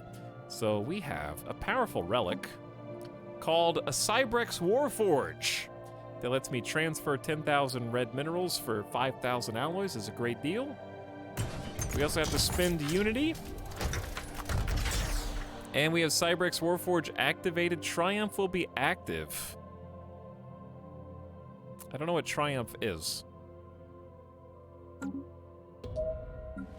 But I do know that we should be able to, if we wanted, train Cybrex super armies. Oh my god, they do 8 to 16 damage? A titanic robot that towers over most buildings with enough firepower to devastate cities. Whew. 8 to 16 for comparison are normal flubbubs. Like the strongest army we can currently field is 1.95 to 3.9 damage. So a single Cybrex Warform army, at its worst, is worth 4 of our regular assault armies at their best. They also roll over every building they happen to come across. That's a 500% collateral damage. To just steamroll everything if you want to eliminate somebody. I'm tempted. But yeah, 250. They have an 8 energy credit upkeep and they cost 250 very scarce alloys. We've gained a favor from the Saramo hierarchy. Sick. It's 1% chance or something. Okay, anyway, I want to build at least a few because it sounds fun. I'll train 4. That's 32 energy credits upkeep. Thanks for the favor. I do not want to migrate with the Avalonians. And I was going to use the rest of the alloys to finish our 4th big fleet. Also, the Solar Reavers have arrived. What? These were gifts. And they are garbage. Do you have level 1 mass drivers? I am going to trash this entire fleet. Thanks for nothing, mercenaries. Okay. The Booty Seeker fleet, however, is ready to reinforce. And I'm probably going to save the rest of the alloys because what's coming down the pipe is Star Fortresses, which is going to cost an inordinate amount of alloys. We have an archaeological dig going on inside door 1. The alien glyphs above the door are translated as follows. I am Zarklan, guardian of Marstar, prophet of Sva. In a galaxy awash with spite and hatred, I have chosen to seclude myself here. Proceed, if ye be worthy. After combing through the first chamber for anything of interest, archaeologists discovered a tiny concealed wall panel. When pressed, the ancient door rumbled open. The second chamber can now be accessed. Gamer Goldie is going to find what's behind those doors. Okay, we have about 800 days left in the vote. We gotta be 1,000% sure the Galactic Council forms, otherwise, save's coming. No, otherwise bad things happen. We have 2 archaeological digs going on simultaneously. Over on Ferrothon, we have Death and Rebirth. A recent breakthrough. Okay, it's a different song. In a recent breakthrough, shown some light on the vanished city builders of Ferrothon 5. Apparently, the fungal species has a collective cycle of mass death and rebirth. They hatch in mass, almost simultaneously, across the whole planet, and grow up as part of a linked hive mind collective. In the course of hundreds of years-long life cycle, they spread out and reclaim the cities built and abandoned by previous died-off generations like eels. When nearing the next death rebirth event, they heed species-wide biological clarion calls. Through asexual reproduction, they give birth to a pod that is buried in the ground. The parent dies and the body decays and fertilizes the ground around the pod, like eels. After a long dormant period, the pods hatch and the cycle begins anew. One more, maybe chapter 4? Find out what that amounts to and why? Okay, no spoilers. We're gonna see what's cool together.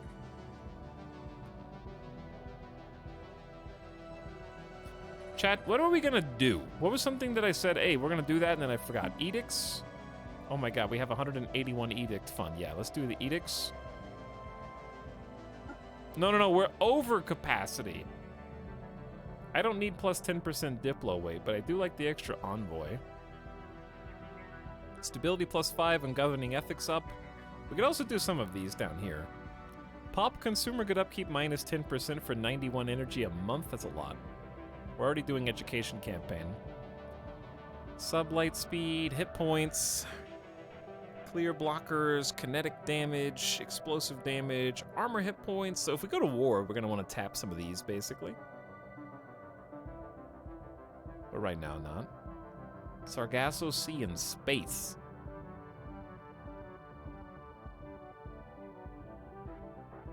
I would like to turn on some more of these subsidies, but they're a little more expensive now. Okay, I'm checking available jobs, because I always want it to be higher than 0. I want housing to be higher than 0, too. Do we have... Yeah, we have Posthumous Employment Center churning out zombie Urzukus. Keep pumping up the fact... Excuse me? That was a good noise. Glimmer needs jobs. I would like some more building slots, too. City District might not be bad. That'll unlock slots. And slop up, we need more pop here. Okay. Branch offices. All good. Okay, I don't like that. Maybe it's not a good noise. Speculative psychological and sociological investigation of the fungoid species culture gave a disconcerting answer to the mystery of their disappearance. At some point, the species as a whole started to question their perpetual, seemingly pointless eel life cycle. The seed of existential nihilism grew in the entire population, culminating in a final act of defiance against their own survival instinct. Once planted, perhaps even by a single being, this kernel of doubt spread with terrifying speed through the hive mind, until they decided in unison that the last crop of birth pods should not be planted. They should be burned. You get 3 sets of strategic resources, 150 of each. It's decent. Plus 4,600 society research, which will help us get that new system capital complex in almost half the time. And the site has been fully excavated. The situation log has been updated, and we only have the ancient tomb remaining, and then the Omega aliens, the Omicron aliens. We have to assign an envoy.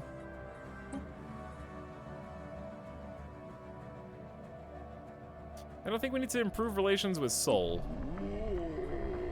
Earth is currently led by this. Like, literal Earth. This is the leader of Earth. In all Earth places. It disturbs me that Earth's fleet is considered pathetic compared to ours. But they will not form a federation due to distance.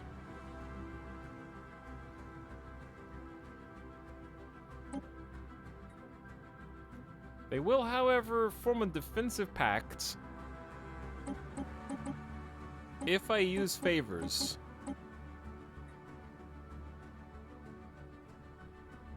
I can't let Earth die because it's where all my business is conducted, so I think that's fine.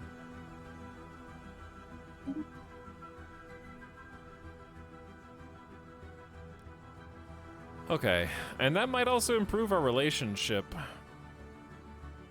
even higher. I got distracted. Spy network in the Avalonians. Okay, where's the Avalonians?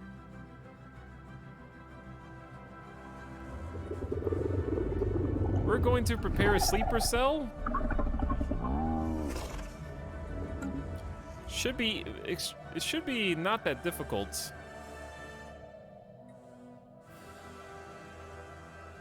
And that way it bookmarks my place. 45 influence is unfortunate, but sure. It's kind of crazy how much Diplo content there is in this game I never see because I play Devouring Swarm. Hey, you know, if that gets the ball rolling for you, then by all means. Defensive pact accepted. Thanks, Earth. Non-aggression pact with the Ceramos? You mean the extremely scary hegemonic imperialists who are the same power as us in the top of the map? Yeah. Let's not fight each other. I think that's a great idea. Thanks for the suggestion. 600 days. It's getting a little closer. Well, I'm keeping eyes. Alright, relationship is going up because being in a defensive pact is worth like 40 relations. I don't know how you get past friendly at this stage. I could drop Wars of Aggression, but that would be bad because that's exactly what I'm about to do. All right, chat, we need to update some ship designs real quick. Because we got new armor, fancy plasteel. It's 85 hit points instead of 65. I don't think I have anything else to upgrade right now.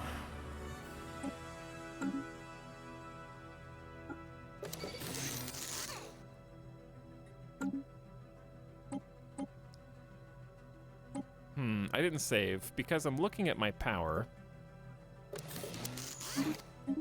And I'm wondering if it'd be better to have a shield here.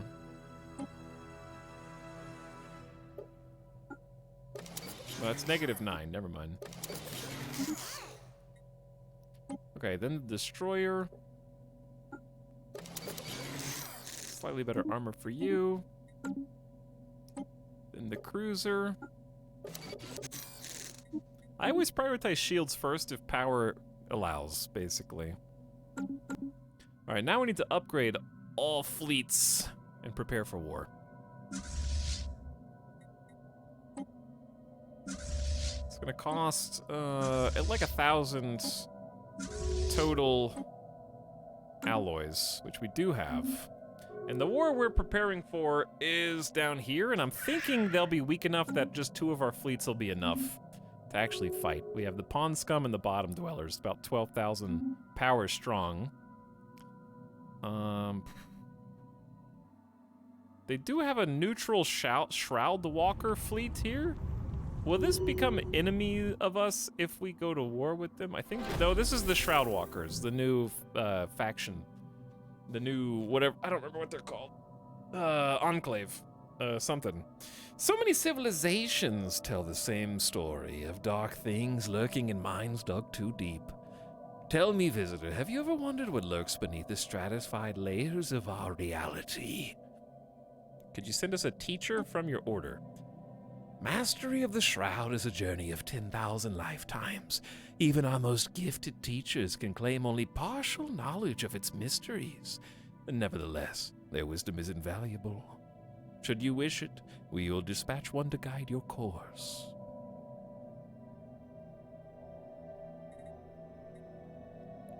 Unlock a planetary decision with a super teacher that boosts unity and amenities. It seems expensive, but it seems expensive right now. What's our fate? Ah, a momentous query. No less poignant for being asked by so many before you. Such a question carries a heavy price, but we can provide answers. Know this, however, the Shroud allows us to perceive events which have not yet come to pass, and this knowledge shall help guide your course, but it is beyond the power of any one event to alter the turning of the galaxy. If you would strike this bargain, know your aspirations should extend no further than to be better prepared. But oh, what grand designs may be built upon even the merest glimpse of what is to come. Pay 50 influence to find out. I want to know my future!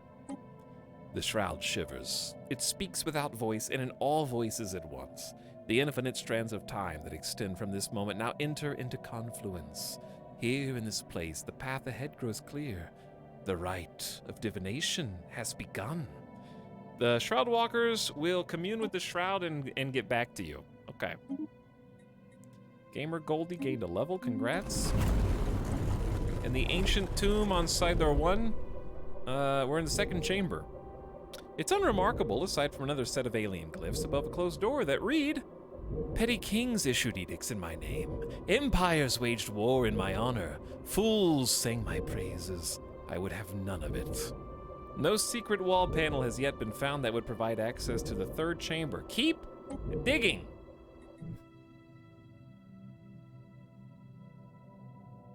Scammed. What's our political stance policy? I haven't looked at The policies fleet in a while. has been refitted. Our diplomatic stance is mercantile, which is trade value, economic diplo weight, and we protect more trade. We have unrestricted wars.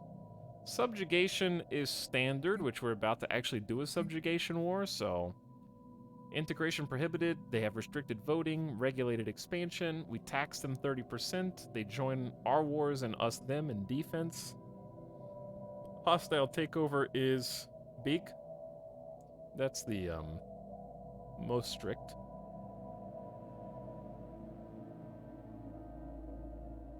I am tempted to go hostile takeover.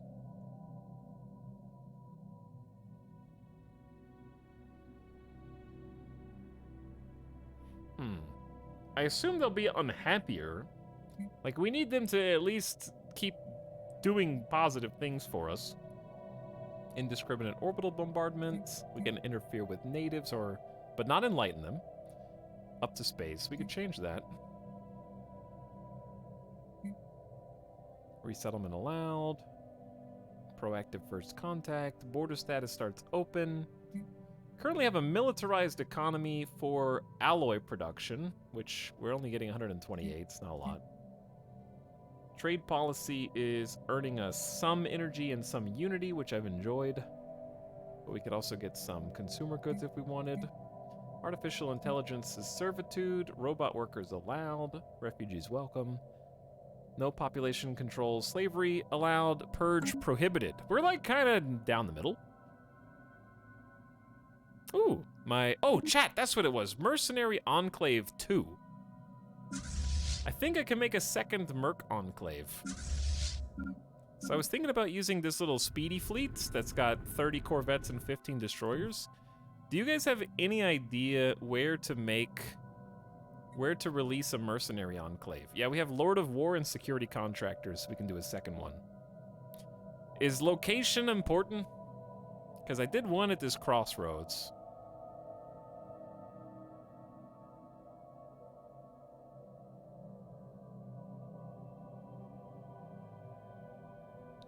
I might put one down here in Stimsis that can reach into Avalonian and Lycian space.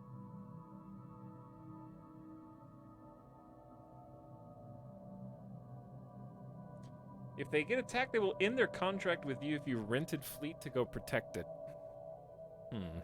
So putting them somewhere, like, within the borders in a defensible location is somewhat important then, I guess.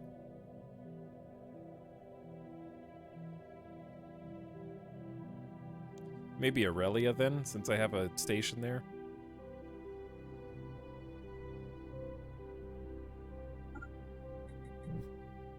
It's just a couple jumps away from the other, but then I could just rent from both and go north or south or move west. Ships ready for action. And reinforce. All right, fleet upgrades. Looking good. Pawn Scum is upgrading next.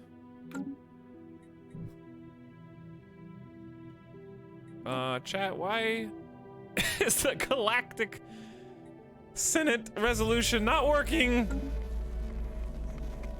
A particularly observant operative in the Avalonian Industries has laid their grappling fins on a part of the Avalonian encryption key. It would seem a careless Avalonian politician mislaid the device while commuting. This bodes well for operations in the Avalonian Industries, but our study of the device's unique design has revealed novel insights in our approach to code breaking. Code breaking +1 for 2 years. Not a long time.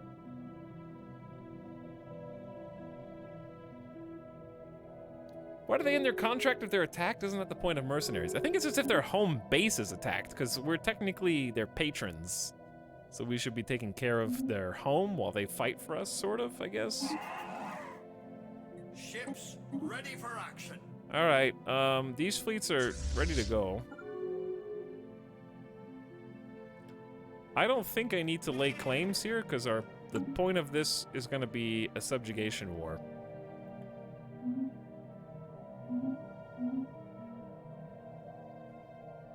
which should be interesting. Grouchcan needs jobs.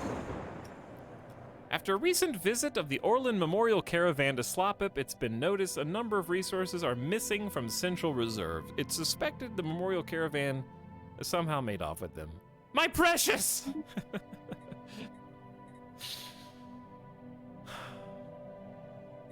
I got one district left.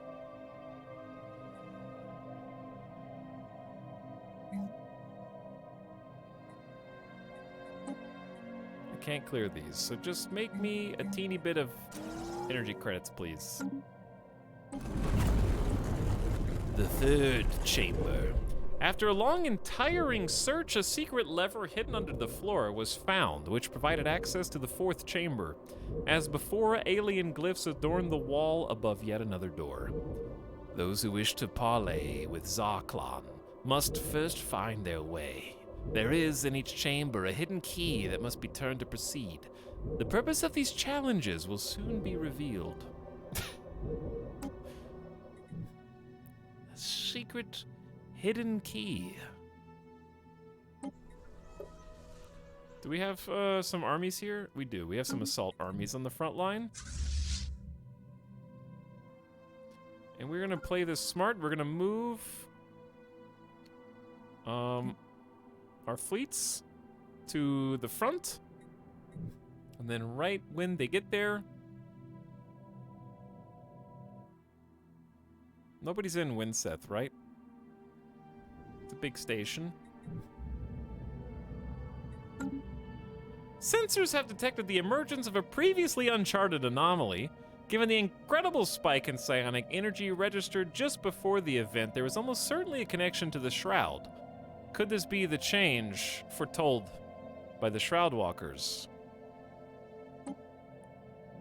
It is the will of the Shroud the space around you take on new forms. Tread carefully but boldly and consider what marvels lie on the path ahead. This is one of the new situations from one of the recent updates. So it's going to advance at 4 per month? 2 per month. We embrace the Shroud's will by exploring the paths ourselves. Okay, so it's actually +4. And then once we cross this threshold, something else happens. So we can choose an approach. Sometimes there's more than one choice. So we just like pushing to whatever this is.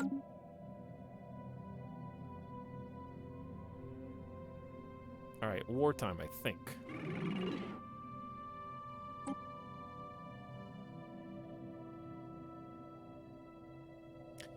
Subjugate and make a subsidiary.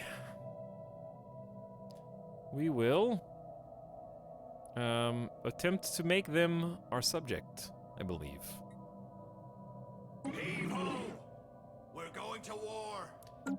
Heave ho indeed. What took you so long, Flubbub? Let us end this once and for all. We've been at war with the Lycians since basically the beginning of the game. So they do have one space here, but I'm just going to say skip that for now. And head to Aether.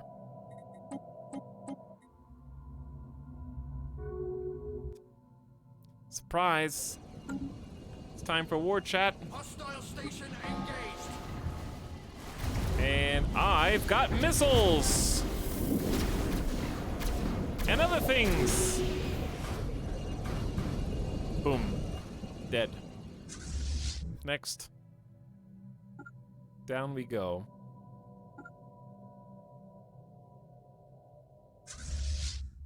So this is going to be an interesting one. Our operatives are drawing up a short list of potential sleeper cells within the Avalonian industries. They hope to find a set of suitable positions where agents may appear innocuous and yet remain poised to strike for a prolonged period of time. Okay, keep... I think we're just trying to make sleeper cells to bookmark our place for later.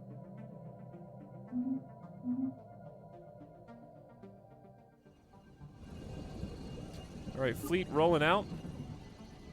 To war! Take heart! Bottom dwellers led by Influx and Pond Scum led by Cap 420.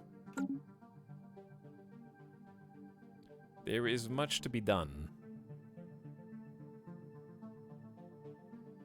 This is going to be extremely quick. Very tiny station here. And they're off. See you later, nerds. No idea where we're going to see their fleets, but there's not a lot of places that they can come from, to be honest.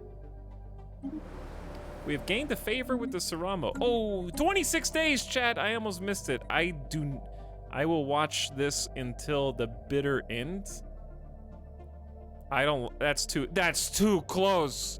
68 vote difference? I'm calling in some favors, dude. I am not gonna watch this fall. I'm using the Saramos. My Saramo favors I'm cashing in. Fleet engaged. Give them a broadside. All right, 3, 2. All right, we did it. I think it was gonna win anyways, but I couldn't chance that on the final day the AI did something screwy.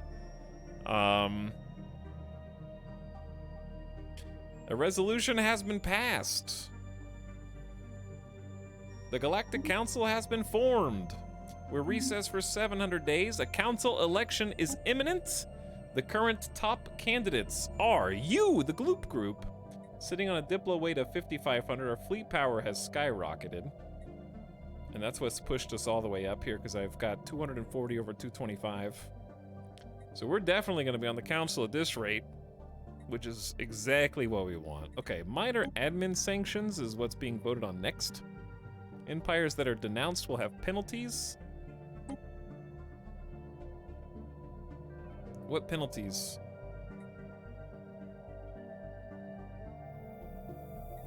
I really don't care about the sanctions right now because nobody's even in violation of galactic law at the moment. Tianki conservation. Any empire that kills a Tianki is in breach of galactic law. Who cares? Diplo weight from economy. I care. Naval capacity down. Trade value up. We're gonna vote yes to this. Ban organic slave trade. Mercenary enclaves get more naval cap and dividends are more frequent. Hired merc fleets take up less naval capacity but have more energy upkeep. Being at war without hired mercenaries is banned. You have to hire mercenaries. That's a scam. Diplomatic weight from pops and worker happiness. That's good. Vote that one up too.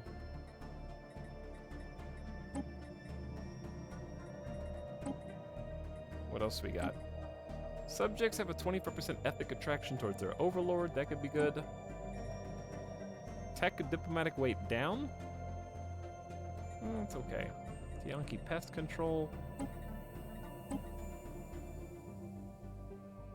Forge, industry, and refinery planetary designations get additional bonuses. 80% economic bonus.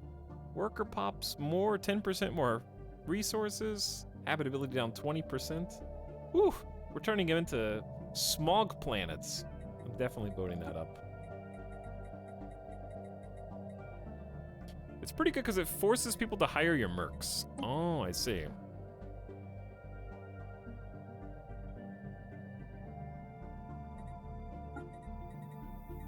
In that case, I'll vote yes for now. Council election imminent. All right, what about the battles? That station is super dead.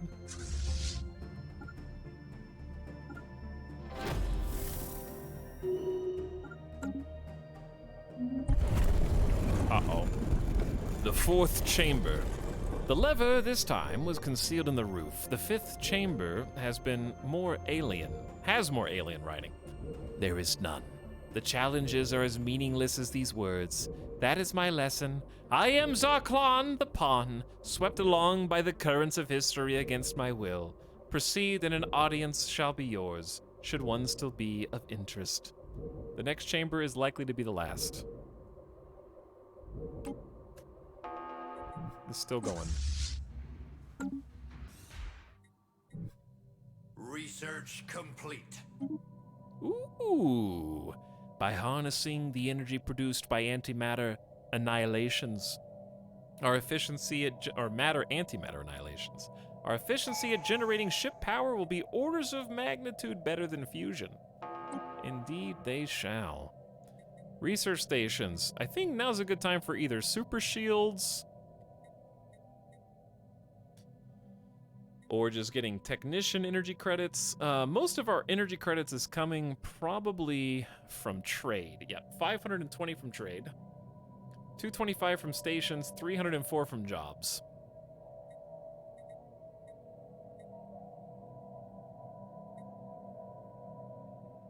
This is just more money. You can do a lot with more money. So I'm gonna say advanced shields are good, but quantum field manipulation is better right now. Chat, question, is this gonna fight us? It's moving, dude. Or the Shroud Walker. Why is it moving towards my fleet? Okay. Total coincidence? They're just observing, I guess. Alright, this is actually a pretty powerful station. We did take one Corvette loss, but otherwise we're fine. We need a fully crewed science ship to explore a system we have no intel on. Excuse me? I have to bring a science ship down here to go, or are you serious?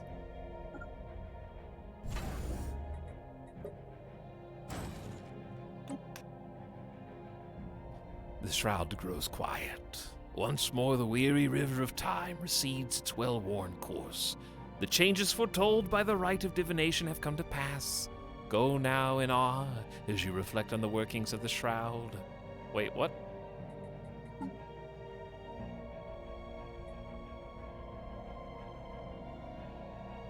What was the prophecy?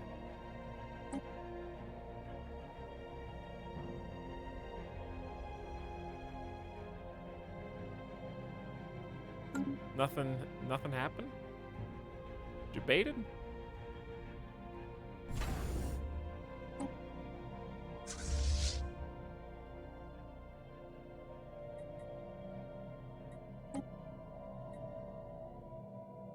Relative war exhaustion. Why do we always have more war exhaustion than them?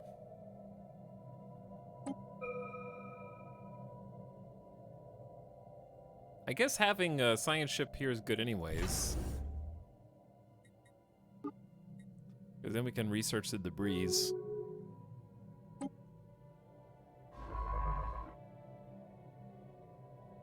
There is no route. What?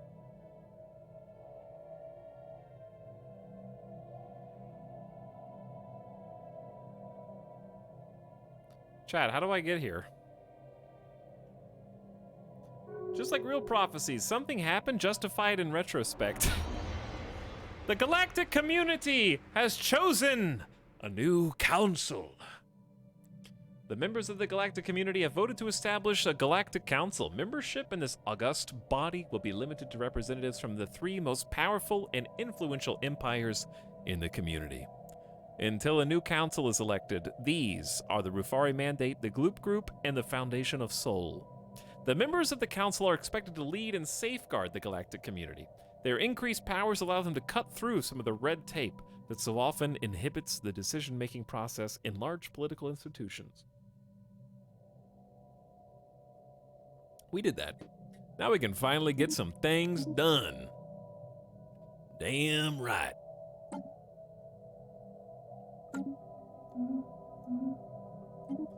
Okay, behold our new seat on the council. So, what we get to do is occasionally call emergency measures and have something moved to the floor immediately. But the trick is, the other council members can do that too. And what that does is effectively let us skip the line to make things get voted on. But I'm pretty happy with economic diplomatic weight or mercenary enclave. I don't really care. Charter of Workers' Rights is fine too. So I'm curious which one will actually win out in the end. Okay, did the other military fleet? Yes, our military fleet made it to Aurelia. Which is good, because we're gonna make this into a mercenary enclave now. We should wait until the war is over, though, like, just in case. That'd be bad if things took a turn. Imagine electing an evil megacorp as a Galactic Council member. How are we evil, okay? What have I done that's evil? I defended myself against the Lycians twice, and now I'm trying to subjugate them because they attacked me twice, and I can do a better job of governing them than they can. Johnny says, sub for 20 months. Thanks for the beautiful sub. And also returning with a $5 sub at that.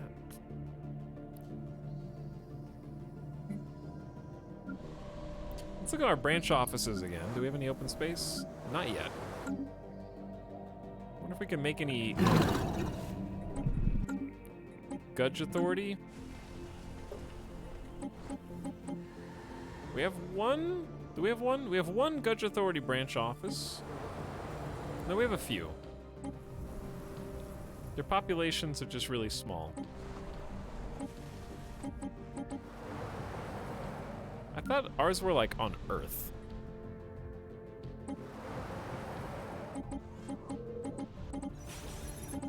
They could be. There's new planets. It's just that 100. So I can make two. I can make two on Earth. Sorry, I'm skipping through things. Okay, our science vessel. Research complete. Okay, I don't like that noise. No leader. All right, Clive, I'm gonna bump you around again to this science vessel so you can explore this system.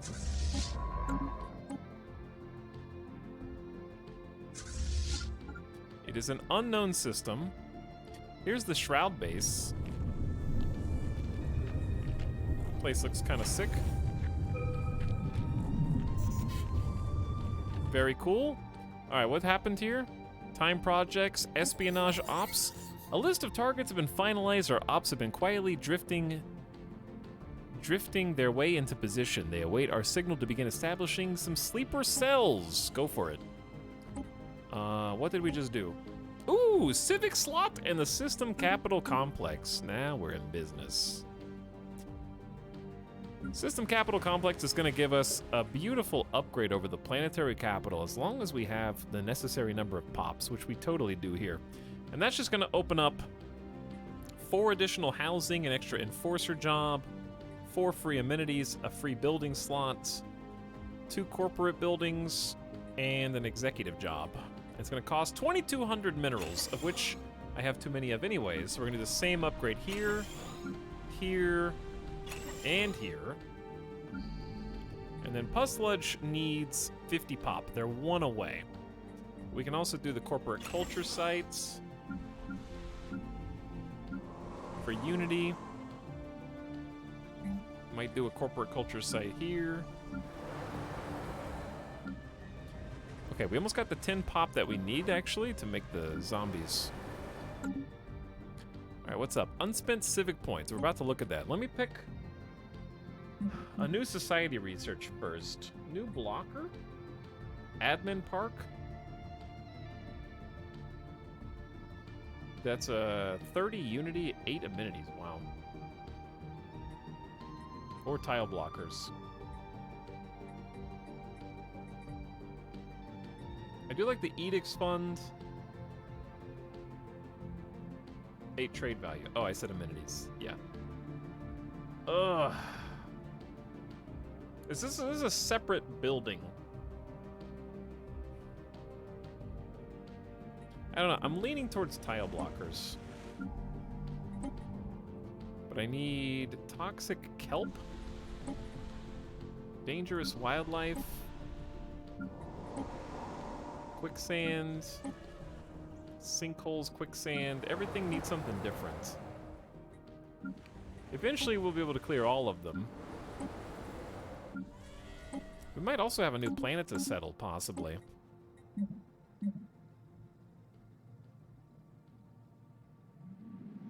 Is blowing up Alderaan to make a point better or worse than sacrificing an inhabited planet for science?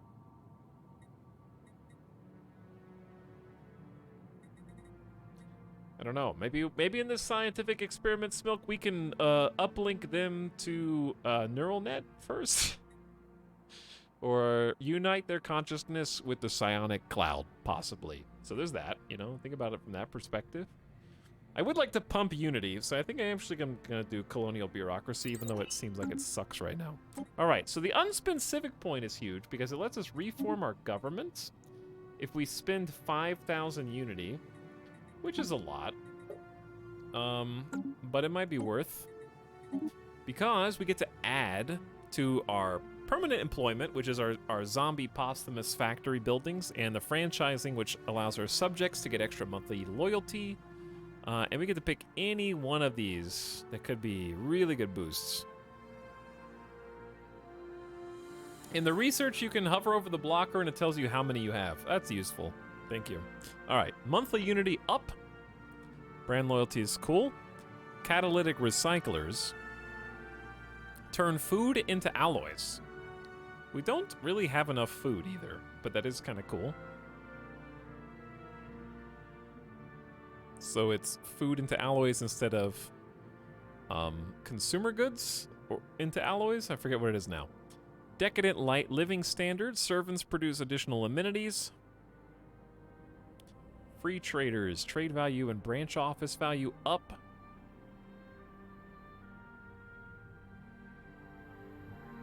Enslaved pop bonuses. Artisans are replaced with artificers. They produce a consumer good and 2 trade value and 1.1 engineering research. Every 3 industrial districts grants a building slot, except on habitats. That actually could be good. What do artisans typically produce?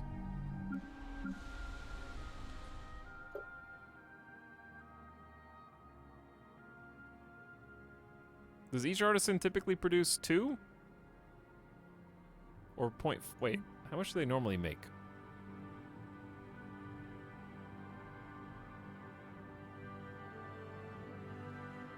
I guess I could just look. Okay, so 2 artisans should be making 8 consumer goods. So they each make 4. So it takes a lot out. We're not going to have enough consumer goods for that. But you do get trade value and engineering research back. All right, exhaustion down, citizen pop happiness up. That could be good because we are at war a lot and we are getting exhausted faster. We're losing the war now, actually, even though we're not losing.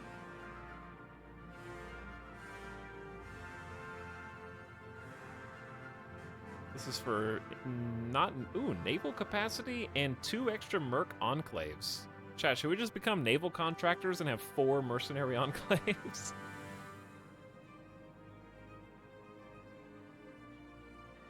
The Civic gives +1 to the base. Oh, so they actually produce more consumer goods, is what you're saying. So they'll produce 5 instead of 4 each, and we get engineering research and trade value. I don't know. 4 merc enclave sounds fun. Unlocks a private colony ship. Meh. 2 envoys. It's good. +4 starbase capacity. All right, let's do the 4 mercenary enclaves. Naval contractor. You can also undo old things if you want, but I think I'm fine with where it is. We can always reform again later. All right, sorry about that. Anywho's.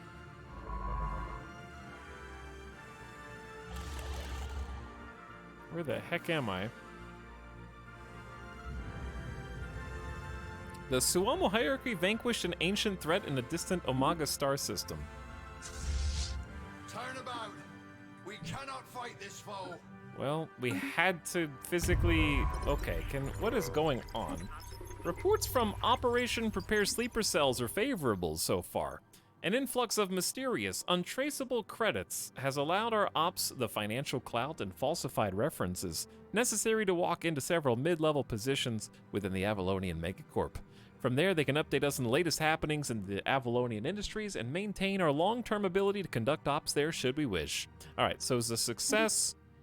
We got the sleeper cells established, which means I can take Paractoros out and put them somewhere else.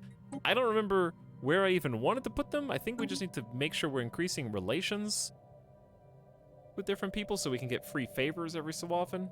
Because we have Earth, the Saramo hierarchy, and I think it's a good idea to just keep appeasing the Gudge Authority because they're extremely close to us. And we are friendly right now. But keeping relations good with them is also nice. And getting free favors from them is also very nice. Hello, Cheesekeku. What's up? How's it going? Nomak is here. Happy 24 months, Nomak. Thanks for 2 years, dude. What's up with me is I am at war, and we're trying to go fast. We're trying to subjugate our first little friend. I don't know where their armies are.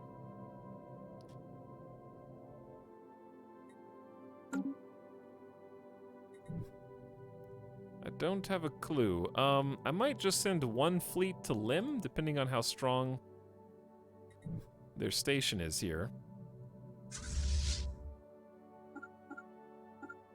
I don't know which one is in better health. I think Pond Scum. So we're gonna select Pond Scum and have them go to Lim. All right, then we're gonna have the science ship back up and research some projects. But anyway,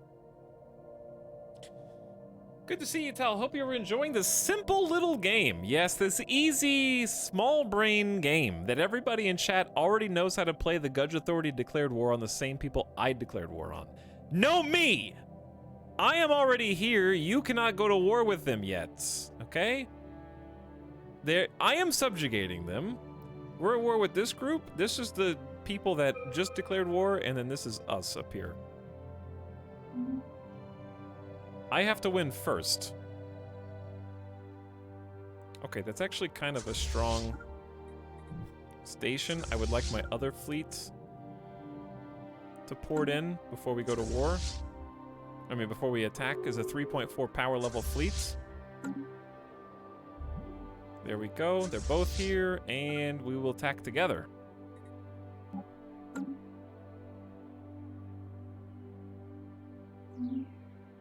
Everybody's suddenly like, you know what, Lycians need to die right after I decided that. I'm glad we declared war when we did, though. Otherwise, I'd be very upset because I've been wanting to subjugate them for a while. Either way, Nomak, I hope streams have been going well for you recently, dude. Last seen playing Summoner's Fate.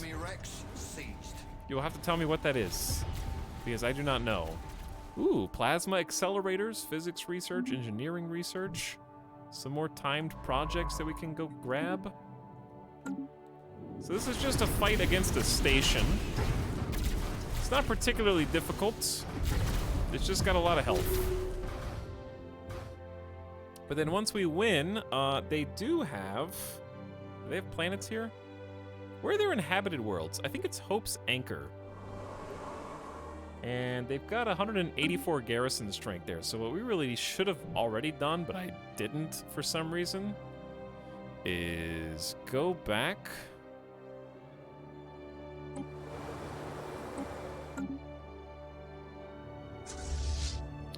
I only have 186 army strength. That's it? Where's the rest of my armies?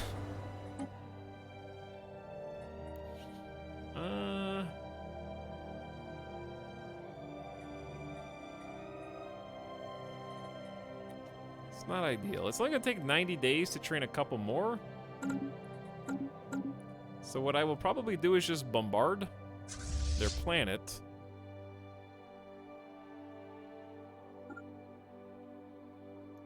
So I'm gonna send my fleets over there as their station explodes in the background.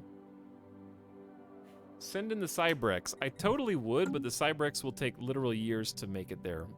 They are on the other side of the galaxy right now. Because we don't. Once we get the hyperlanes, that's what I really want. I want the hyperlanes.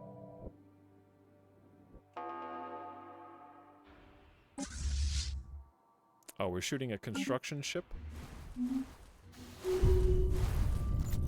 Kappa Commandos are paying dividends. Esteemed patron, the company's doing well, earnings steadily increasing. Here you go. 2,000 minerals, 1,000 food, 1,000 energy credits. Governor Pink Flashu appears to be approaching the limits of his capabilities. -2 leader level cap. It's here! Towards Utopia Nova Flare. Sick.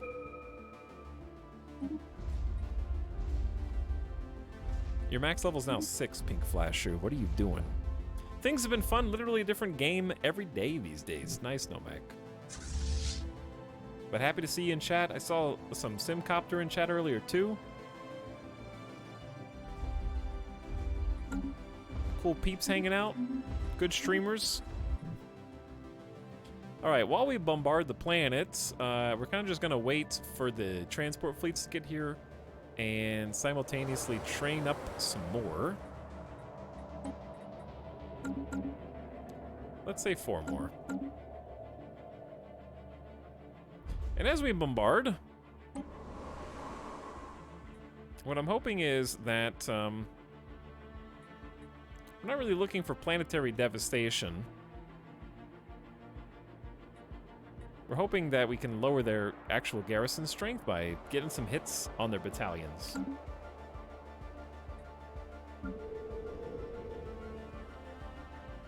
All right, this song deserves a little extra.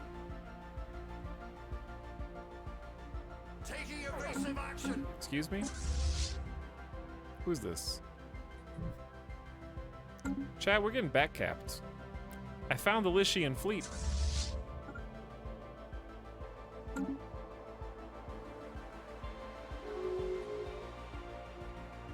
It's time to stop bombardment and go, go, go! No! Who did this? Who put Tiyanki Conservation Act? Did the Rufari...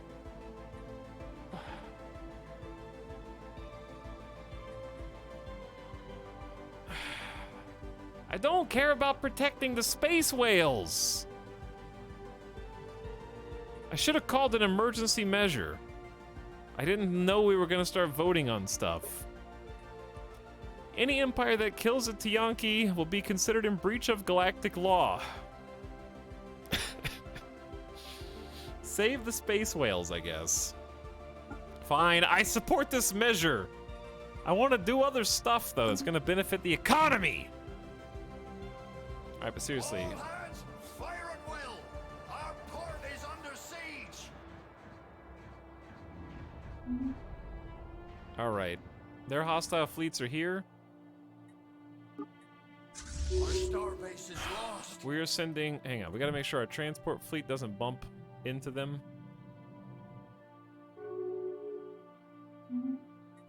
And hopefully, we have just better jump drives than they do.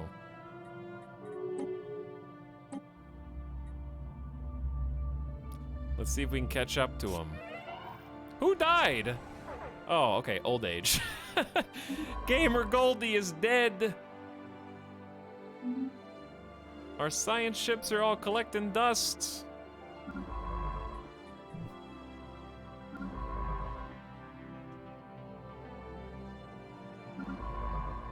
But I'm gonna leave them because they're all in different areas. Well, well, well, chat. If it isn't my old nemesis!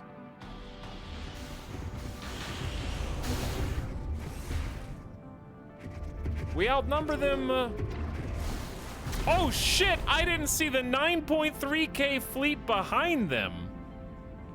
They were obscured on the card. Who the hell is Salarum Sacred Mandate? Uh-oh, and they're at full health.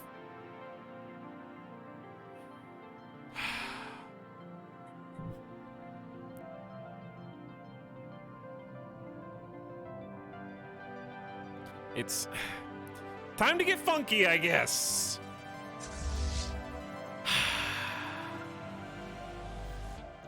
I'm sending Surf and Turf down. Okay. I'm sending the Surf and Turf down. And I'm gonna start a new fleet here. All right, we're gonna make just a quick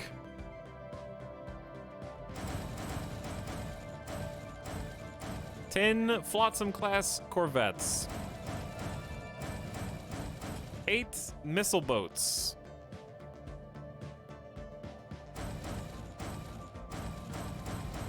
8 destroyers, and we'll start there. Because whatever happens here is not going to end pretty for us. The only upside is their 4.3K fleet does not have a leader, and influx is decent, I think. Chad, I made you guys all type Etal-U earlier, and I didn't roll the dice, so you have a second chance to type Etal-U, because I need to name Plunder and Lawrence. I think that's I might hire another scientist. I could rename Kix the Brilliant, too, to somebody from chat. Oo's in chat. All right, let me just suffer.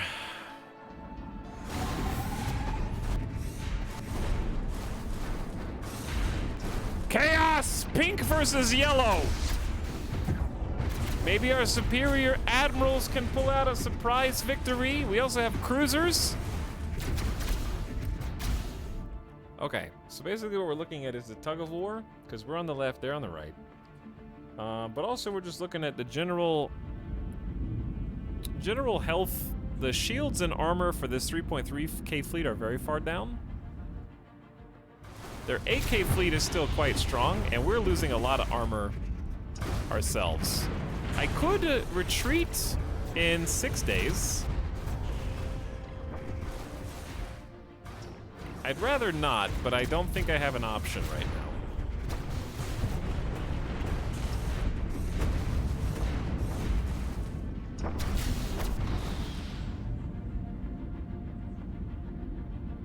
This is a grave tactical error.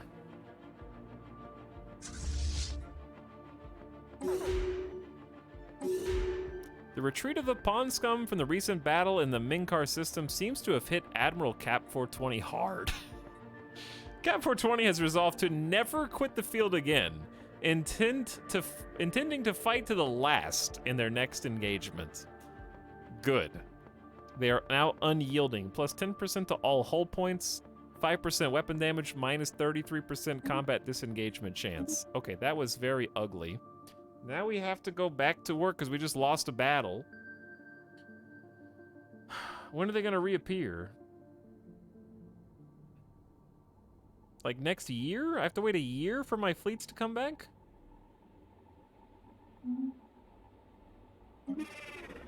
Shut up, bird. One ship was damaged, nobody died in the emergency FTL. Admiral Influx and Admiral Cap 420 leveled up. I hope you take that. Chat, we lost 5 destroyers, 9 corvettes, another destroyer, 8 more corvettes, and 2 cruisers. We only inflicted about 8 casualties on them. Stonks down, war exhaustion up, basically. I'm also going to hire a fleet from Kappa Commando.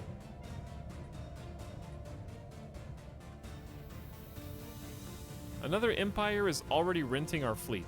Hold on. Who is renting your fleet?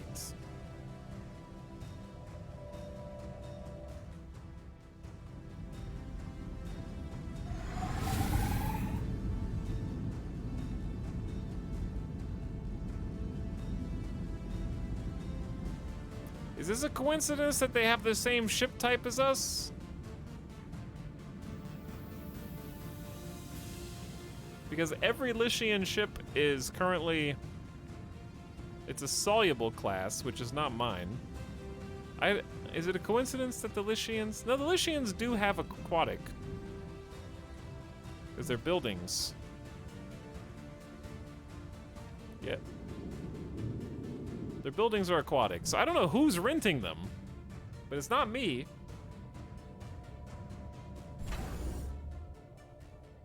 Alright, we got two... I gotta send my other stupid fleet. Booty Seekers, mobilize. This is so dumb. That would have been hilarious. It would have been so funny!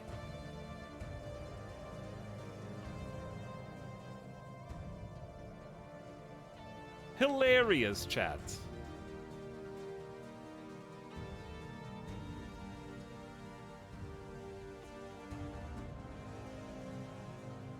Can you inspect their ships? Not really, no.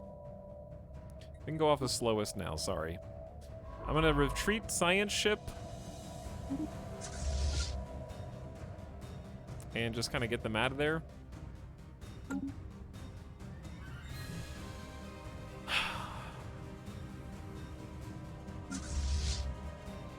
Time for a comeback. This is why we have, I'm gonna make this a quadruple shipyard now. To churn out fleets. What are you laughing at, advice dog? I do have, the speedy fleet that I'm about to name the Admiral of. Cryo Storage. Are you out there, Cryo Storage? Because you are the newest Admiral. Plundering Cryo Storage. For the low, low price of 25,000 channel points. And while we're here, I'm going to name Kix the Brilliant, who will be Valindroth. 63 years old. You can live up to 100. All right, we got to go retake. Chat, I'm at 42% war exhaustion after that. Damn. Whatever we do is going to have to be very speedy on the way back. Losing is pretty exhausting. That is true, yo. Research complete. What are we full of? Minerals? Maybe we should try trading. Let's go take a peek at Gudge. I offer you a trade deal of many, many minerals.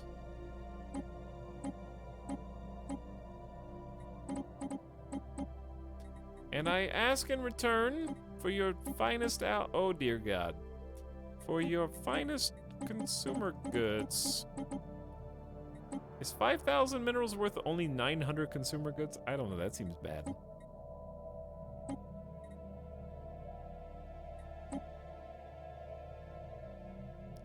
Wait, they're gonna give me active sensor link? For basically free.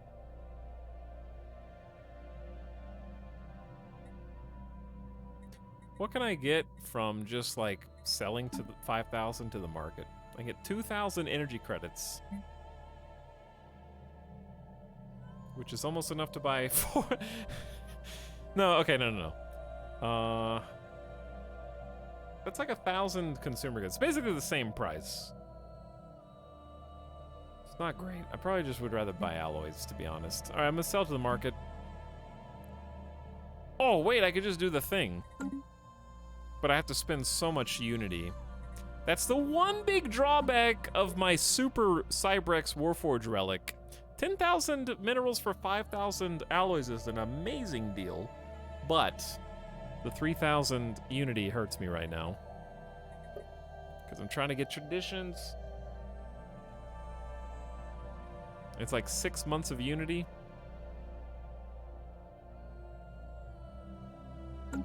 I'm just gonna sell a little bit. I'm gonna sell 5K. Boop. just to shave it off the top. So we can get, oh, what? Oh, Star Fortress? Yeah.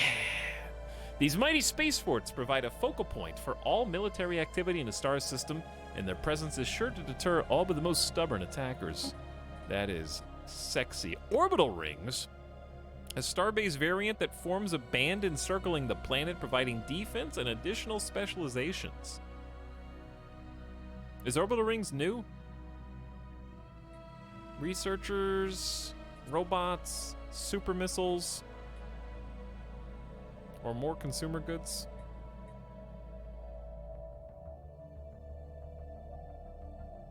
It doesn't really specify how special, but I think I want the new thing. 85 months is a long time, though.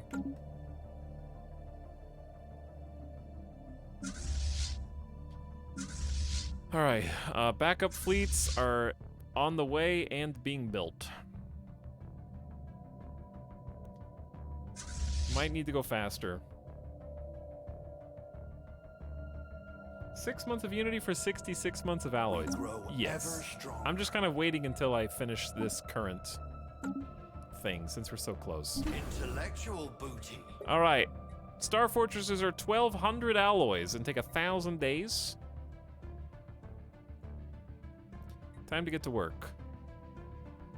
The thing is, I'm gonna feel dumb about upgrading this if we win this war. If we lose the war, it's a different story.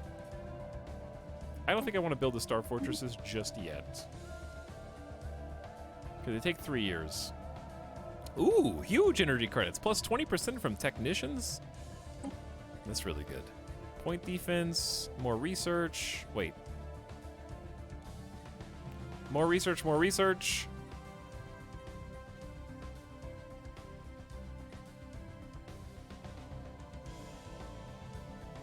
I don't really have any research planets, is the problem. This costs a lot of gas.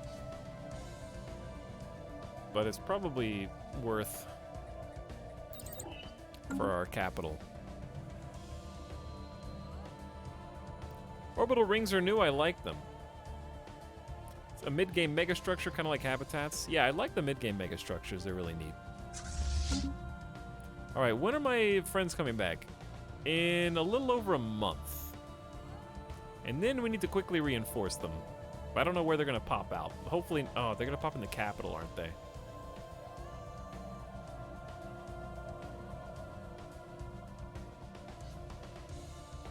In like 5 days. The Narani League has laid claim to our system. Excuse me?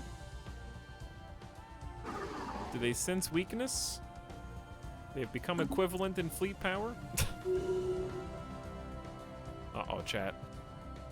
Maybe it is time. Okay, I'm upgrading Oxcleary to a Star Fortress and Ulam to a Star Fortress then. If they're gonna start laying claim up there. It's gonna take a while for those to get built though. Because my entire navy is way the heck down here.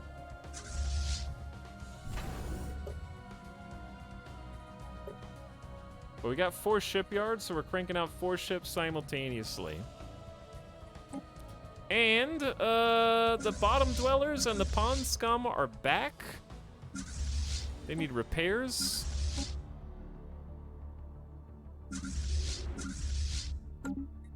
The booty seekers are moving into position. I'm a little scared of the Narani at this stage.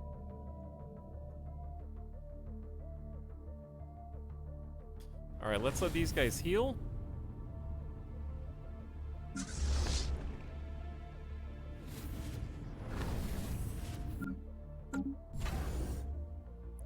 And this station is almost ready to receive new orders, so we're gonna have hopefully both of these fleets get reinforced.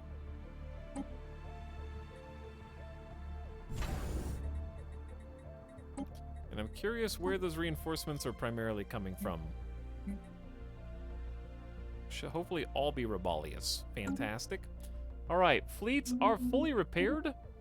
And we have an administrative park building, which I'm curious how good this is going to be, or if we even have space for it. But it's consumer goods becomes unity and trade value. We also get some edict fund and a higher intel level. Intel level's good anyways. Ooh, and just naval cap up 30. Terraforming is pretty cool. Is it terraforming time, chat?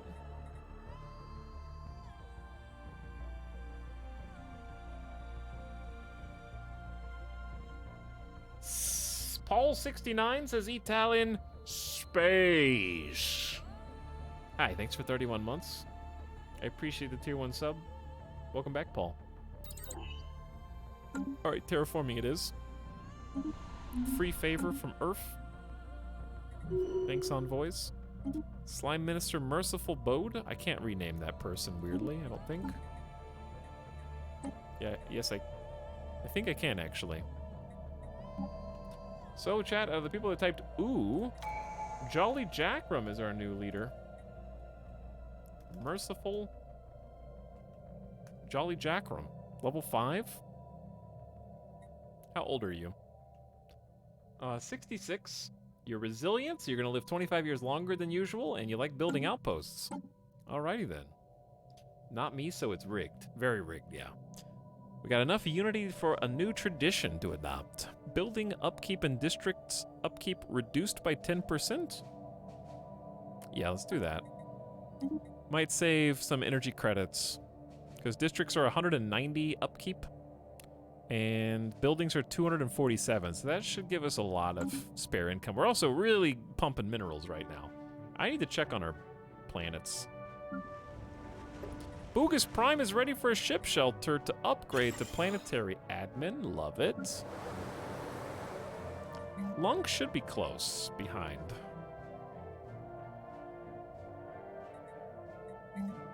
Let's build that third agriculture district just because.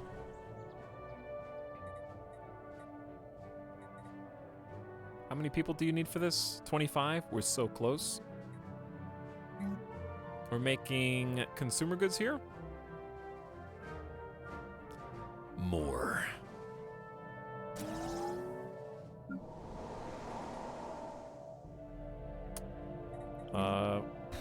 More generators. Coming up. On Gunk. We only have 2 jobs. But I do have that free building slot at the end.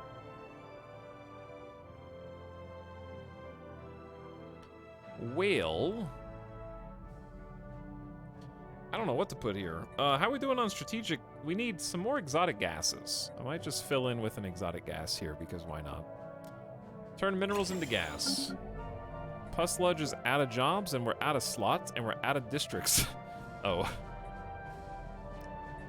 I guess upgrade the admin office and use some crystals then. Flubhub, I might do the same thing. And we'll just make more crystals. We're actually +3 right now. All right, anywho.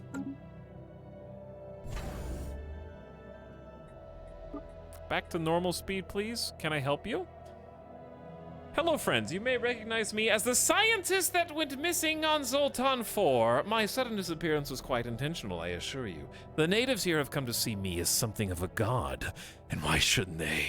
After much deliberation, I have decided to bring true civilization to these savages. What's gotten into you? You will report for immediate extraction, or you're insane. You will report for immediate extraction. We're authoritarians. It is too late for that, I'm afraid.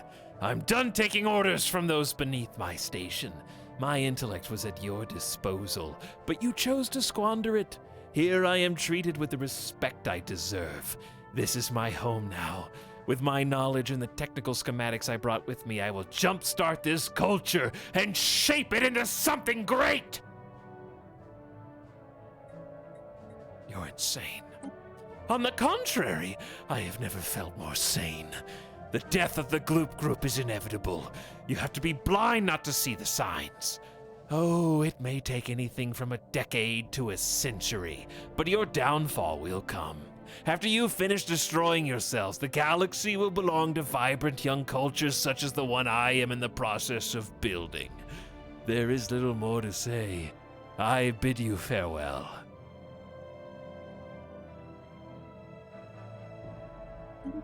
Okay, can I not, like, just bombard them? That not a thing?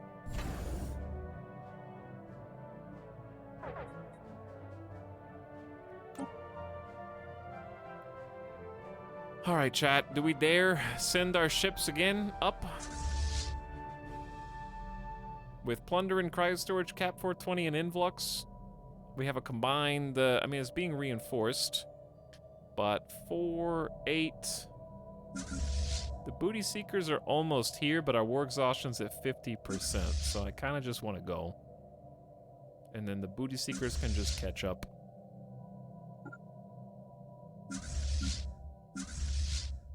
We also have the Asteroid Ambushers, who is just kind of a tiny fleet of 3K. Time for a new admiral. So it says Crimson Thomas, but I looked at this first and I saw Crimson Thanos out of the corner of my eye. So I'm tempted by that. Sublight speed 10% up is good anyways, but aggressive is ship fire rate and 10% sublight speed, which is probably better, but I don't think their leader's gonna live as long as ours. So chat, the first person in chat who tells me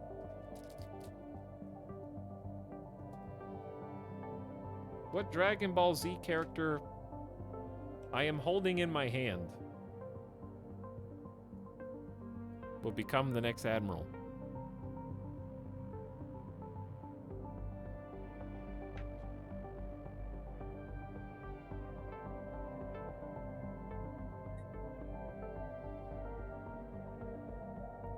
Nobody's got it yet.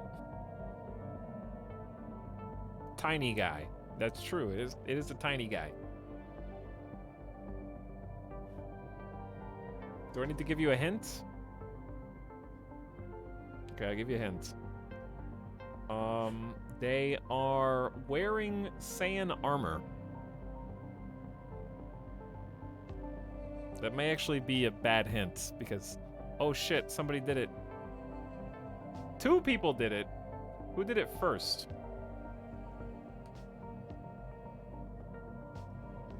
It was Arvarak said Captain Ginyu, but also wow, said Ginyu. I think. Who did it first? I think it was wow. Wow.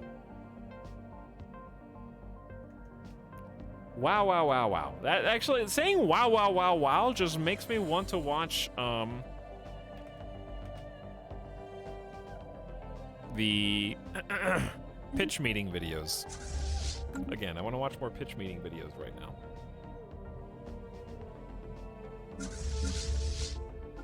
Wow. Wow, Megalol. More or less. The Union of Scrappers has deciphered our language. Who is this? Hello. On behalf of the Union of Scrappers, I welcome you to our salvage yard. Holes, drives, blueprints, fittings, we stock it all. I'm not even joking. You'd be amazed what people leave inside their old ships. Just recently, I laid my hands on an entire galley unit cast in gold. Wild. Anyway, how can we facilitate your salvage and reclamation needs? I'd like to scrap a whole ass fleet. No. What reclaimed vessels do you have? Marvelous. When a busted up ship comes our way, we work hard to restore it back to working life. Right now, we have the following types. Know that every vessel we reclaim is sold under our Durasteel guarantee. We're confident these ships will run more smoothly now than back when they were shipyard fresh. Just bear in mind, reclamation is a time-consuming process, and we cannot provide you an entire squadron without having to restock after. So you may need to check back in the future. Give me a reclaimed corvette. Once used by the Lycians. Norani League cruiser. I don't think so right now. I don't think so right now. Chow. They voted to propose the Tianki Conservation Act, and then when we got it to the floor, they abandoned their support. What the? Why does the Gudge Authority have the Gudge Authority has 10,000 Diplo weights?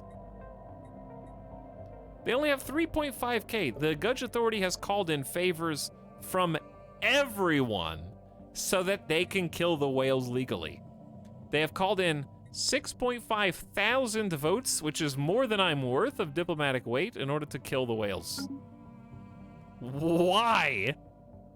Actually, why? Okay,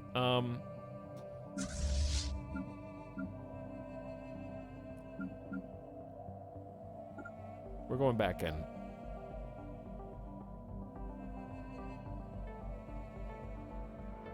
Damn, bro. Let the whales live. Let the whales live, dude. Space whale killed their father.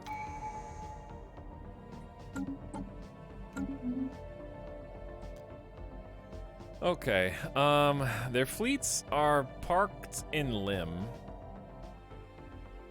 Wait, no, that's not their fleets. This is someone else's fleets. Oh, I forgot the Gudge Authority is at war with them too, so I think the Gudge Authority came in and kicked some ass or something. I'm sending both of my other fleets back down. We just have to go capture... Oh no, we're competing with the Gudge. The Gudge took Minkar. We gotta hurry. This is very unfortunate. Now it's a race. And we're already at 53% war exhaustion. When two people are at war with the same group, how do you know who wins first? Like, whose gets to resolve first?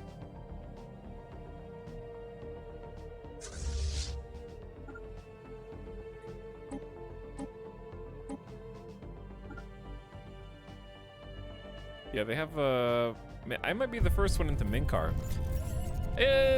Company's going through some difficult times, sir. We lost several clients. Some of our other ops ended up costly failures. We're setting up a restructuring plan that will cut expenditures across the board, and we'll be letting some of our staff go. Rest assured, we work tirelessly to bring you your dividends, and this misfortune is only temporary. Disappointing, you're fired.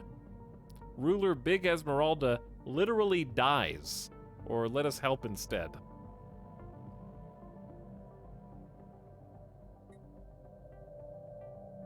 By fired, we mean killed.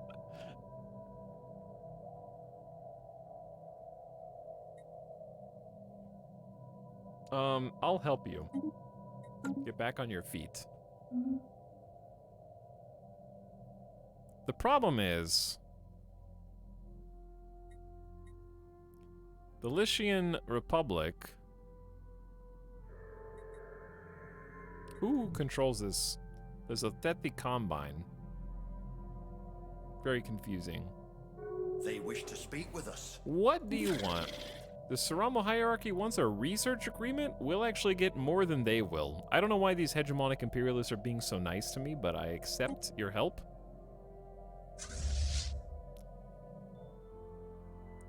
Alright, we're back in Minkar, and the Gudge Authority's already been here, so basically, not cool, bro. Not cool. And we need our scientists to explore this before we can even go there. If they take the last planet, the Empire will cease to exist and the non-planet systems will become neutral, unclaimed space. Well, I still have an opportunity to invade Lim, because I control the Springboard to Hope's anchor. It's like, that's still possible. They strengthened their garrison since then, but I'm just gonna bombard the hell out of it, I guess.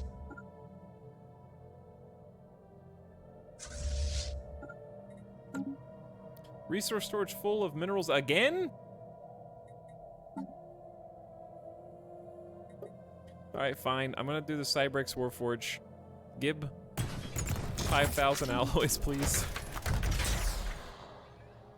And if I'm feeling spicy, I might even train a few more of the Cybrex War boys.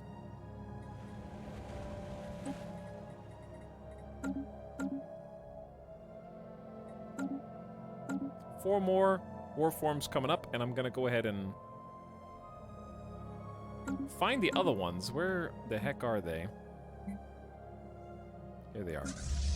They represent almost 900 power. I'm sending them all the way down to Stimsis to chill.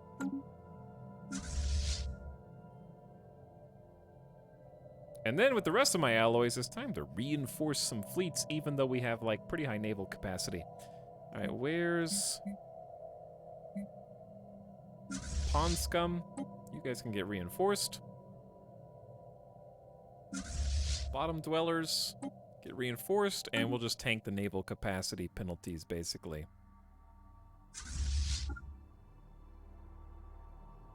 Who's this? One? Why is there a single whose single Corvette is this? That I accidentally interrupted. Someone got lost.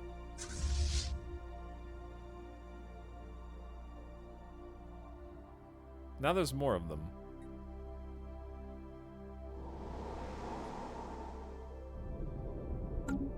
You guys are supposed to be, like, bombarding this or something? It's not surveyed. Chat, why can't I bombard this anymore?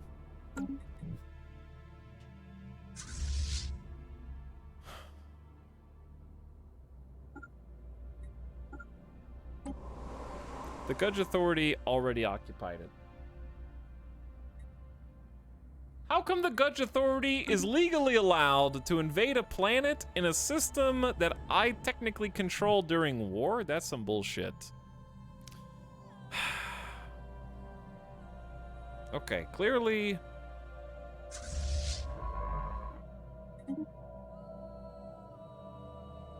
Go to war with them next. I did all the hard work and softened up the enemy fleet so they could come in and clean up. I didn't send enough troops the first time. And the Gudge Authority is taking my best chance at getting a subject. And we're at 60% war exhaustion.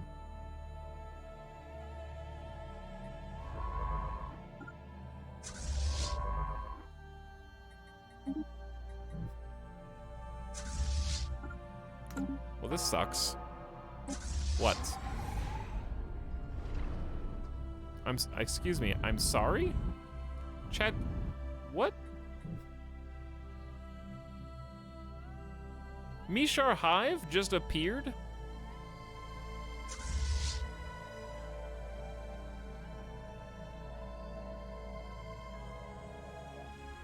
Like, how did they appear in the middle of the zone? They just fast traveled here?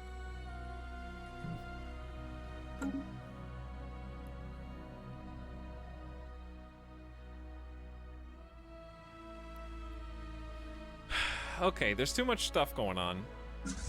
Powder kegs, privateers, boisterous, and the ambushers. You guys all party up because this is ridiculous.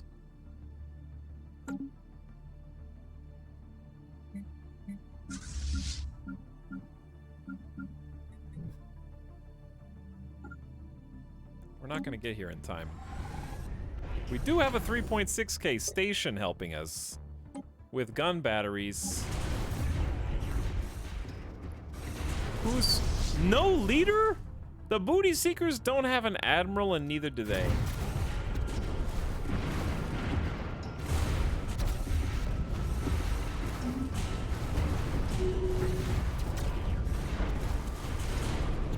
It's too late.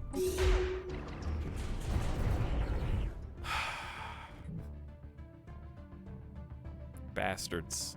You absolute bastards. They're catching me unawares.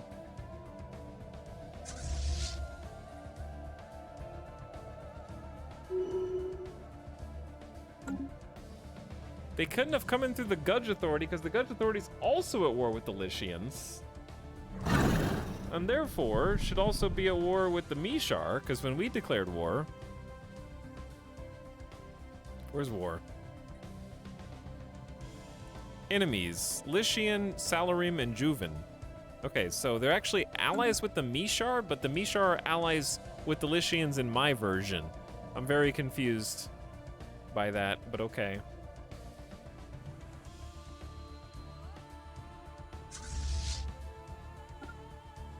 We need to make sure we have all hands on deck and we're firing on all cylinders here.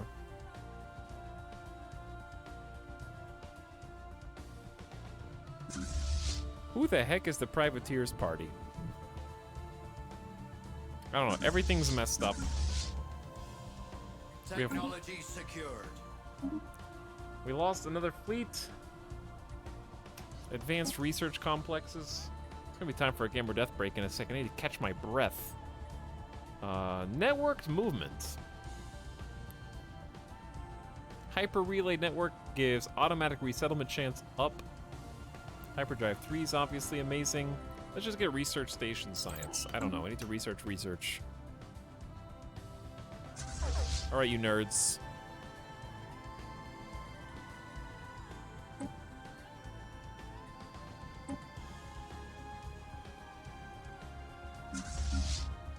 Does anyone not have a captain?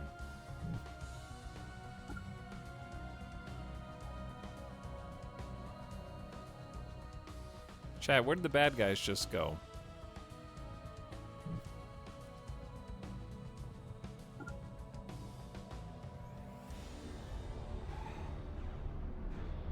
The Gudge took it. I know, I see that. They're allied with the Gudge. So when we lose to the Mishar, because the Mishar are on the side of the Lycians, they're just giving it to the Gudge Authority.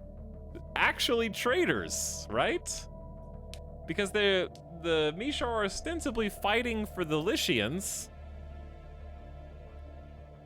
but they're not giving the territory back to the Lycians. They're giving it to the Gudge. So they're fighting me through a proxy war with the Gudge, basically. I've never seen anything like this before in Stellaris. The Senate has voted on and failed the Tianki Conservation Act, you dumbasses. I'm not trusting you guys again, because you're gonna get sanctions or something dumb. Why did they even pull that vote down?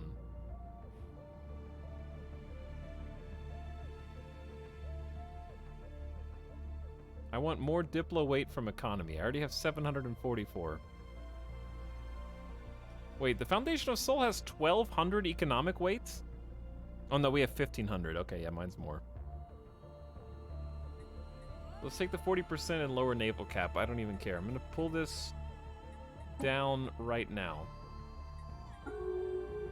Leverage council powers to declare a leverage privateering emergency measure. How long can you use that? 7,200 days before you can use it again. Oops.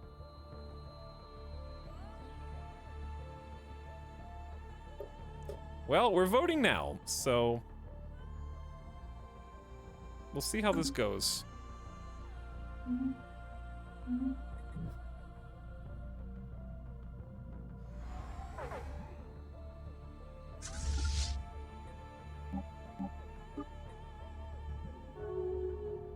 Sup, nerd? Chat, the war just ended. Lycian made peace with the Gudge Authority, which means we're now...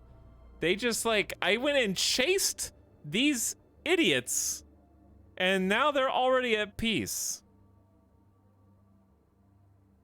Mishar Hive becomes a subject under the Gudge Authority. I did all the work! This is the third war! I weakened the Lycians one war after the next so that I could finally subjugate them, and then right when they're weak enough, the Gudge come in and do it first.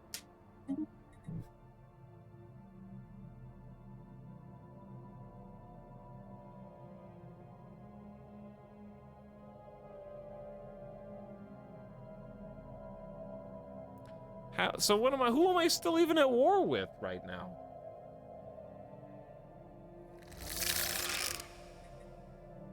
Why am I still at war with you?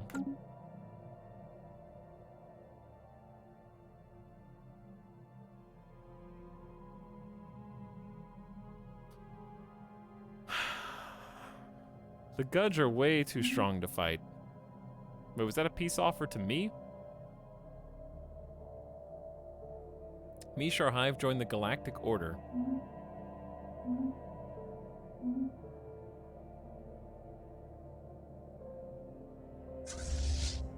Well, why am I still in Lim? Lim, Hope's Anchor went back to the Lycian Republic. So what the hell's gonna happen if I actually invade?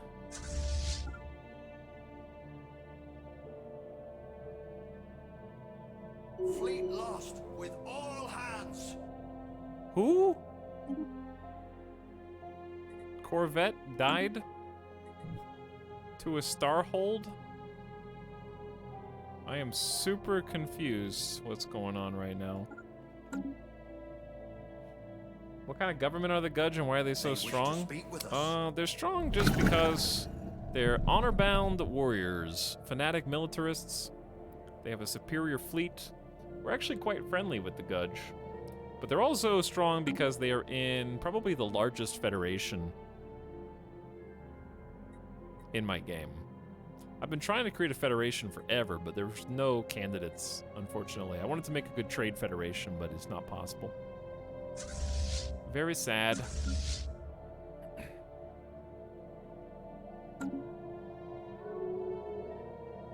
Can I help you? Suramo Hierarchy declared war on the Narani League. Good luck up there. Gudge Authority originally canceled the research agreement. They have offered it again. You might be able to see why they canceled it the first time. We can learn 14 and 21 and 18, that's about 35, 45, 53. 53 science from them, whereas they can learn 9 science back. So, very lopsided research agreement, but they're the ones proposing it, so I'm just gonna say sure. Sounds like a great deal. Okay, back to this nonsense.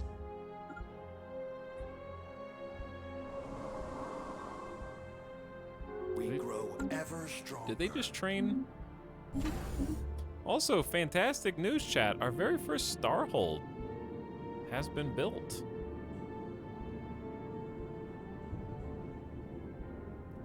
Look at this beauty. I think 4 shipyards is plenty. Do we need like a trade hub maybe? Is there any trade? No, there's no trade around here. Okay. More shipyards or just a couple anchorages? A couple anchorages, I guess. We don't need more than 4 shipyards. It's a lot. And then we could pop in... Oh, there's good options. I don't hate just a hydroponics bay back here. Just some food. Just a little food. And then the frontline one, we do want... I just have like a combination of different weapon types. I was gonna do better strike ships, but we never got the tech. So, probably just another missile and gun battery. This is my frontline defender. And then... Nebula Refinery is neat. But I think either crew quarters or... I think I like the Mercenary Garrison for the 15% bonus fire rate. But crew quarters will save on dock ship upkeep if we care. But I have a crazy economy, so we'll do the Merc Garrison for the fire rate, yeah. Alright, nerds. Hey, Etalyx, I enjoyed watching you play Tavern Master. You should consider checking out Traveler's Rest if you're looking for a similar one. I don't know if I've heard of that one. But it sounds fun. Alright, I'm curious...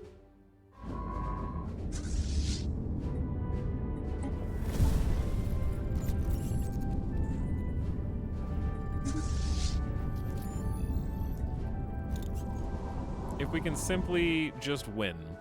Dearest client, logistics support service we provide you is due for renewal as per the terms of our contract. If we do not receive prompt instructions to do otherwise, you will be automatically billed for renewal of this service. We trust you are satisfied and look forward to more business with you. 2,500 energy creds for 15% bonus naval capacity is a very good deal. Yeah, I say we just land the armies. We outnumber them by 100 and we have a general, yeah, we have a general and they don't. So there go my little army pods. How's the war going, chat? Ito got screwed by a side war. Reached enemy shores. He was only half in, basically, yeah. I did get screwed. All right, here's my armies on the right. Knight XD getting some XP. Hello, Gamer Deathbot. What's up? I will actually listen to you in a second. I need but a moment, GDB. What the heck? Avalonian has a Casus Belli. Basically, they can subjugate us 3 times. I don't know why there's 3. Earth favors, pretty cool. Okay, we're retreating before these armies die, which is good. Goodbye, Avalonian.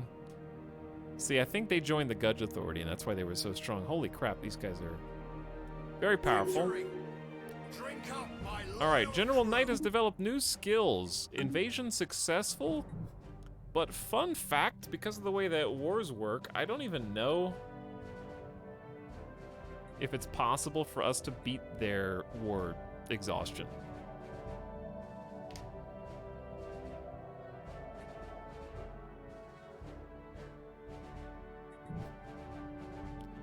Genuinely not sure.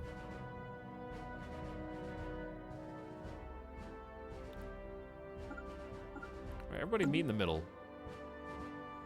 Dude, I just interrupted this. I don't know why it doesn't. Hello, curators. Yes, take my money.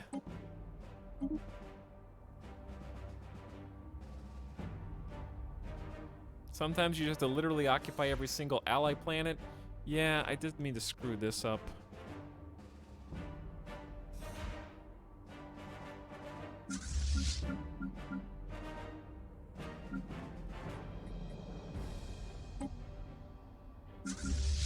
The Privateers party is back here too for some godforsaken reason. The Booty Seekers have reappeared. They need to be healed.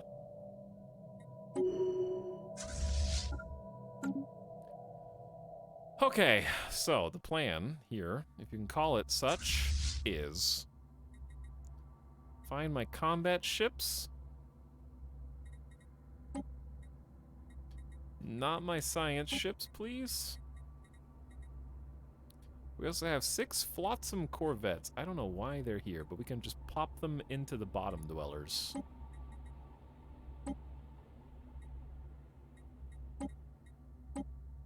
Okay.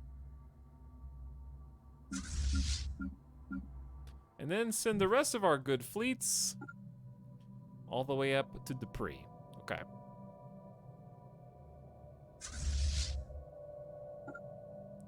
We're gonna give this a go. 76% war exhaustion to their 39. We just need to occupy more planets.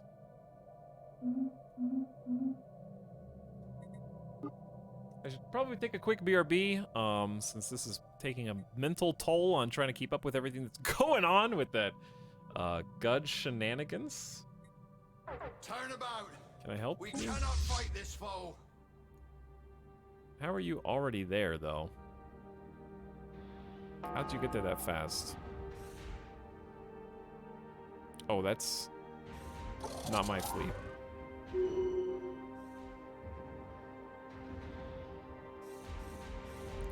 Okay, who just healed? The Booty Seekers have finished repairs, and we're gonna have the Booty Seekers be reinforced as well. So we can try to get back up to full strength here.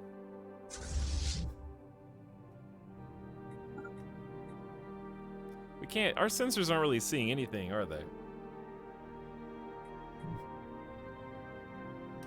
All right, chat, we're at 47% enemy wars, or exhaustion. So while I'm gone, dog, hello? Is this dog?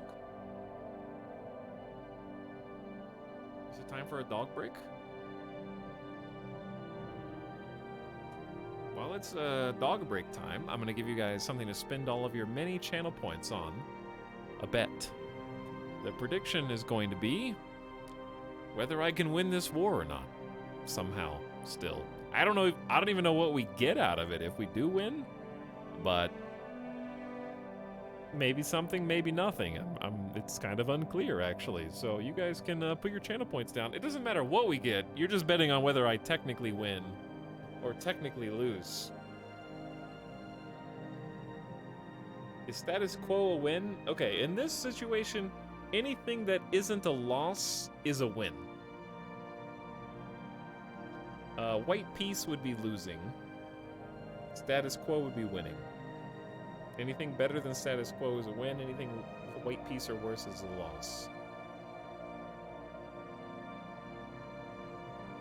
Dog is a win. Excuse me. Thank you. Can I help you? Midas, what would you do? Alright. So the terms, you understand the terms? Manage a prediction.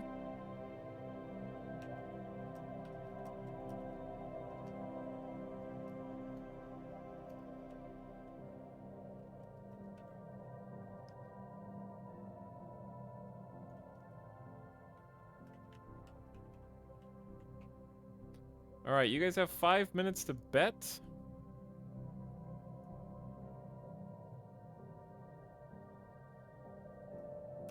I only have so many characters. You got 5 minutes to bet. Put your channel points on the line. I don't need semantics. I believe Ita will lose no matter what. I'm watching you. All right, chat. I'll be right back. You can listen to this while I am gone. Thanks for hanging out with me tonight. I hope you guys are having an awesome Tuesday, and we will resolve this war. I'll give you at least a nice screensaver. Here's my fleets. Give you a nice little screensaver. I'll be back in a few minutes. BRB.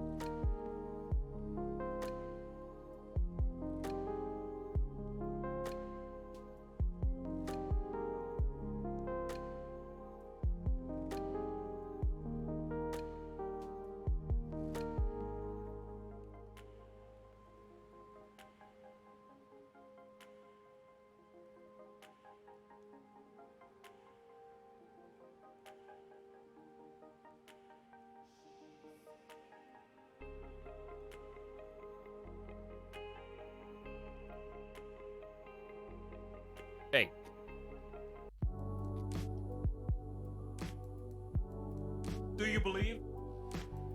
Do you believe? Do you believe?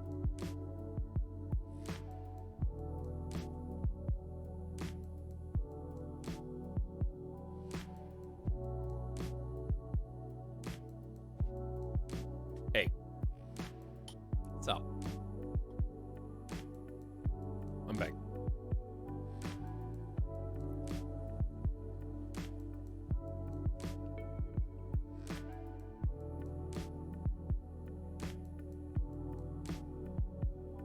Okay. I have returned. Anybody play the new Raft final update? Is it good? Should we play? Should we play?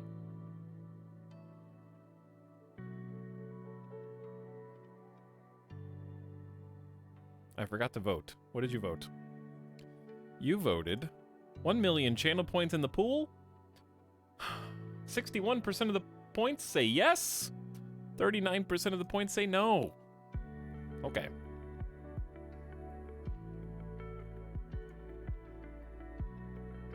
Chat says Raft, decent. I started a new file. Raft, Nodders. Unmute. Where was I? I don't. Oh, we were going up. Taking evasive action. Who the heck?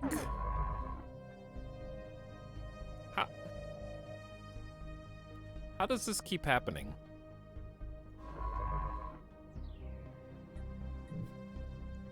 How do they keep backcapping me?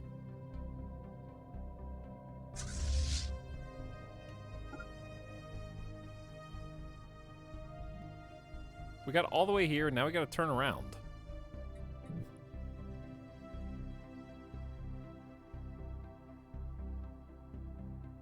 Are they gonna... They didn't... Somehow they didn't attack my science ship at all? Enjoying Raft, but also playing Pokemon Crystal. Maybe I'll play some Arceus tonight. Maybe I'll play a little Arceus tonight. Alright, they have a 6.8 thousand power level fleet. They're currently deleting the hull from our little base. And I'm hoping that my response teams get there fast enough. Come on! Through the hyperlanes with you! We gotta do it before this rebuilds. All right, you gotta go a little slow because we don't want that first volley to just destroy the 3.2K fleet, so we need to slow that down.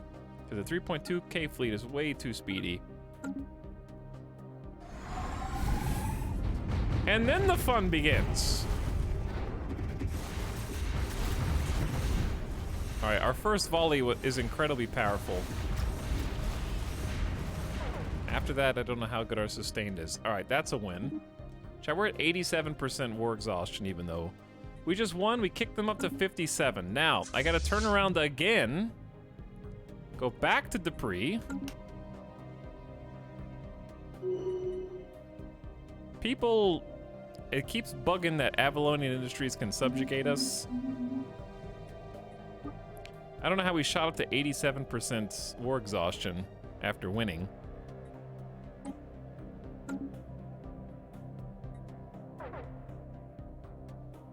Ooh, there's another fleet here? Juvian Assembly? I don't know how they got here.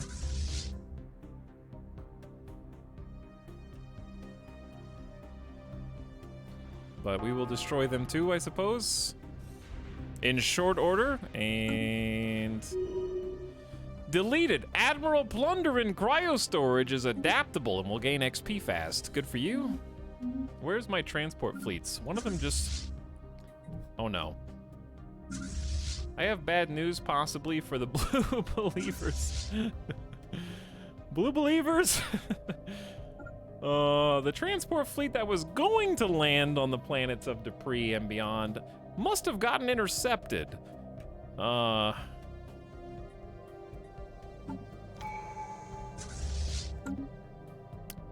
It's not looking great. We're gonna see what's happening here. We're gonna send our robot army in. I don't know how long it's going to take them to get there, though.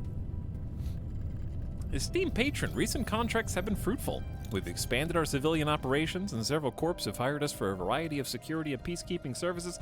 Has some of our stuff. They gave us a bunch of research, which I'm quite happy about. Speed up orbital ring, terraforming gases, and research station output. Very good stuff.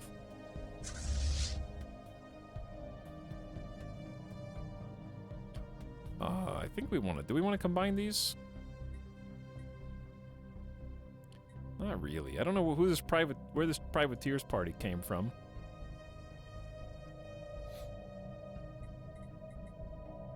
Fleet is already at full strength.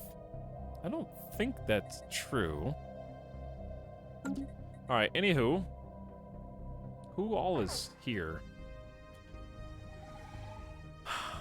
Chaos, chat! There's too much chaos.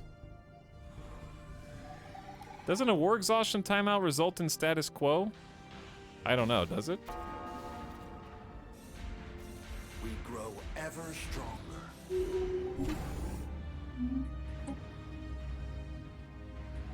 Alright, we're about to take over this system, and I would love to invade Pleasant Anchor, because we got them to 65% war exhaustion right now.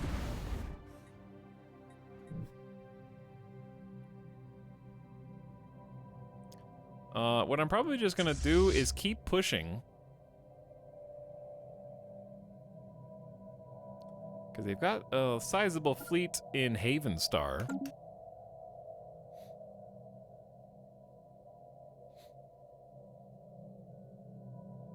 Wait, chat, are you guys telling me that this, the premise of this entire prediction is busted? Is that what you're telling me? You're telling me that Blue Believers had inside knowledge on how the end of the war goes?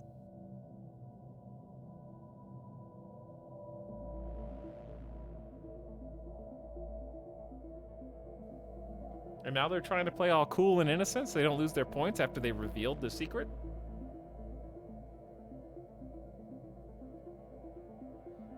This is like Etal Hee if I've ever seen one. And I've only seen one today. Blue Believers right now look like that.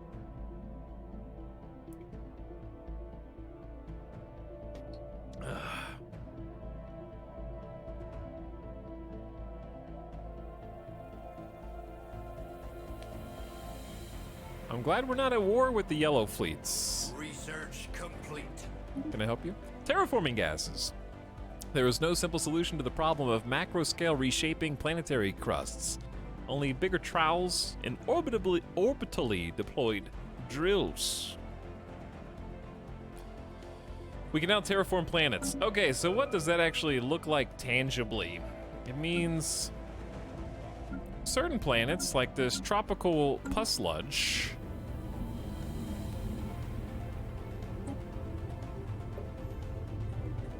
we should now be able to... What is Ascension tier? Unity can be spent to increase the planetary Ascension tier, increasing the effects of the planet's colony designation, and reduces the planet's effect on empire size. I've never seen this before.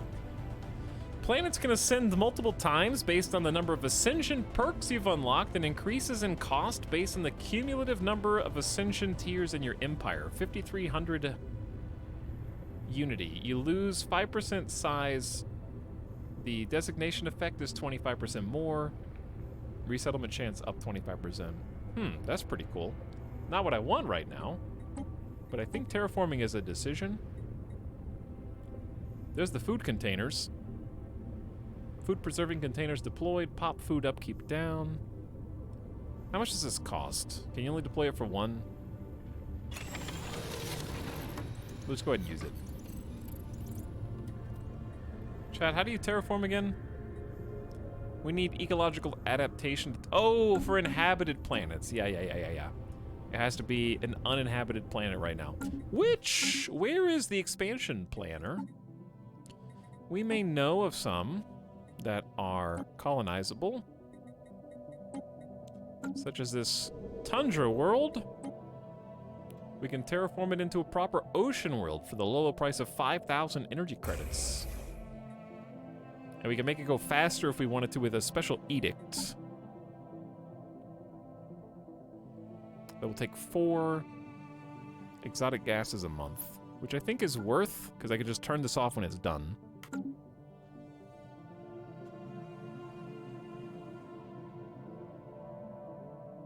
For a subjugation war goal, I would think the timeout would result in a failure to subjugate. We're gonna find out. I don't know if chat actually knows. Oh, I need a new research. Options. More society research, meh. Fleet command limit is okay. Unlocks clearing, ocean ecology, tile blockers, build an alien zoo. I don't think we're gonna use that. I say let's just go boring and do tile blockers, because these are all pretty small potatoes. There's a lot of red in here. I don't actually know.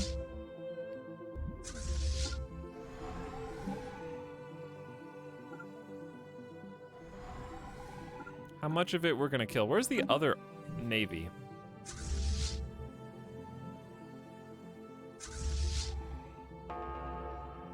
Okay, why are they so slow? They're not gonna teleport for 23 more days? Did I get in over my head here?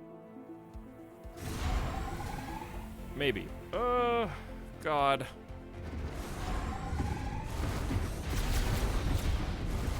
Into the breach! Backup is on the way!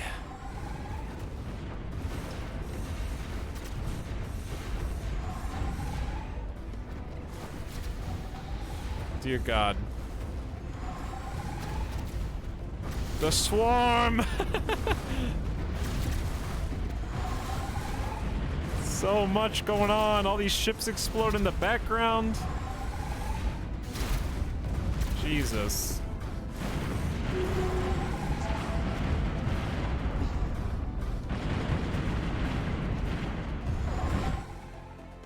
Okay. Well, we're gonna run out of consumer goods in 12 months.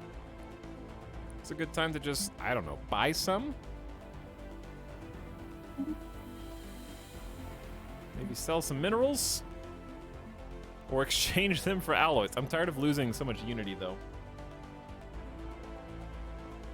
We already have 5,000 anyway. Okay, yeah, just sell, like, 5K. Chat, I'm at 100% exhaustion. They're at 90%.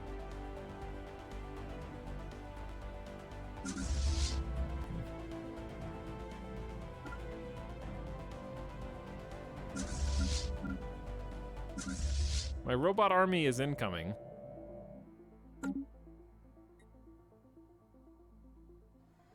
Where's, all this?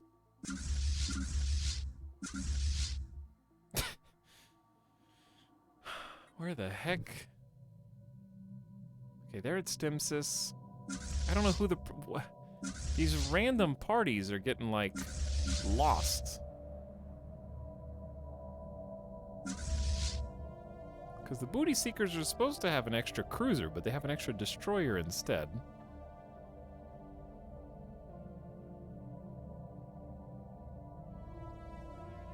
We already have a Jetsam class. Is the Jetsam class the destroyer? Yeah, it is.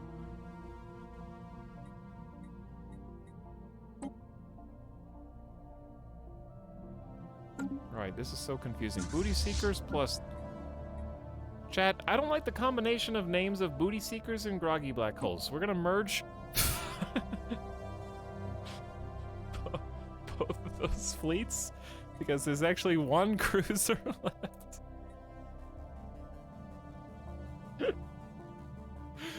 Oh no. That's the one. It's supposed to fill in the gap. I can't. All right, I can't. Ah! I don't want to lose this war. Who do I need to fight?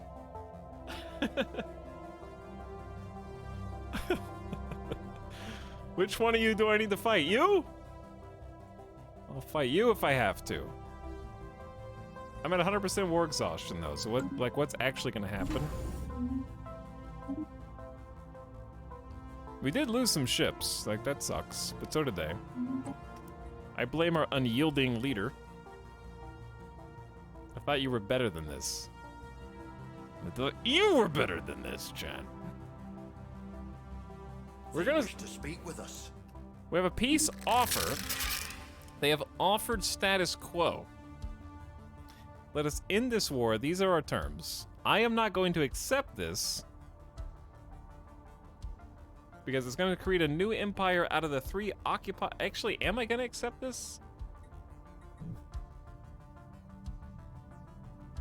There's 4 Lycian systems. It says it's going to create a new empire out of 3 Lycian systems.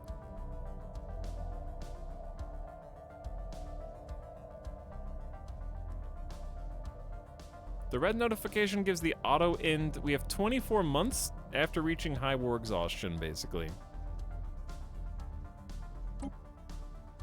So I think the problem is we haven't taken Dupree.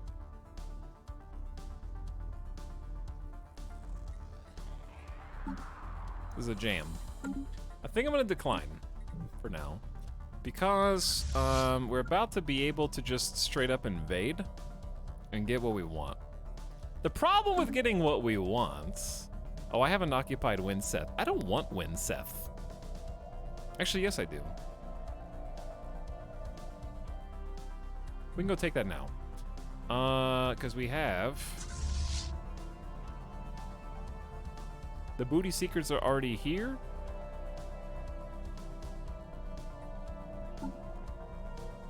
Do I need a 5th admiral? It's too much. Leader lifespan, XP gain, or disengage chance. I'll take the lifespan young blood. And I'm gonna send them to go blow up that station, and that way it counts too.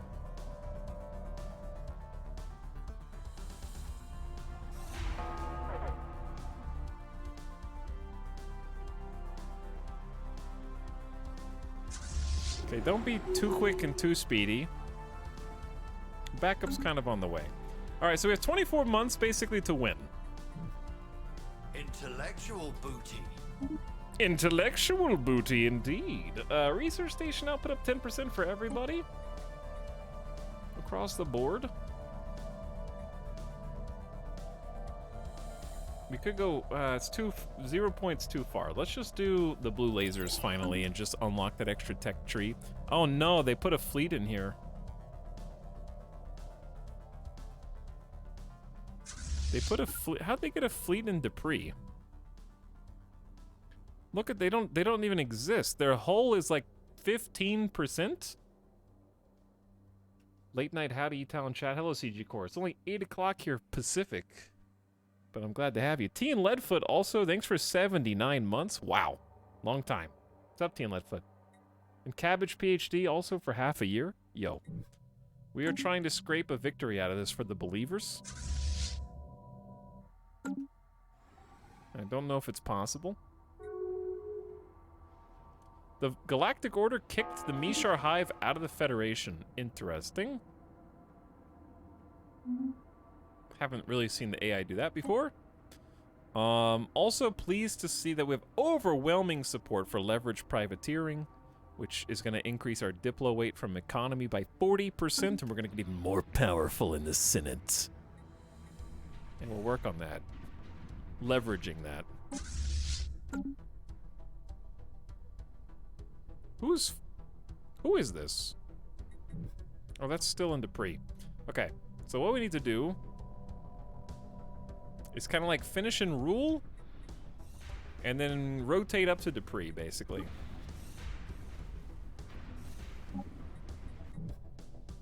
Before they do anything crazy, because they got about 3,700 power, and I don't want them to kill my robot transport fleet. So we're just gonna go straight up there. Hopefully shields regen by the time we get there.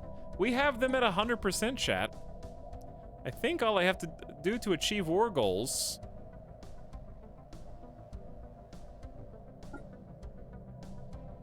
They will say no by -20. Their war exhaustion is canceling out their surrender demands, but make subsidiaries also a -100. How do I make them accept my war goal?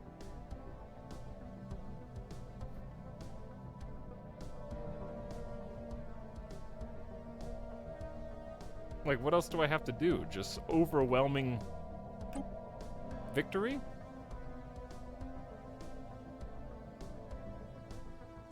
Because Winset's the only station I don't have yet. System, I mean. Say please. Look at your credit silos, Flubbub, full to bursting. Please let us lighten them. For 150 consumer goods, we will give you an engineer with nimble fingers. A skill 3 scientist joins.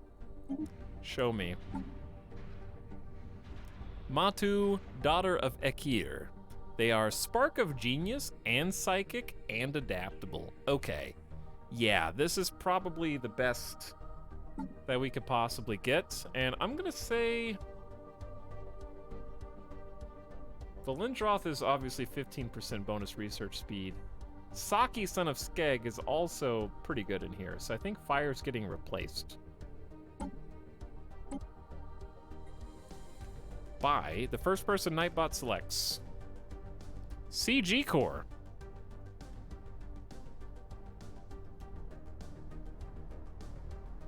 Is not following this channel. How dare you? No wonder you showed up late.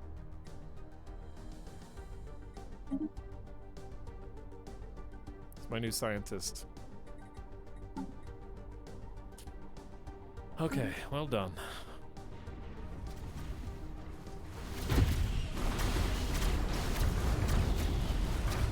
All right, little missile weenies. Blow up this station. And maybe they'll accept then, because it's negative 20 now.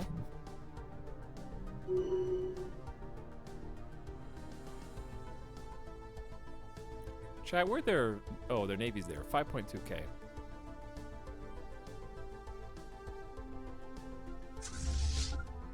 Technology secured. We're gonna let everybody else catch up first, and then we're gonna go intercept. Blue lasers, more powerful than red! Yay! Chat, did we have to research blue lasers to get hyper relays, or is this just totally random? Because I'm very excited about network relays. Tachyon sensors are neat, plasma throwers are neat, hyperdrive 3 is neat, but you gotta get the hyper relay constructions. That's so potentially amazing for us in particular. Chat, oh, they're there.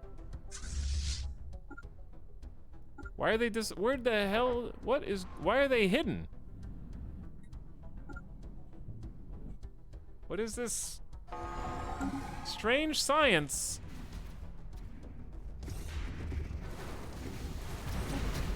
Now they're negative 12. Occupation plus 33.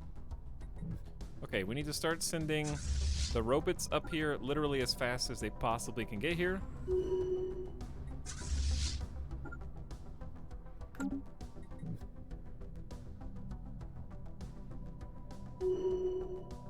I don't know how long until the war ends. 475 days until forced peace. I don't know if we'll get here. Who the hell? Goodbye.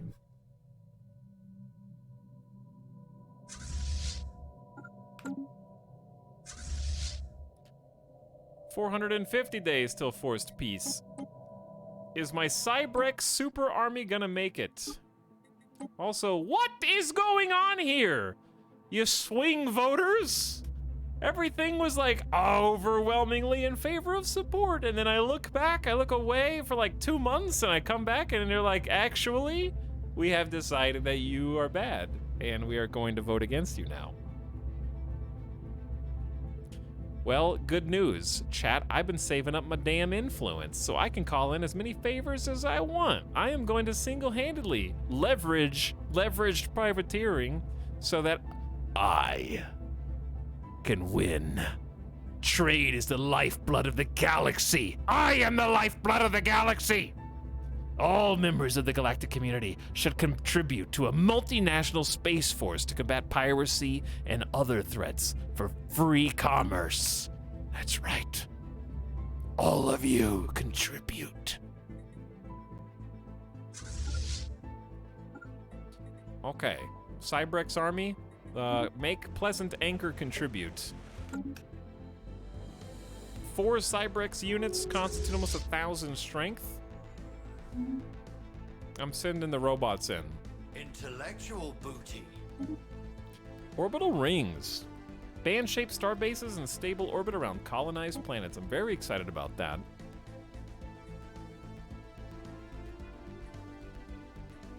I have been wanting the Replicomplexes. I think I'm just gonna go ahead and take them. Planetary build speed up 25% is kind of nice too. That's the old one.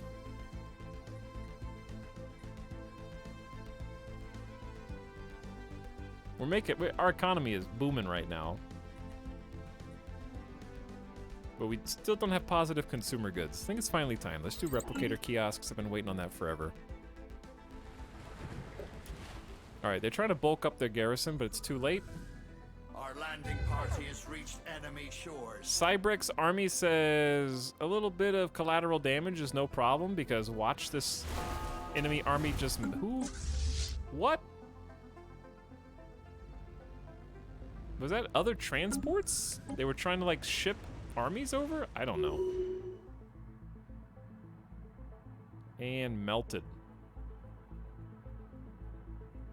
Our landing party has crushed the enemy. Believers! With only less than a year left until forced peace, I can achieve my war goals. It's not even status quo. It's just legit. The Lycian Republic will become a subject of the Gloop group, which is both good and bad. There's going to be some border gore. There will be some border gore. But Lycian Republic has left the war due to being subjugated or annexed by the Gloop group. There's a lot of things going on up top.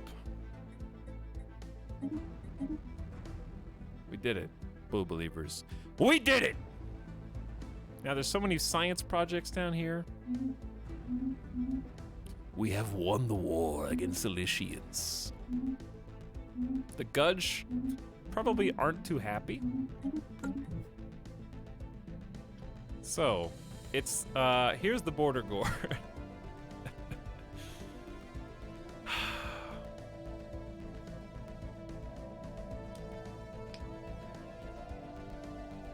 That was a very expensive war to win so little. Well, by the time I won, yeah, but like at the time, these systems were claimed by the Gudge, ripped out from beneath us. But also, the big thing is it gives me a path to either propose subjugation or subjugate them by force, basically. Probably by force, because we have to remove them from the Federation. So the best thing we can do at the moment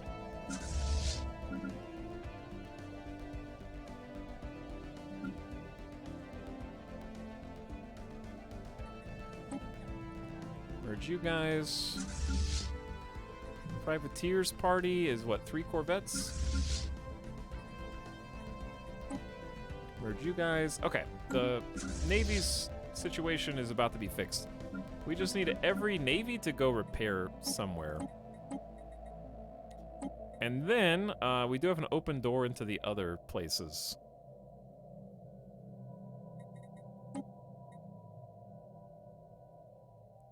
Okay, they should be doing exactly that.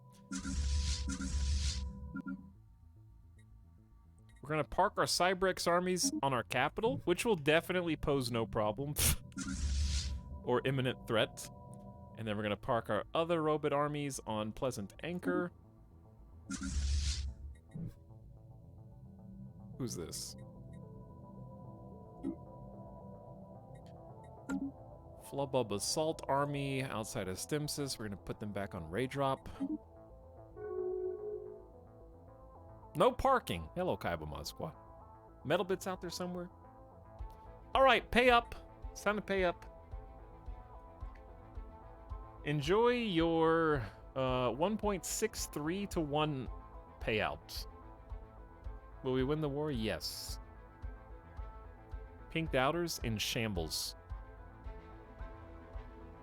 Alright, we have enough unity for another tradition. We're moving down prosperity right now. and I currently like pursuit of profit. It's become a central tenet of our society. Those who are successful at any kind of enterprise are deeply admired, and the accumulation of energy credits is seen as an extremely worthwhile goal. Specialists are 5% more productive, which helps us in a number of ways. So you might wonder, what's the benefit of having a subject? Well, this is kind of a small empire, but you have negotiations and terms that can be set. So right now, integration is prohibited, but eventually we might be able to integrate them into our empire if we allowed for that. Right now it's banned. They also have restricted voting, therefore anytime they vote for what I vote for. So by increasing our subjects, we're also increasing our votes and not having to manage their territory. We can also, of course, make them independent so they can vote what they want. That's the nice guy approach. They are not allowed to expand, and we can set how many resources they give us. They're contributing 30% of their basic income to us. And if we wanted to adjust anything else, I would have to wait 58 months. But you can like move things and they'll be upset, but you can also sort of appease them by giving them some slack in some other areas. So you can also get advanced and strategic resources, make them fight in offensive wars, or volunteer to fight in offensive wars for them. In this case, there's no reason for that. And choose how many holdings we can have on their planets. That's the other benefit. If they had more than a single planet, we got screwed and we only got one. I can currently build a holding here. I believe these are special buildings with Overlord. Different from corporate holdings. Subject holdings. Produce amenities and for the subject and unity for the Overlord. 18 unity. The Emporium is Overlord traders transfer subject energy to Overlord in exchange for amenities. So we get energy credits, they get amenities.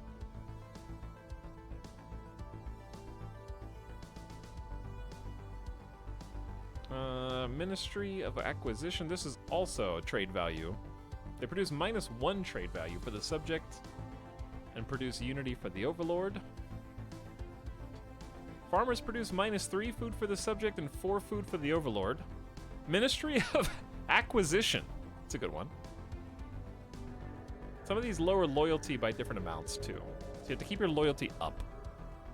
Don't forget about the galactic votes. I'm not going to forget. But you're right. We don't have advanced, so you have to have certain technologies or be specialists. This is research speed bonus. Propaganda jobs is, oh, this is an influence generator. That's pretty cool. So your subjects can make influence for you. The Ministry of Truth. Turn food into alloys for the Overlord. Planetary build speed plus 10% increases the effects of modules on the planet's orbital ring. Does that have to be the planet that you build it on? I would assume. Every Overlord army on this planet gives an additional -10% crime and plus monthly loyalty. Garrison to establish loyalty. Overlord reassigners provide the subject with zombie pops. Oh, I can feed them zombies. That's kind of cool. Turn consumer goods into research points for both peoples. Overlord gets more. And then Overlord beholders raise the defense platform limit for the Overlord at the cost of alloys. All right, I vote... Let's just keep it simple for now. We can always change the building later. I don't mind the amenities for the subject and unity for the Overlord is like kind of good guy stuff. We don't need energy credits. Influence would be good too.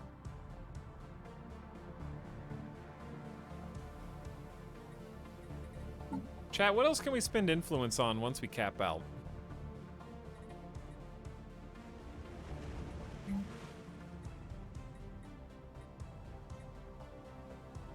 Or just give... They have 75 pops already. How about we just do science? Let's do a satellite campus.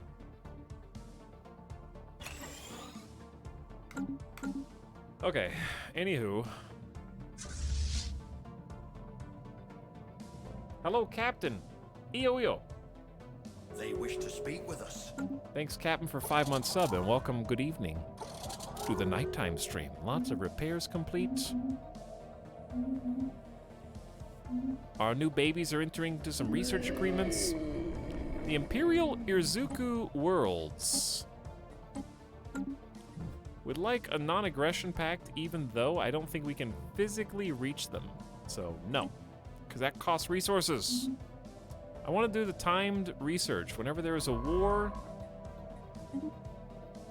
there are timed projects that follow. See if we can learn something. And I haven't looked at Ascension perks in a while.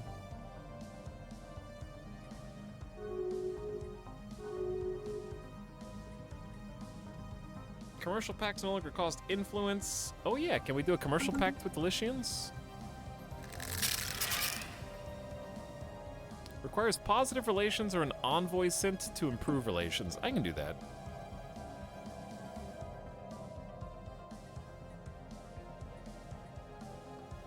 I say we stop improving relations with the Gudge now. Negative 1,000.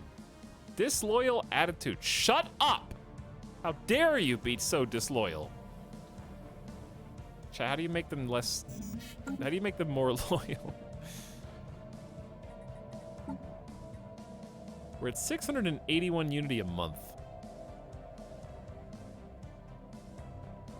Fine, I'm gonna do the thing. Gib alloys. Wait. Oh my... Wait. Oh, I don't have enough unity. I see. Wow, all right, speaking of using influence, this is what we're gonna be using influence on because there's not a lot of time left. So we're gonna have to call in all the Golkfurki Mandate Senate favors. We're gonna have to call in all the Gudge Authority favors and probably get more. So we're making them sort of vote against their own interests. I believe. I'm gonna need 5 more favors from you, Gudge. Actually, how many favors can you have now? I guess I already used them so I can get more. What would you like? Minerals? Alright, that caps really fast. 1,800 minerals. Would you guys like some food? We actually have positive food now? Whoa. That's not worth a lot. How about... Everybody loves alloys, but we might be able to part with volatile modes because we're at +8. And if there's one thing that AI loves, it's difficult to obtain strategic resources. We don't want to give them all away, mind, but 500 or so for some favors is good, especially when we have 2,800 stockpiled. You can only use 10 at a time, that's fine, but I'm still going to get Gudge because they're one of the most powerful. And I have other resources. Time to buy votes. That's exactly what we're doing. Buying votes. I'm just waiting on them to say yes. And I probably need to ask more people for favors.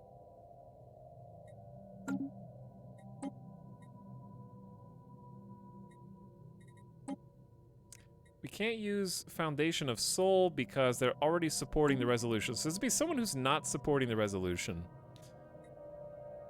The Nurian Republic would be an option. We could do the Rufari or the Saramo.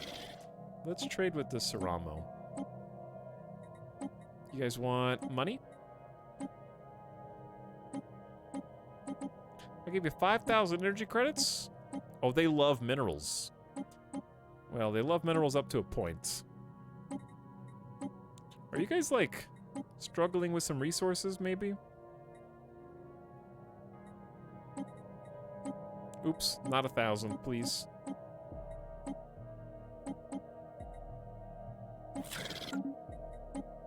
All right, we have 49 days. Oh shit, the Gudge Authority rejected the trade deal. Why?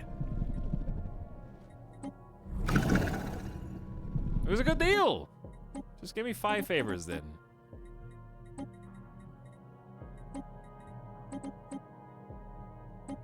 There, 310 volatile motes. Give me...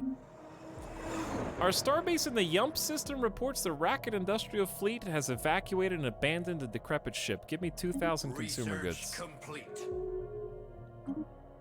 Ooh, we can clean up ocean tile blockers now. That's good. Xeno Outreach Agencies. Immigration pool and trade value. Vault of Acquisitions. Manager outputs. 1 per planet. How many managers do we have that fit with 15% be good? Producing unity and trade value.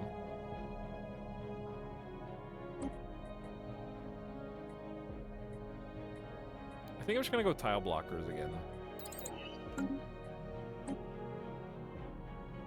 All right, time's running out, chat. We got 1 trade agreement that says yes. Technically, we don't need it, but I'm scared someone's gonna switch at the last second because there's only like 10 days left. A long expired set of covert codes has just been reactivated. They are linked to operations we previously carried out in Nirani League, from where it would seem a former operative is trying to report back in. The message is light on detail, but the code carries markers which signify intelligence on key political figures in a foreign empire. Our security advisors confirmed the codes were valid until quite recently, but their expiry means such codes are open to compromise by foreign powers. Disavow. Ignore this. Begin the operative resurface event chain.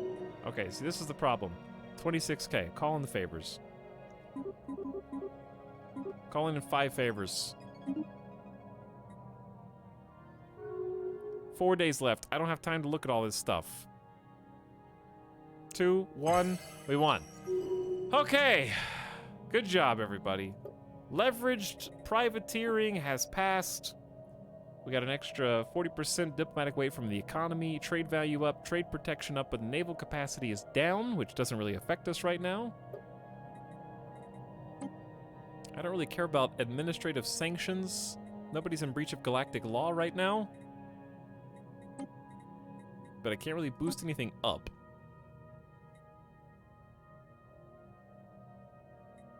That being said, sanctions are good if we intend on making the law stricter eventually by taking over the Senate ourselves. Because then we can impose sanctions on others at our whim, and then they'll actually have punishment. But for now, I'm mostly concerned with just increasing diplomatic weight to kind of separate from the pack. I could...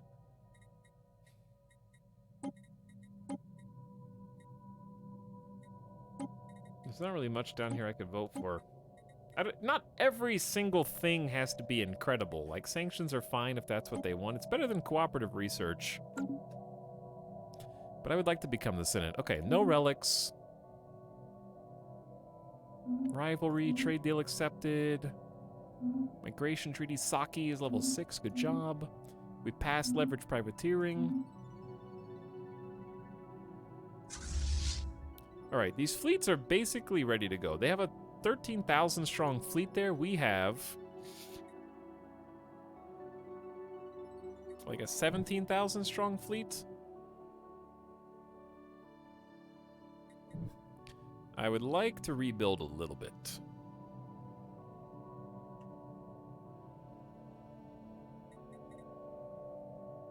It's like 4,000 alloys.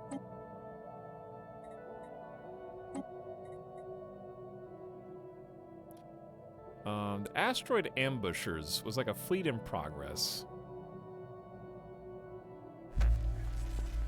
Another encrypted message from the Nirani League, but a different cipher. Our supposed once-lost operative claims that knowledge they hold puts their life at extreme risk. They say if we do not extract and debrief them, they may consider defecting. Empty and suspicious, continue to ignore. Why would you threaten to defect? Send an assassination team. Flotsam salvaged. Are you supporting veto? I do need to get veto. Where are the resolutions for... What are these? Regulated growth? Is loyalty change? I'm just kind of looking at stuff. See what's out there.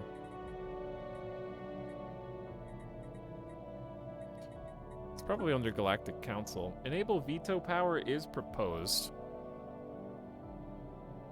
Change the council size eventually to 2.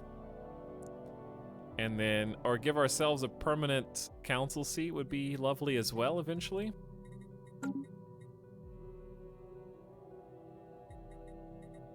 Where's the veto? Oh, veto power for the council. Let's push that up the ranks. If we assigned a few envoys, we might be able to make something happen here. Because that's what, just like 4,000 by itself, that pushes up to 23. I also have a lot of envoys. I could just drop envoys from everything else. Spy network. Busy improving relations. I got 2, 3, 4. I get 40% more diplomatic weight.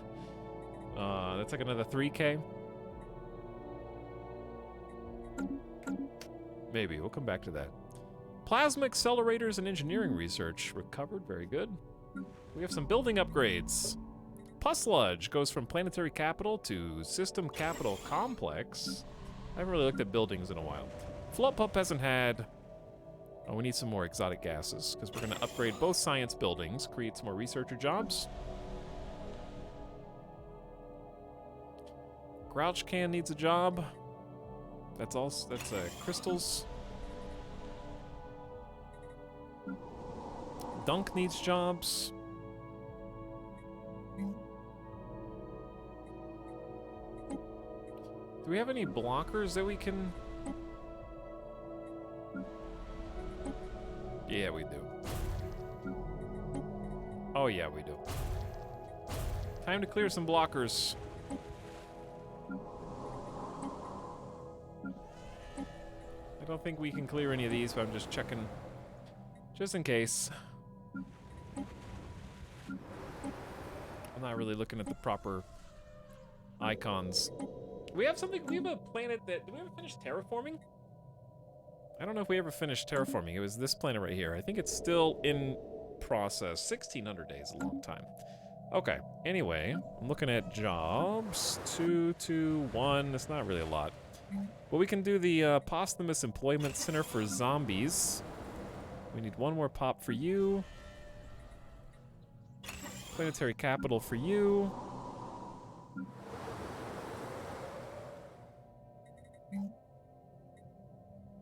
Couple of industrial districts for you.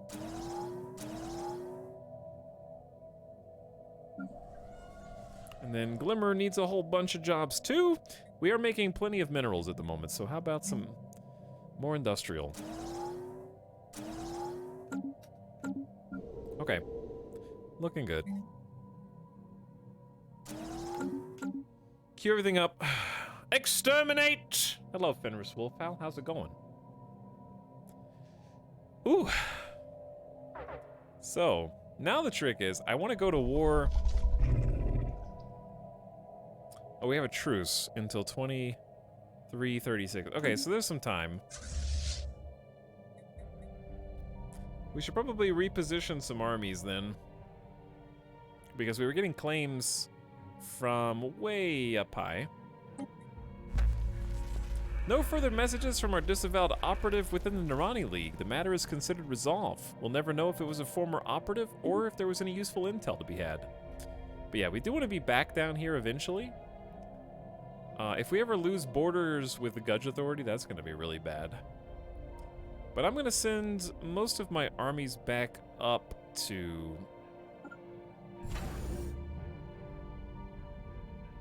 here. To Rabalius, and then we're gonna kind of like merge and move things around until they fit. be good to go normal again. Because we got 10 years of pacifism. No one's allowed to do anything.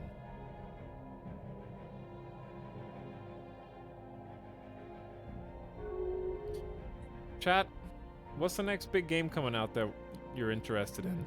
That's not, don't say Starfield.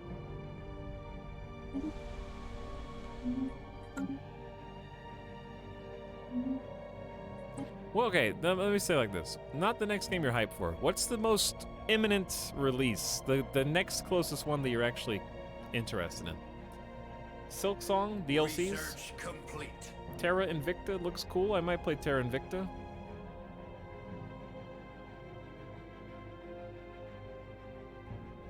Not Garfield, Starfield. The next CK3 DLC, I don't think that's even announced, so that doesn't exist. RimWorld DLC, ditto, doesn't exist. You guys are just making things up. Oh! I can build hyper relay constructs. Hyper relay is outside of the gravity well of a system.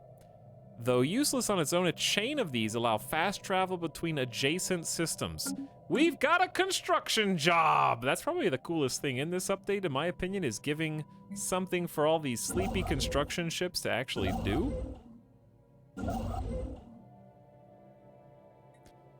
That's gonna cost 25 influence, 500 alloys, and 100 rare crystals. Woo! The hundo crystals is insane. Or it's gonna be insane, unless we do something about it. That's why I'm gonna try and find some space to generate some crystals. Are crystals at the very bottom? Yeah. This is plus 3 crystals. That's very expensive. It is. The crystals especially. Immortal Empires for Warhammer 3. Yeah, that'll be cool too. Darktide maybe. Darktide looks sick. Victoria 3. Chaz, Victoria 3 supposed to come out this year? Or no? Let's do the culture. I do want a culture site. I want to power through Unity. If possible.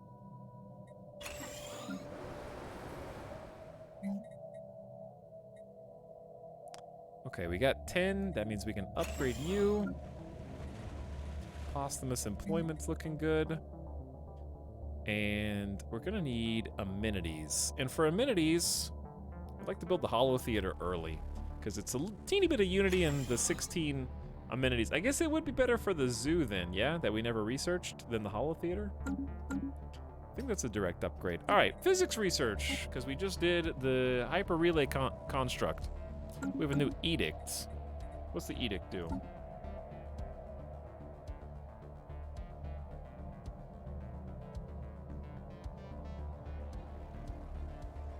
Am I not seeing it? Where is it?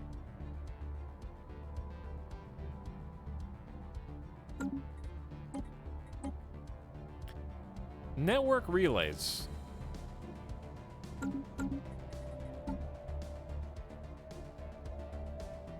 Chat, I don't see network relays on this list. Help. Can the enemy use your own hyper relay network? That's a great question. I don't know. I have no idea. Darktide is September. Halo Infinite. Is Halo Infinite co-opable yet? I don't think so. But thanks again, Finish Wolfhowl, for 46 months of sub. I appreciate you. No help.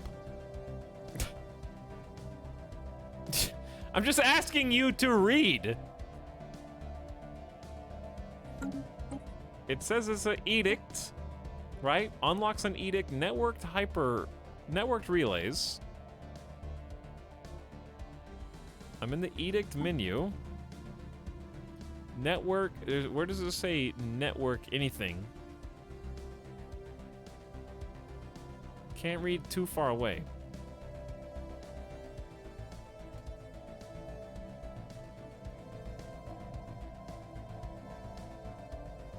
I don't see it. Anywho, all research speed up 5% seems pretty good. I already paused and unpaused twice. It'll take 42 months for all research to go up 5%. You gotta take it though. Valindroth is level 6. Congrats. Maybe you gotta make one first? Perhaps.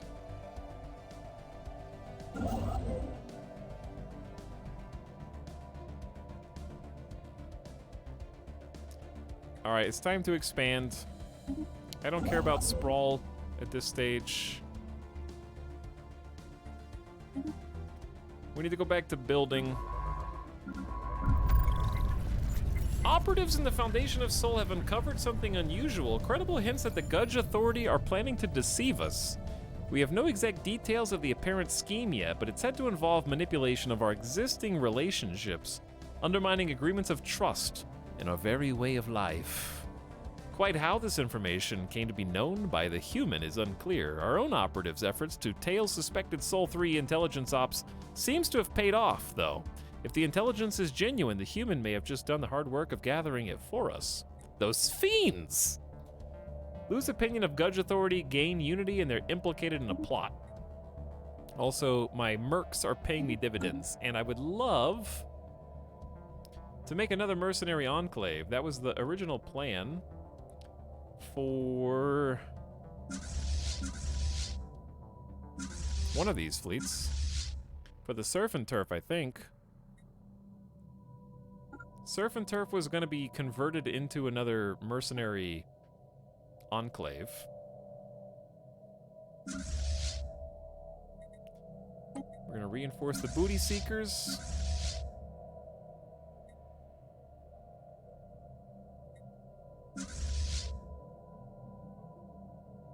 Okay, and we're on the way back. Crack their planets open Flotsam salvage. and lay them bare. We Ooh. grow ever We got stronger. lasers, plasma accelerator, and coil gun research, all of which we need. We have a science Grow vessel. ever stronger. I believe just researching Alien stuff. fleets have formed a federation. Yes. We're just researching special projects of war debris and gaining just free stuff. Build some research stations, and there's a habitable continental world up there. There were some pretty good systems up here. We kind of just have to go.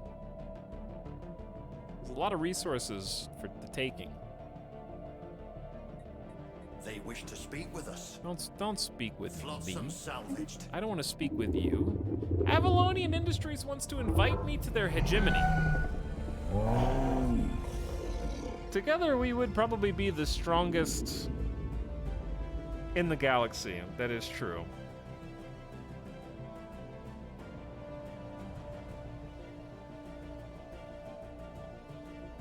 Members cannot freely leave the Federation without the President's approval. If they refuse, they get a secession casus belli. So it's basically like you're stuck. That's what I'm worried about.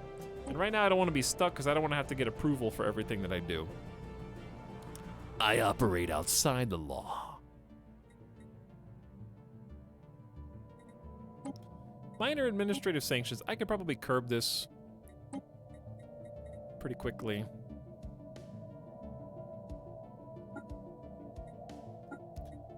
Let's represent the galactic community interests a little bit more. I don't need to improve relations with the Saramo at this stage. Give me more diplomatic weight. Call in the favors.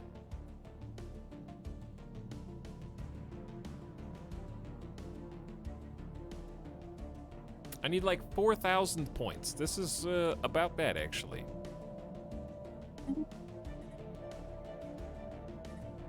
Okay, then it just got boosted by 5,000. I can't keep up! Alright, if we have to do that first, then we have to do that first. Ooh, ion disruptors, frequency tuning, UV lasers. There's a bunch of free tech that we're just gonna hang on to. Which I'm quite excited about. We grow ever stronger.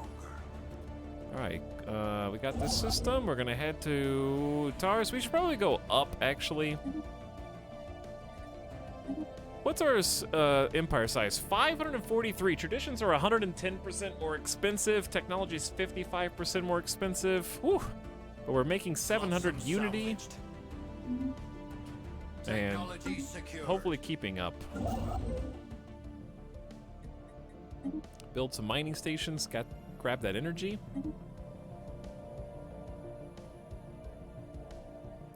So, we could... I need to... Oh, I know what I want to do.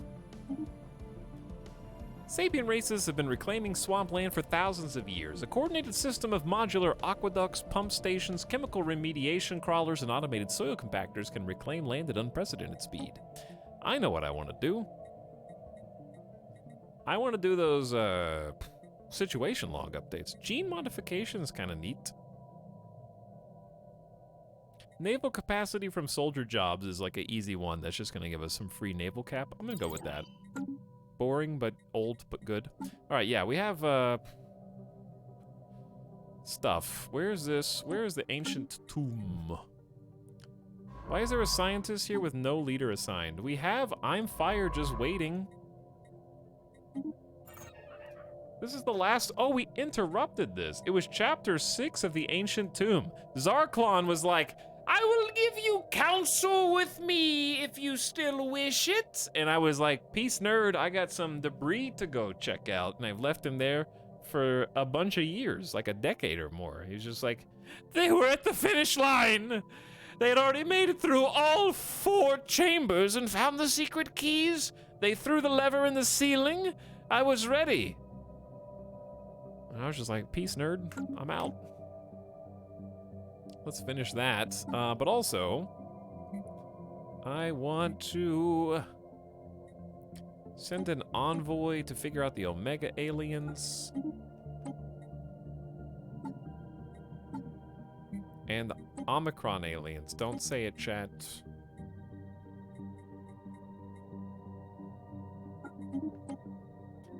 Okay, how's the Republic of Seoul? They're only minus 84 acceptance on forming a federation. It's so close. I don't think even giving them a gift would help, but they're so... maybe it would. I'm just gonna see what happens if we get pushed over friendly. You guys... Hey, do you guys want some money? Hey, you want some money? I got money. You want some minerals? You want some food? Would you like a little moat?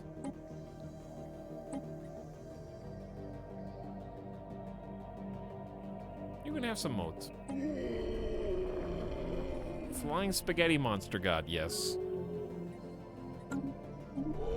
They accept this gift. And we are now excellent relations with them, which did subtly change their acceptance level. Because their opinion is plus 49.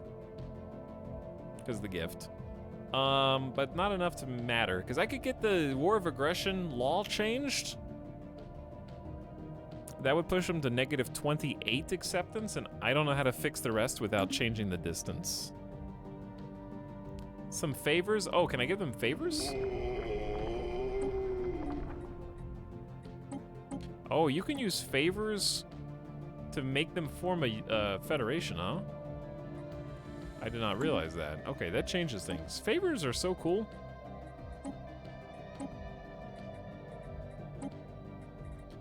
Favors are pretty sweet, dude.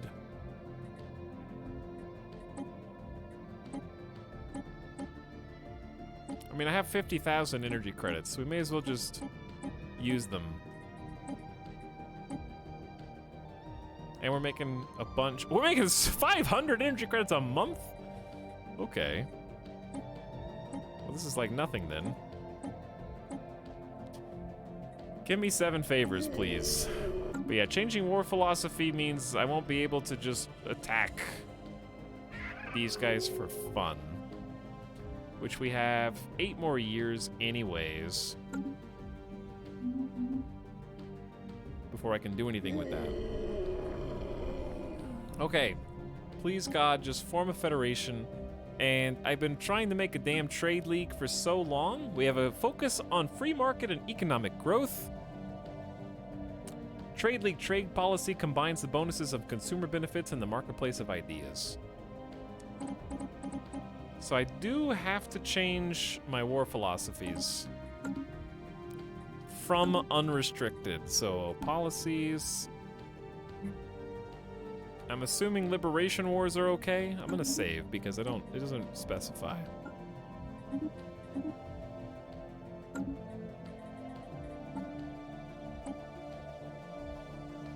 Do you wish to change war philosophy within our empire? We can't change it again for 10 years? The policy will have these effects. We must further our own interests even when they run contrary to the interests of others. Claiming other systems is only allowed during defensive wars or against Gestalt consciousness empires.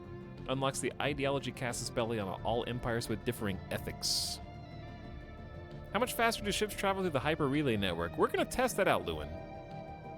What's our political stance? Mercantile for Megacorp.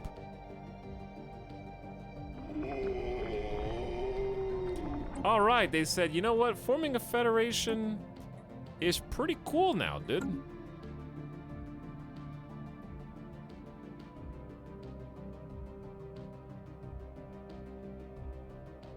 Pretty cool indeed.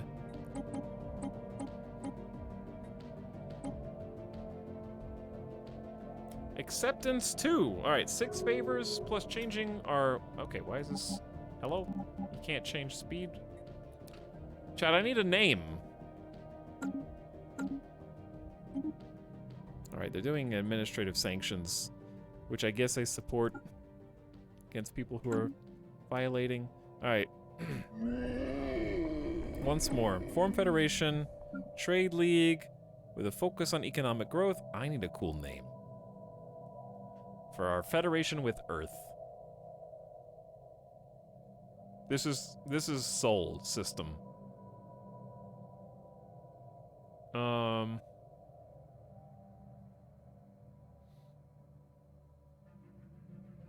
The Great Pacific Garbage Patch.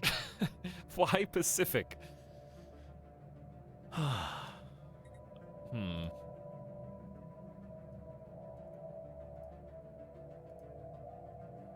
Soul Sisters, but that names it after them.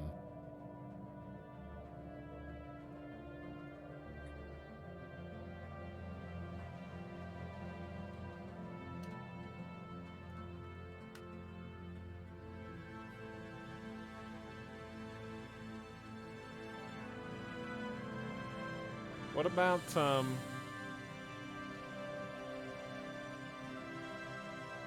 humanity's being run by a rock guy. Yeah. The Great Galactic Garbage Pact. Maybe. I'll say that's the front runner right now.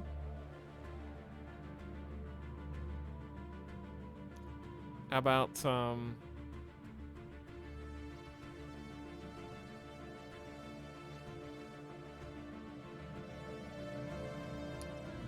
the trash mashup, the smash and trash mashup. I don't know. Okay, I like the other gears better. The Gloop and Soul Society parentheses gas. I'd rather not.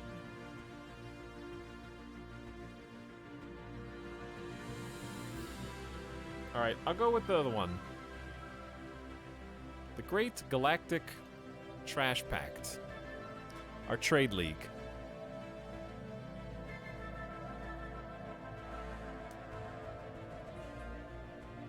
Wait, why do they have negative 28 acceptance?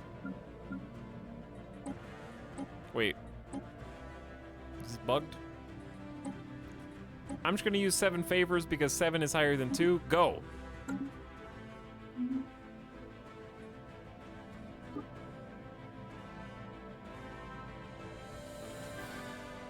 Will we finally have our trade league that we have long desired? Chat?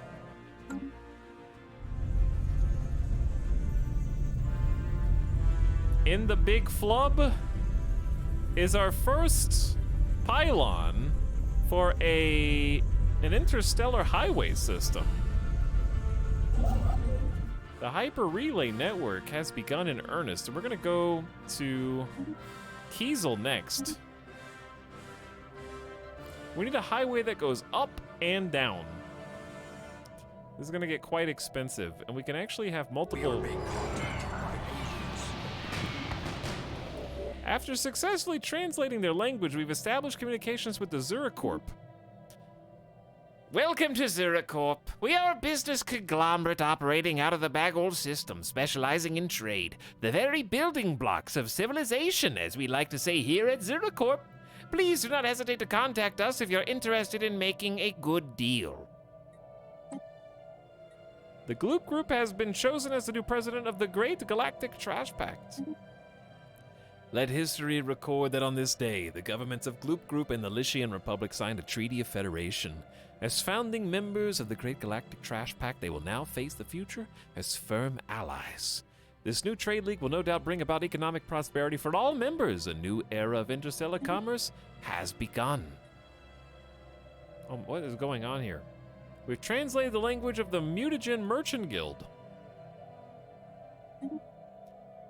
Well, met friends, I represent the Mutagen Merchant Guild, and let me be the first to welcome you to the Jabeth system. Our organization consists of hundreds of independent Mutagon merchant captains who brave the spaceways in search of the next good deal.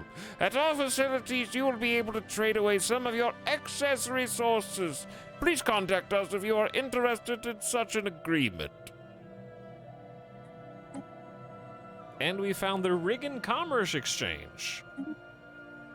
I speak on behalf of the Riggin Commerce Exchange. We have facilitated trade negotiations between interested parties on our station in the Parima system for more than 100,000 for whatever years, I don't remember. If you happen to possess more resources than you need, we are more than willing to take it off your hands. You will be truly compensated duly, of course. Reading's hard. We grow ever What the hell's going on? We are losing Federation XPs. Did forming the trade union spawn new megacorps? I don't know what happened. This Federation has a focus on markets and economies. Grant access to the Trade League trade policy, combining the bonuses of both consumer benefits and the marketplace of ideas. This one, we have Trade League trade policy. All trade value gives us the benefits of both unity and consumer goods simultaneously. So I'm expecting to see this negative 45 go up. Up. We're already getting 728 unity. All right, we have to support the trade union's cohesion. Our members include the Principality of Hicklum, which is part of the Foundation of Sol, and the Lycian Republic, who is part of us. But we have to get cohesion to go up, so we can level up. Because right now, we just have basic trade policy, but at level 2, we get plus 5% trade value. We get ship speed is increased while in our friendly space, and we get an extra envoy. So to do that, we really need to assign envoys. I don't think I need 4 galactic community representatives. Each envoy assigned here will help cohesion go positive. So if we want this to go up faster, we need another envoy. Once the first contact is over, we can spare some of them.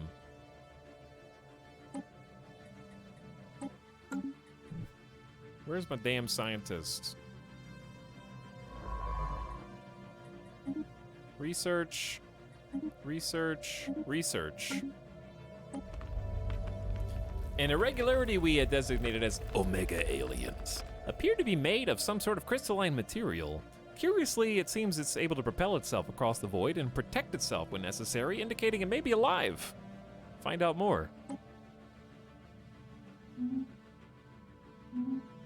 The Gloop Group is the new president of the Great Galactic Trash Pact. Good job. And we invited them to the Federation and the Trade League, and now I want to see if we can get anybody else to come in.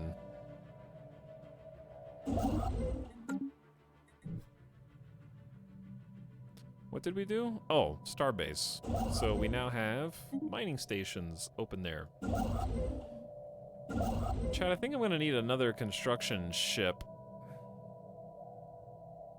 to facilitate the construction of this freeway, space freeway. They wish to speak with us. Principality of Hicklin wants an embassy. Is that fine? I don't know. Is that bad? I think it's fine. It doesn't cost us much, does it? Flotsam salvaged. More debris, more research for free. Okay. Who else could we possibly, like, invite?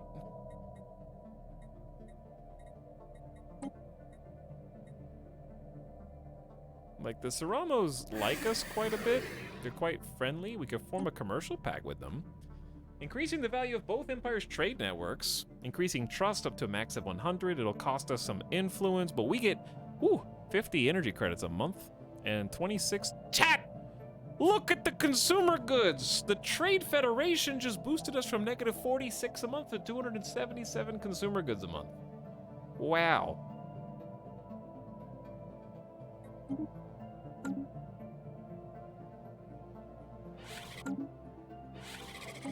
And we're gonna get a trade pact with this hegemonic imperialist that probably Intellectual boot. nobody's even spoken to. Chat.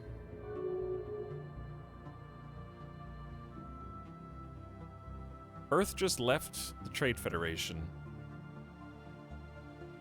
Immediately.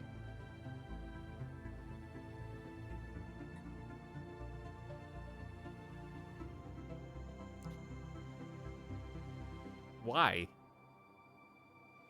We just started it.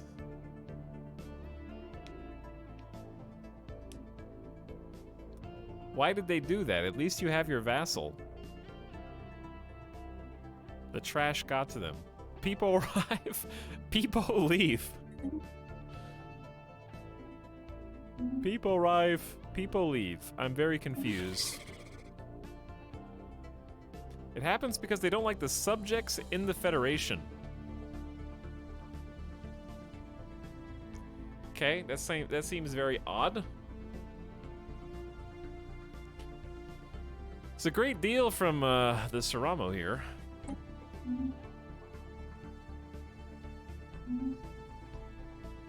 Foundation of Soul doesn't like ideologies. It's a bug they need to fix. It seems like a bug. We still get the trade policy. That's true. I just wanted the Earth to be my friends. Starbase building consumes crystals to buff on-planet consumer goods. That could be cool in the future. And super consumer good factories, which we're golden on now. We don't need that anymore. So let's do minerals from miners. More minerals. We're down to only 194. I'm also selling 300 a month, so there's that. We're not really hoarding as much as maybe we should be. And since we're making 500 energy credits a month, I'm actually going to change our trade policy to just sell,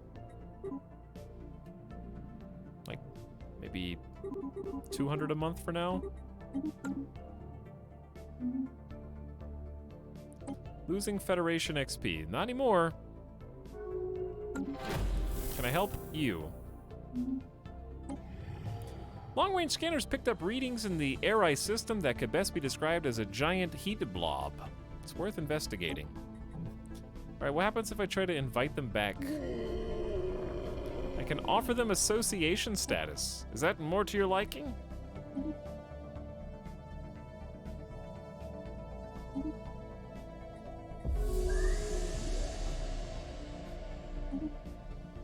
Okay, do they accept? Because at least I can lock them down in associate position.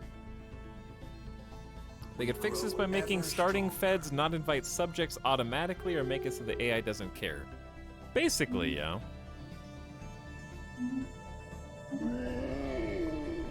We're glad to have this opportunity. Okay, so at least they're associates. They're not going to join a different federation. So that's the most important thing to me, is just keeping them from doing that.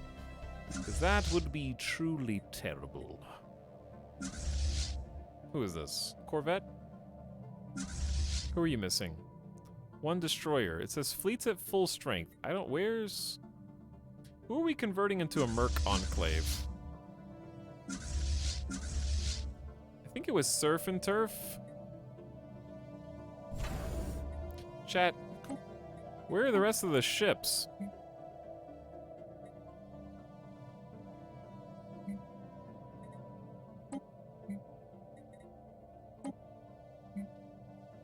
Surf and Turf says fleet's at full strength, and yet I'm missing 6 destroyers.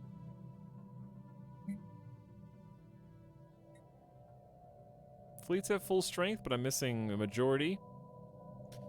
I'm a little confused. I think it was the asteroid ambushers. You're way over your fleet cap, so? I'm only paying 11% increased maintenance. I don't think that really matters. Alright, it's time to spend more alloys on big stations. We definitely want a Star Fortress here.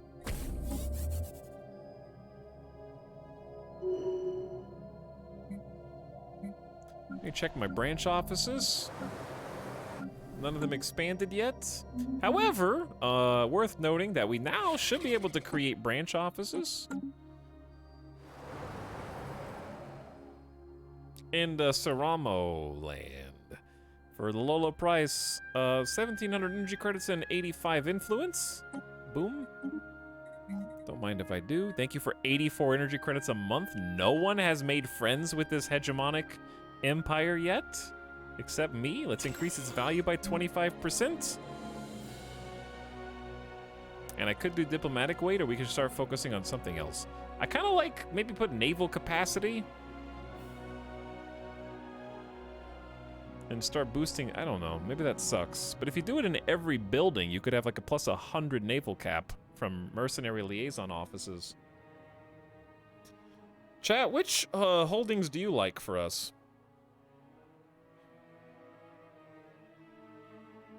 I think it's a visual bug due to design updates. If you update the fleet, it may correct. What do you mean update the fleet? Like change a number?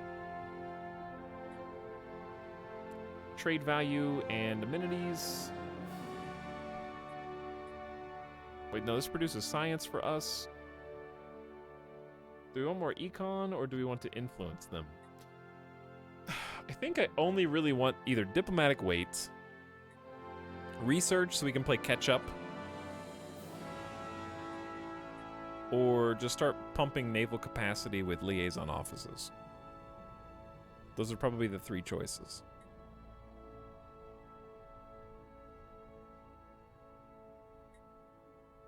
Let's keep doing diplomatic weight, because 5% just seems excessive. And then we can just go to each spot and be like, bam, again.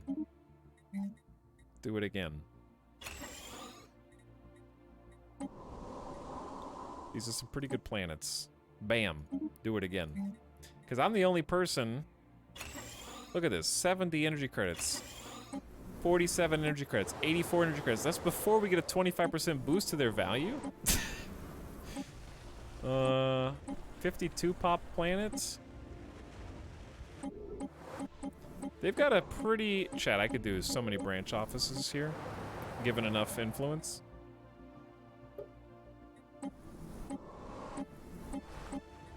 Let's do the 52 pop one. And then finally, the 44 pop one. All right, take a look at my diplomatic weight right now. It's 10.5k. Let's see what it becomes. Flotsam salvaged. If I remember right, your fleet is at full strength when you don't have enough resources to reinforce. Let's see.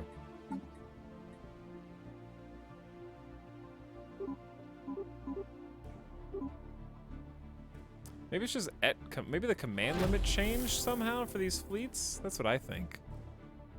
I think the command limit changed.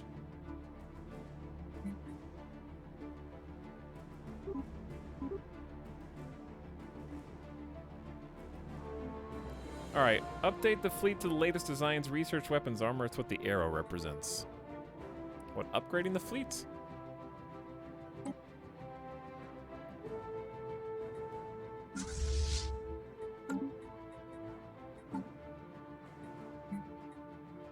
Mercenary Enclave.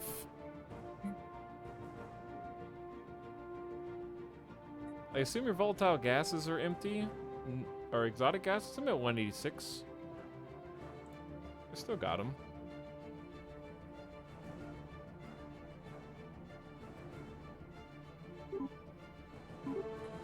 Yeah, the reinforce button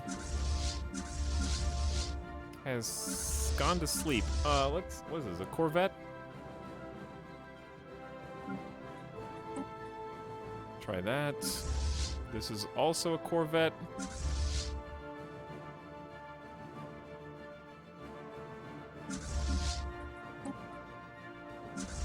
I don't know.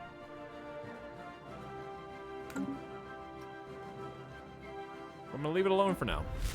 Our researchers have finished investigating reports of an extraordinary, free-floating, crystal-like object in the Ashamax system. Their findings are startling. The ship-sized objects and their slightly smaller but equally crystal-like satellites at first appeared inert, but sudden shifts in their orientation relative to our ships and new energy signatures emerging from within the prisms indicate they might be alive. A fascinating prospect to be sure, but they should be approached with caution. Our best and brightest are standing by to study. Easy prey. Hunt them down. No. Special projects, study them, or we can learn to coexist. Either one of these...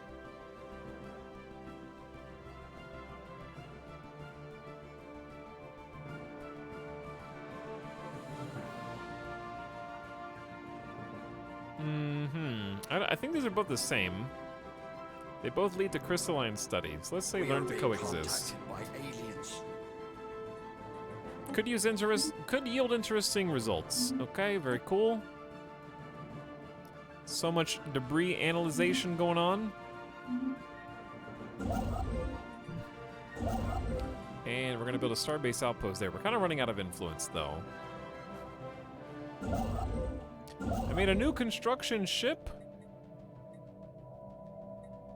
We're gonna head to the right and keep building the highway. We're constructing the superhighway now. Losing Federation XP. We have an available envoy to assign to try to boost cohesion. Chat, how do you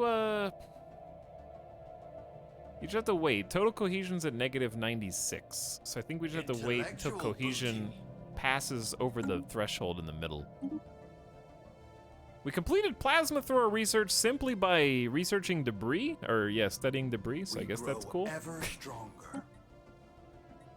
I don't think I even did anything for that. Yeah, I didn't even do anything. Look at all this free tech. That we're getting shield capacitors, frequency tuning. Oh yeah. Good job, build bots.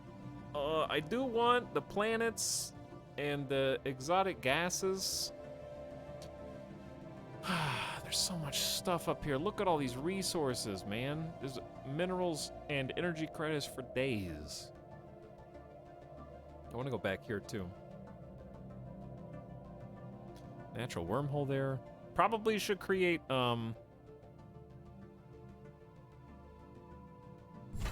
a defensive station. I'm probably just gonna upgrade Aurelia, because Aurelia's kind of holding the line down here. Get a Star Fortress in. I would like to just acquire some alloys. Which I can do by activating the Warforge. I just need some more minerals. We're spending a lot. I forgot about Space Cthulhu. Yes, they're still in the kiddie pool. They are still there. Space Cthulhu's just chilling. I think I'm gonna go here just for the gases in the habitable world. We're probably just spending too much influence and everything right now, but that's okay. All right, let's go. Charter of Workers' Rights. Very good. That's the one I want to see win. Not Cooperative Research Channel, please.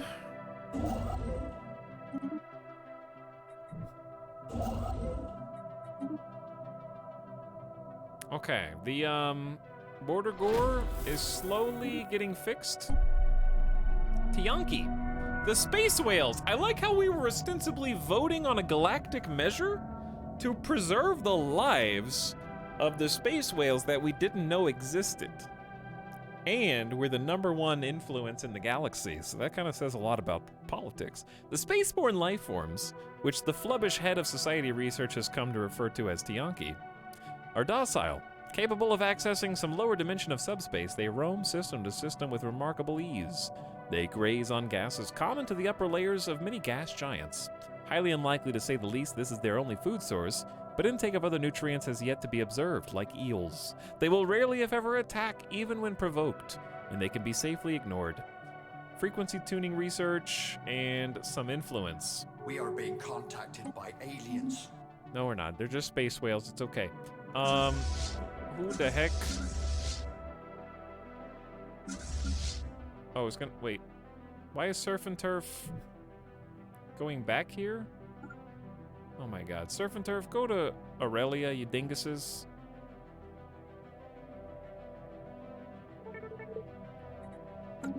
Upcoming trial, logistics remodeling. The routing of various goods is the lifeblood of our prosperous trade federation, but so far each empire has relied on their own logistics standards with regard to container design, loading procedures, and shipping pipelines. To maximize efficiency, a new trial project will commence in a few years, aiming to investigate and trial a new specific shipping standard that would be applied to all members of the Federation. You and your subject. Participation requires a system with at least 50 trade value flowing through it. Furthermore, the existence of an off-world trading company would mean increased statistics data and is encouraged. Due to the vast scope of the project, some costs will apply, but for the greater good. More future profit. Every member of the Federation is encouraged to participate. I feel like this is not gonna go well. I definitely don't have... Chat, we don't have a commercial pact with Earth. We get 55 energy credits. Chat, we're getting 720 energy credits a month? Okay, maybe we did too good on the economy. We're just gonna put all money into alloys. They get 83 energy credits a month. That's a pretty good deal for you.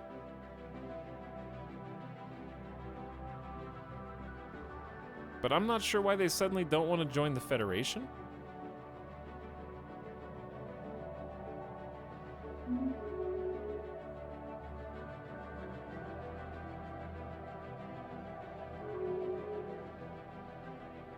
They must be at peace. Who'd they just go to war with? Chad, do I have a defensive pact with Earth?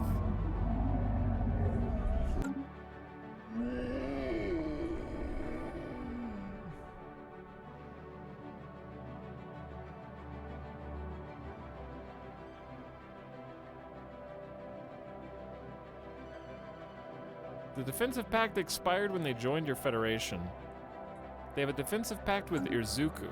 Ah, that's why they're in this war. But they did agree to the commercial pact, so good for us.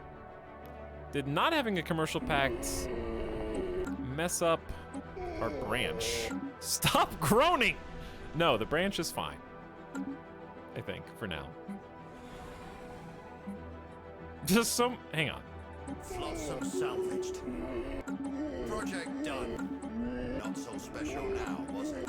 We grow ever stronger. Imagine picking that as your primary. You have to listen to that every time. We get to listen to this.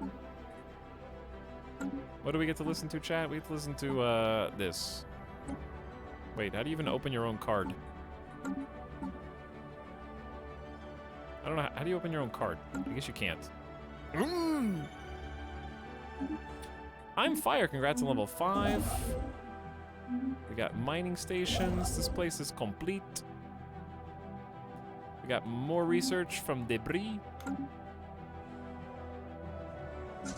All right, I need to send some of our units back home just in case. Then we're gonna send Pond Scum up to Ox Cleary. We just need like some decent force at each border. The booty stakers? The booty seekers can stay down here. And then the asteroid ambushers Ever stronger. can head towards Aurelia too. All right, we've got Mamaz, which has a nice exotic gas resource and just a teeny bit of research, and also a habitable planet. Naval capacity from soldier jobs is up. That helps a little teeny bit. but it was also a small research. And then I'm gonna go. We got edict stuff or just naval capacity. Orbital filing system. Unity from bureaucrats, managers, priests, and telepaths. That's a starbase building. Bureaucrats and managers. How many do we have of that?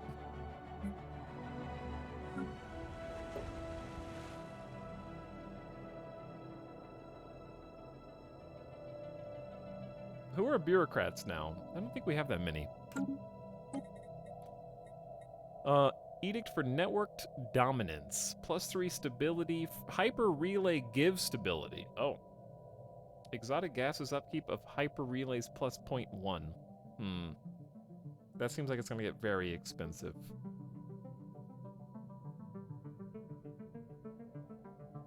That's per hyper relay, right?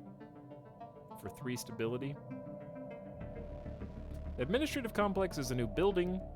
Consumer goods become a lot of unity. Yeah, I do like that. I don't know if I like it more than naval capacity, though, but let's just do bureaucracy.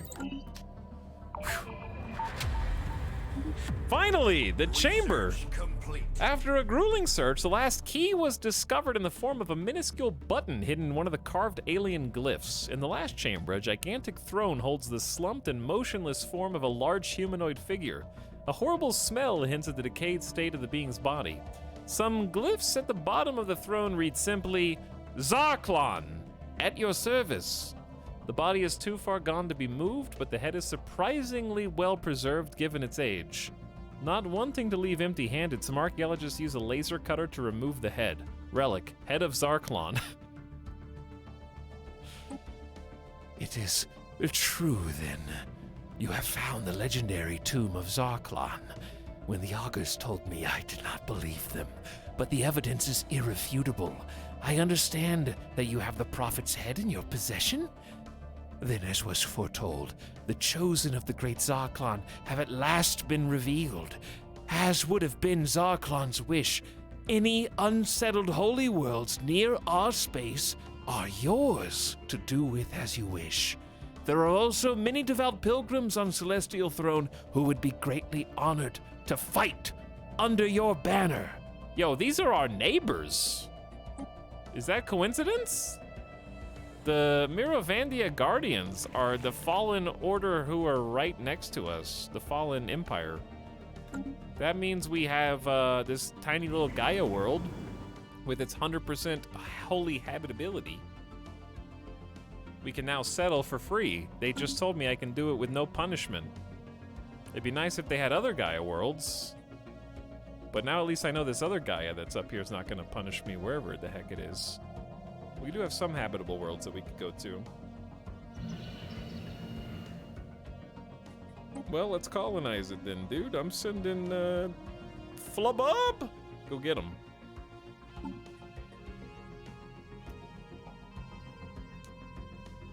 This one's called Beach Episode. The mausoleum. What else did we get? Well, the archaeological site is complete and we got the head of Zarklon, which of course looks like this. Excerpt of Symbols of Worship, 102nd edition, Zarklon. Renowned holy figure of indeterminate species, worshipped as a divine prophet by at least 7 distinct galactic religions during the 4th interregnum, 32nd cycle of Kavab. Ultimate fate unknown, but references in historical records cease after the 38th cycle. Historically, heavily debated since at least early... Historicity debated. Since early 41st cycle, dismissed by many today as fable or legend. We found the real dude. If you activate it, you summon a small Fallen Empire fleet. Spiritualist ethics up plus 40% for everybody, I guess. We're feeling holy. Okay, but how long does the Fallen Empire fleet last? Coil guns is not, I didn't even do that. It just happened. My scientist is still finding things to research.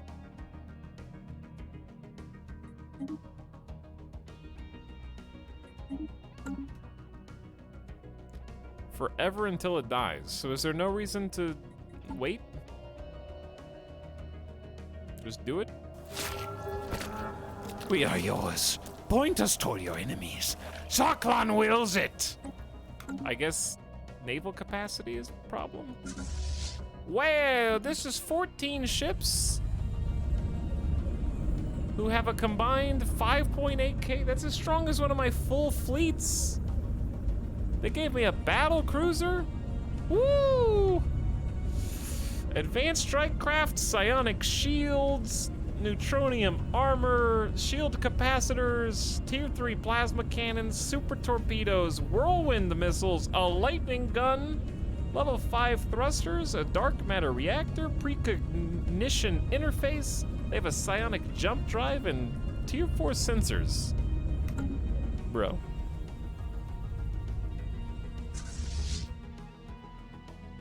That's pretty good. You know what's hilarious? I changed my war policy for Earth, and then they immediately left. So I'm stuck with 10 years until I can change my policy back to unrestricted war. And they just ding-dong ditched.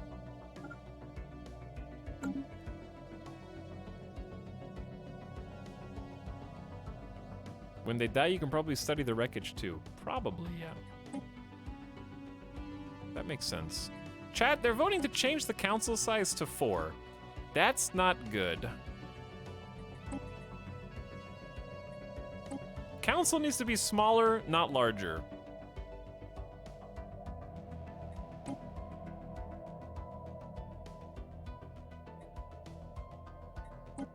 I might have to vote for cooperative research channels, just to try and slow that down. Administrative insight's not bad. Subjects have a 24% ethic attraction toward their overlords' ethics. We lose 2 loyalty.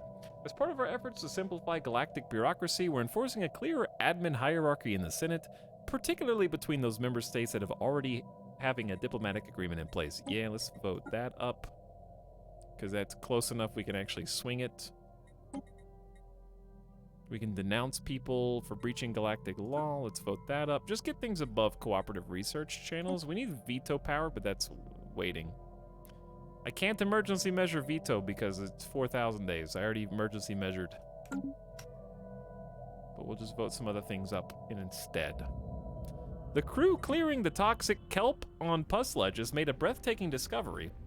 Ensnared and almost entirely obscured by venomous plants is a colossal alien space station. Architecturally stunning and built with tech far superior to our own, a true work of art. The station appears to have crashed to the surface, surviving the impact thanks to unusual shielding capacities, which our scientists are eager to examine. Regrettably, an archaeological excavation would prevent us from working the land. Yeah, we need to excavate the site. And that means I need a scientist. I'm fire, go check it out. And chat, I think that's where we're gonna stop for the night before things get crazy. We are #1 in the galactic community by at least 1.4 thousand diplomatic weight with 3 envoys assigned. I could assign even more. I probably want to just super boost our trade federation and just find somebody else to join it. Because they are not going to accept... No one likes the Lycian Republic! Look at this. It's minus 1,000 for being friends with the Lycian Republic. Hope you've been enjoying Solaris. I have indeed, Exaltic. It's been really good.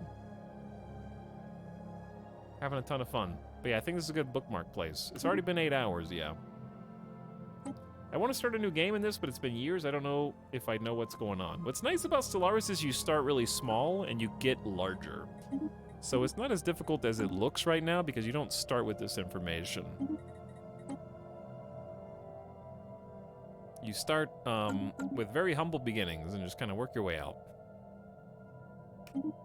You've demonstrated the insanity of the AI. I think I have, yeah.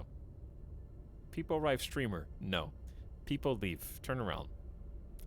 I do think Stellaris has a good learning curve, and doing the tutorial again wouldn't hurt either. Fenris Wolfhound, thanks again for the 46 months earlier, and thanks everybody else in chat for hanging out and watching. I hope you enjoyed the new emotes and the stream. There will be also a stream tomorrow, probably starting at like 3 p.m.-ish, roughly, somewhere around there, 3 p.m. Pacific or something.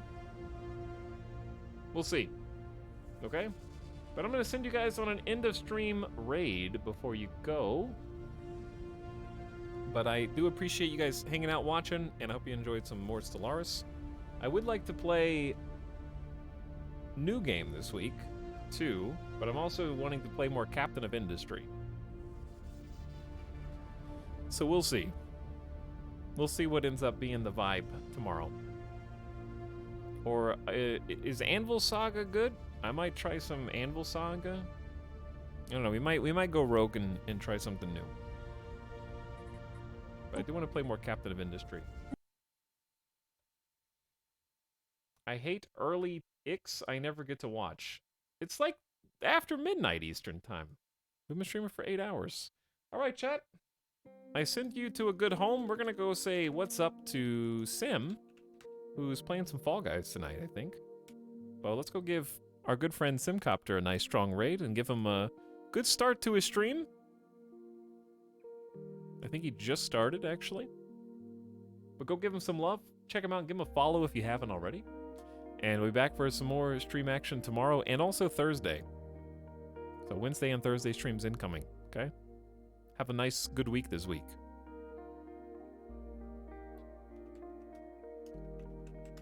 I don't see the... Where's the raid message? There it is. It disappeared for a second. You basically stream my entire shift. Too much work. You're working. I'm working. Some XCOM again soon, too. I think that the Stellaris run's going pretty well. But we'll just keep bouncing around, okay? Good night, chat. I will see you for the next one, okay? Come back tomorrow. And maybe you'll see another emote or two added to the rotation. Gotta fill in some slots. Maybe you're getting too many at once. I don't know. Bye, chat. Sleep tight and wake up to a good Wednesday, okay? I'm gonna go get some food. I'll catch you for the next one. Good 8-hour stream. Bye-bye. See you over on Sim's channel.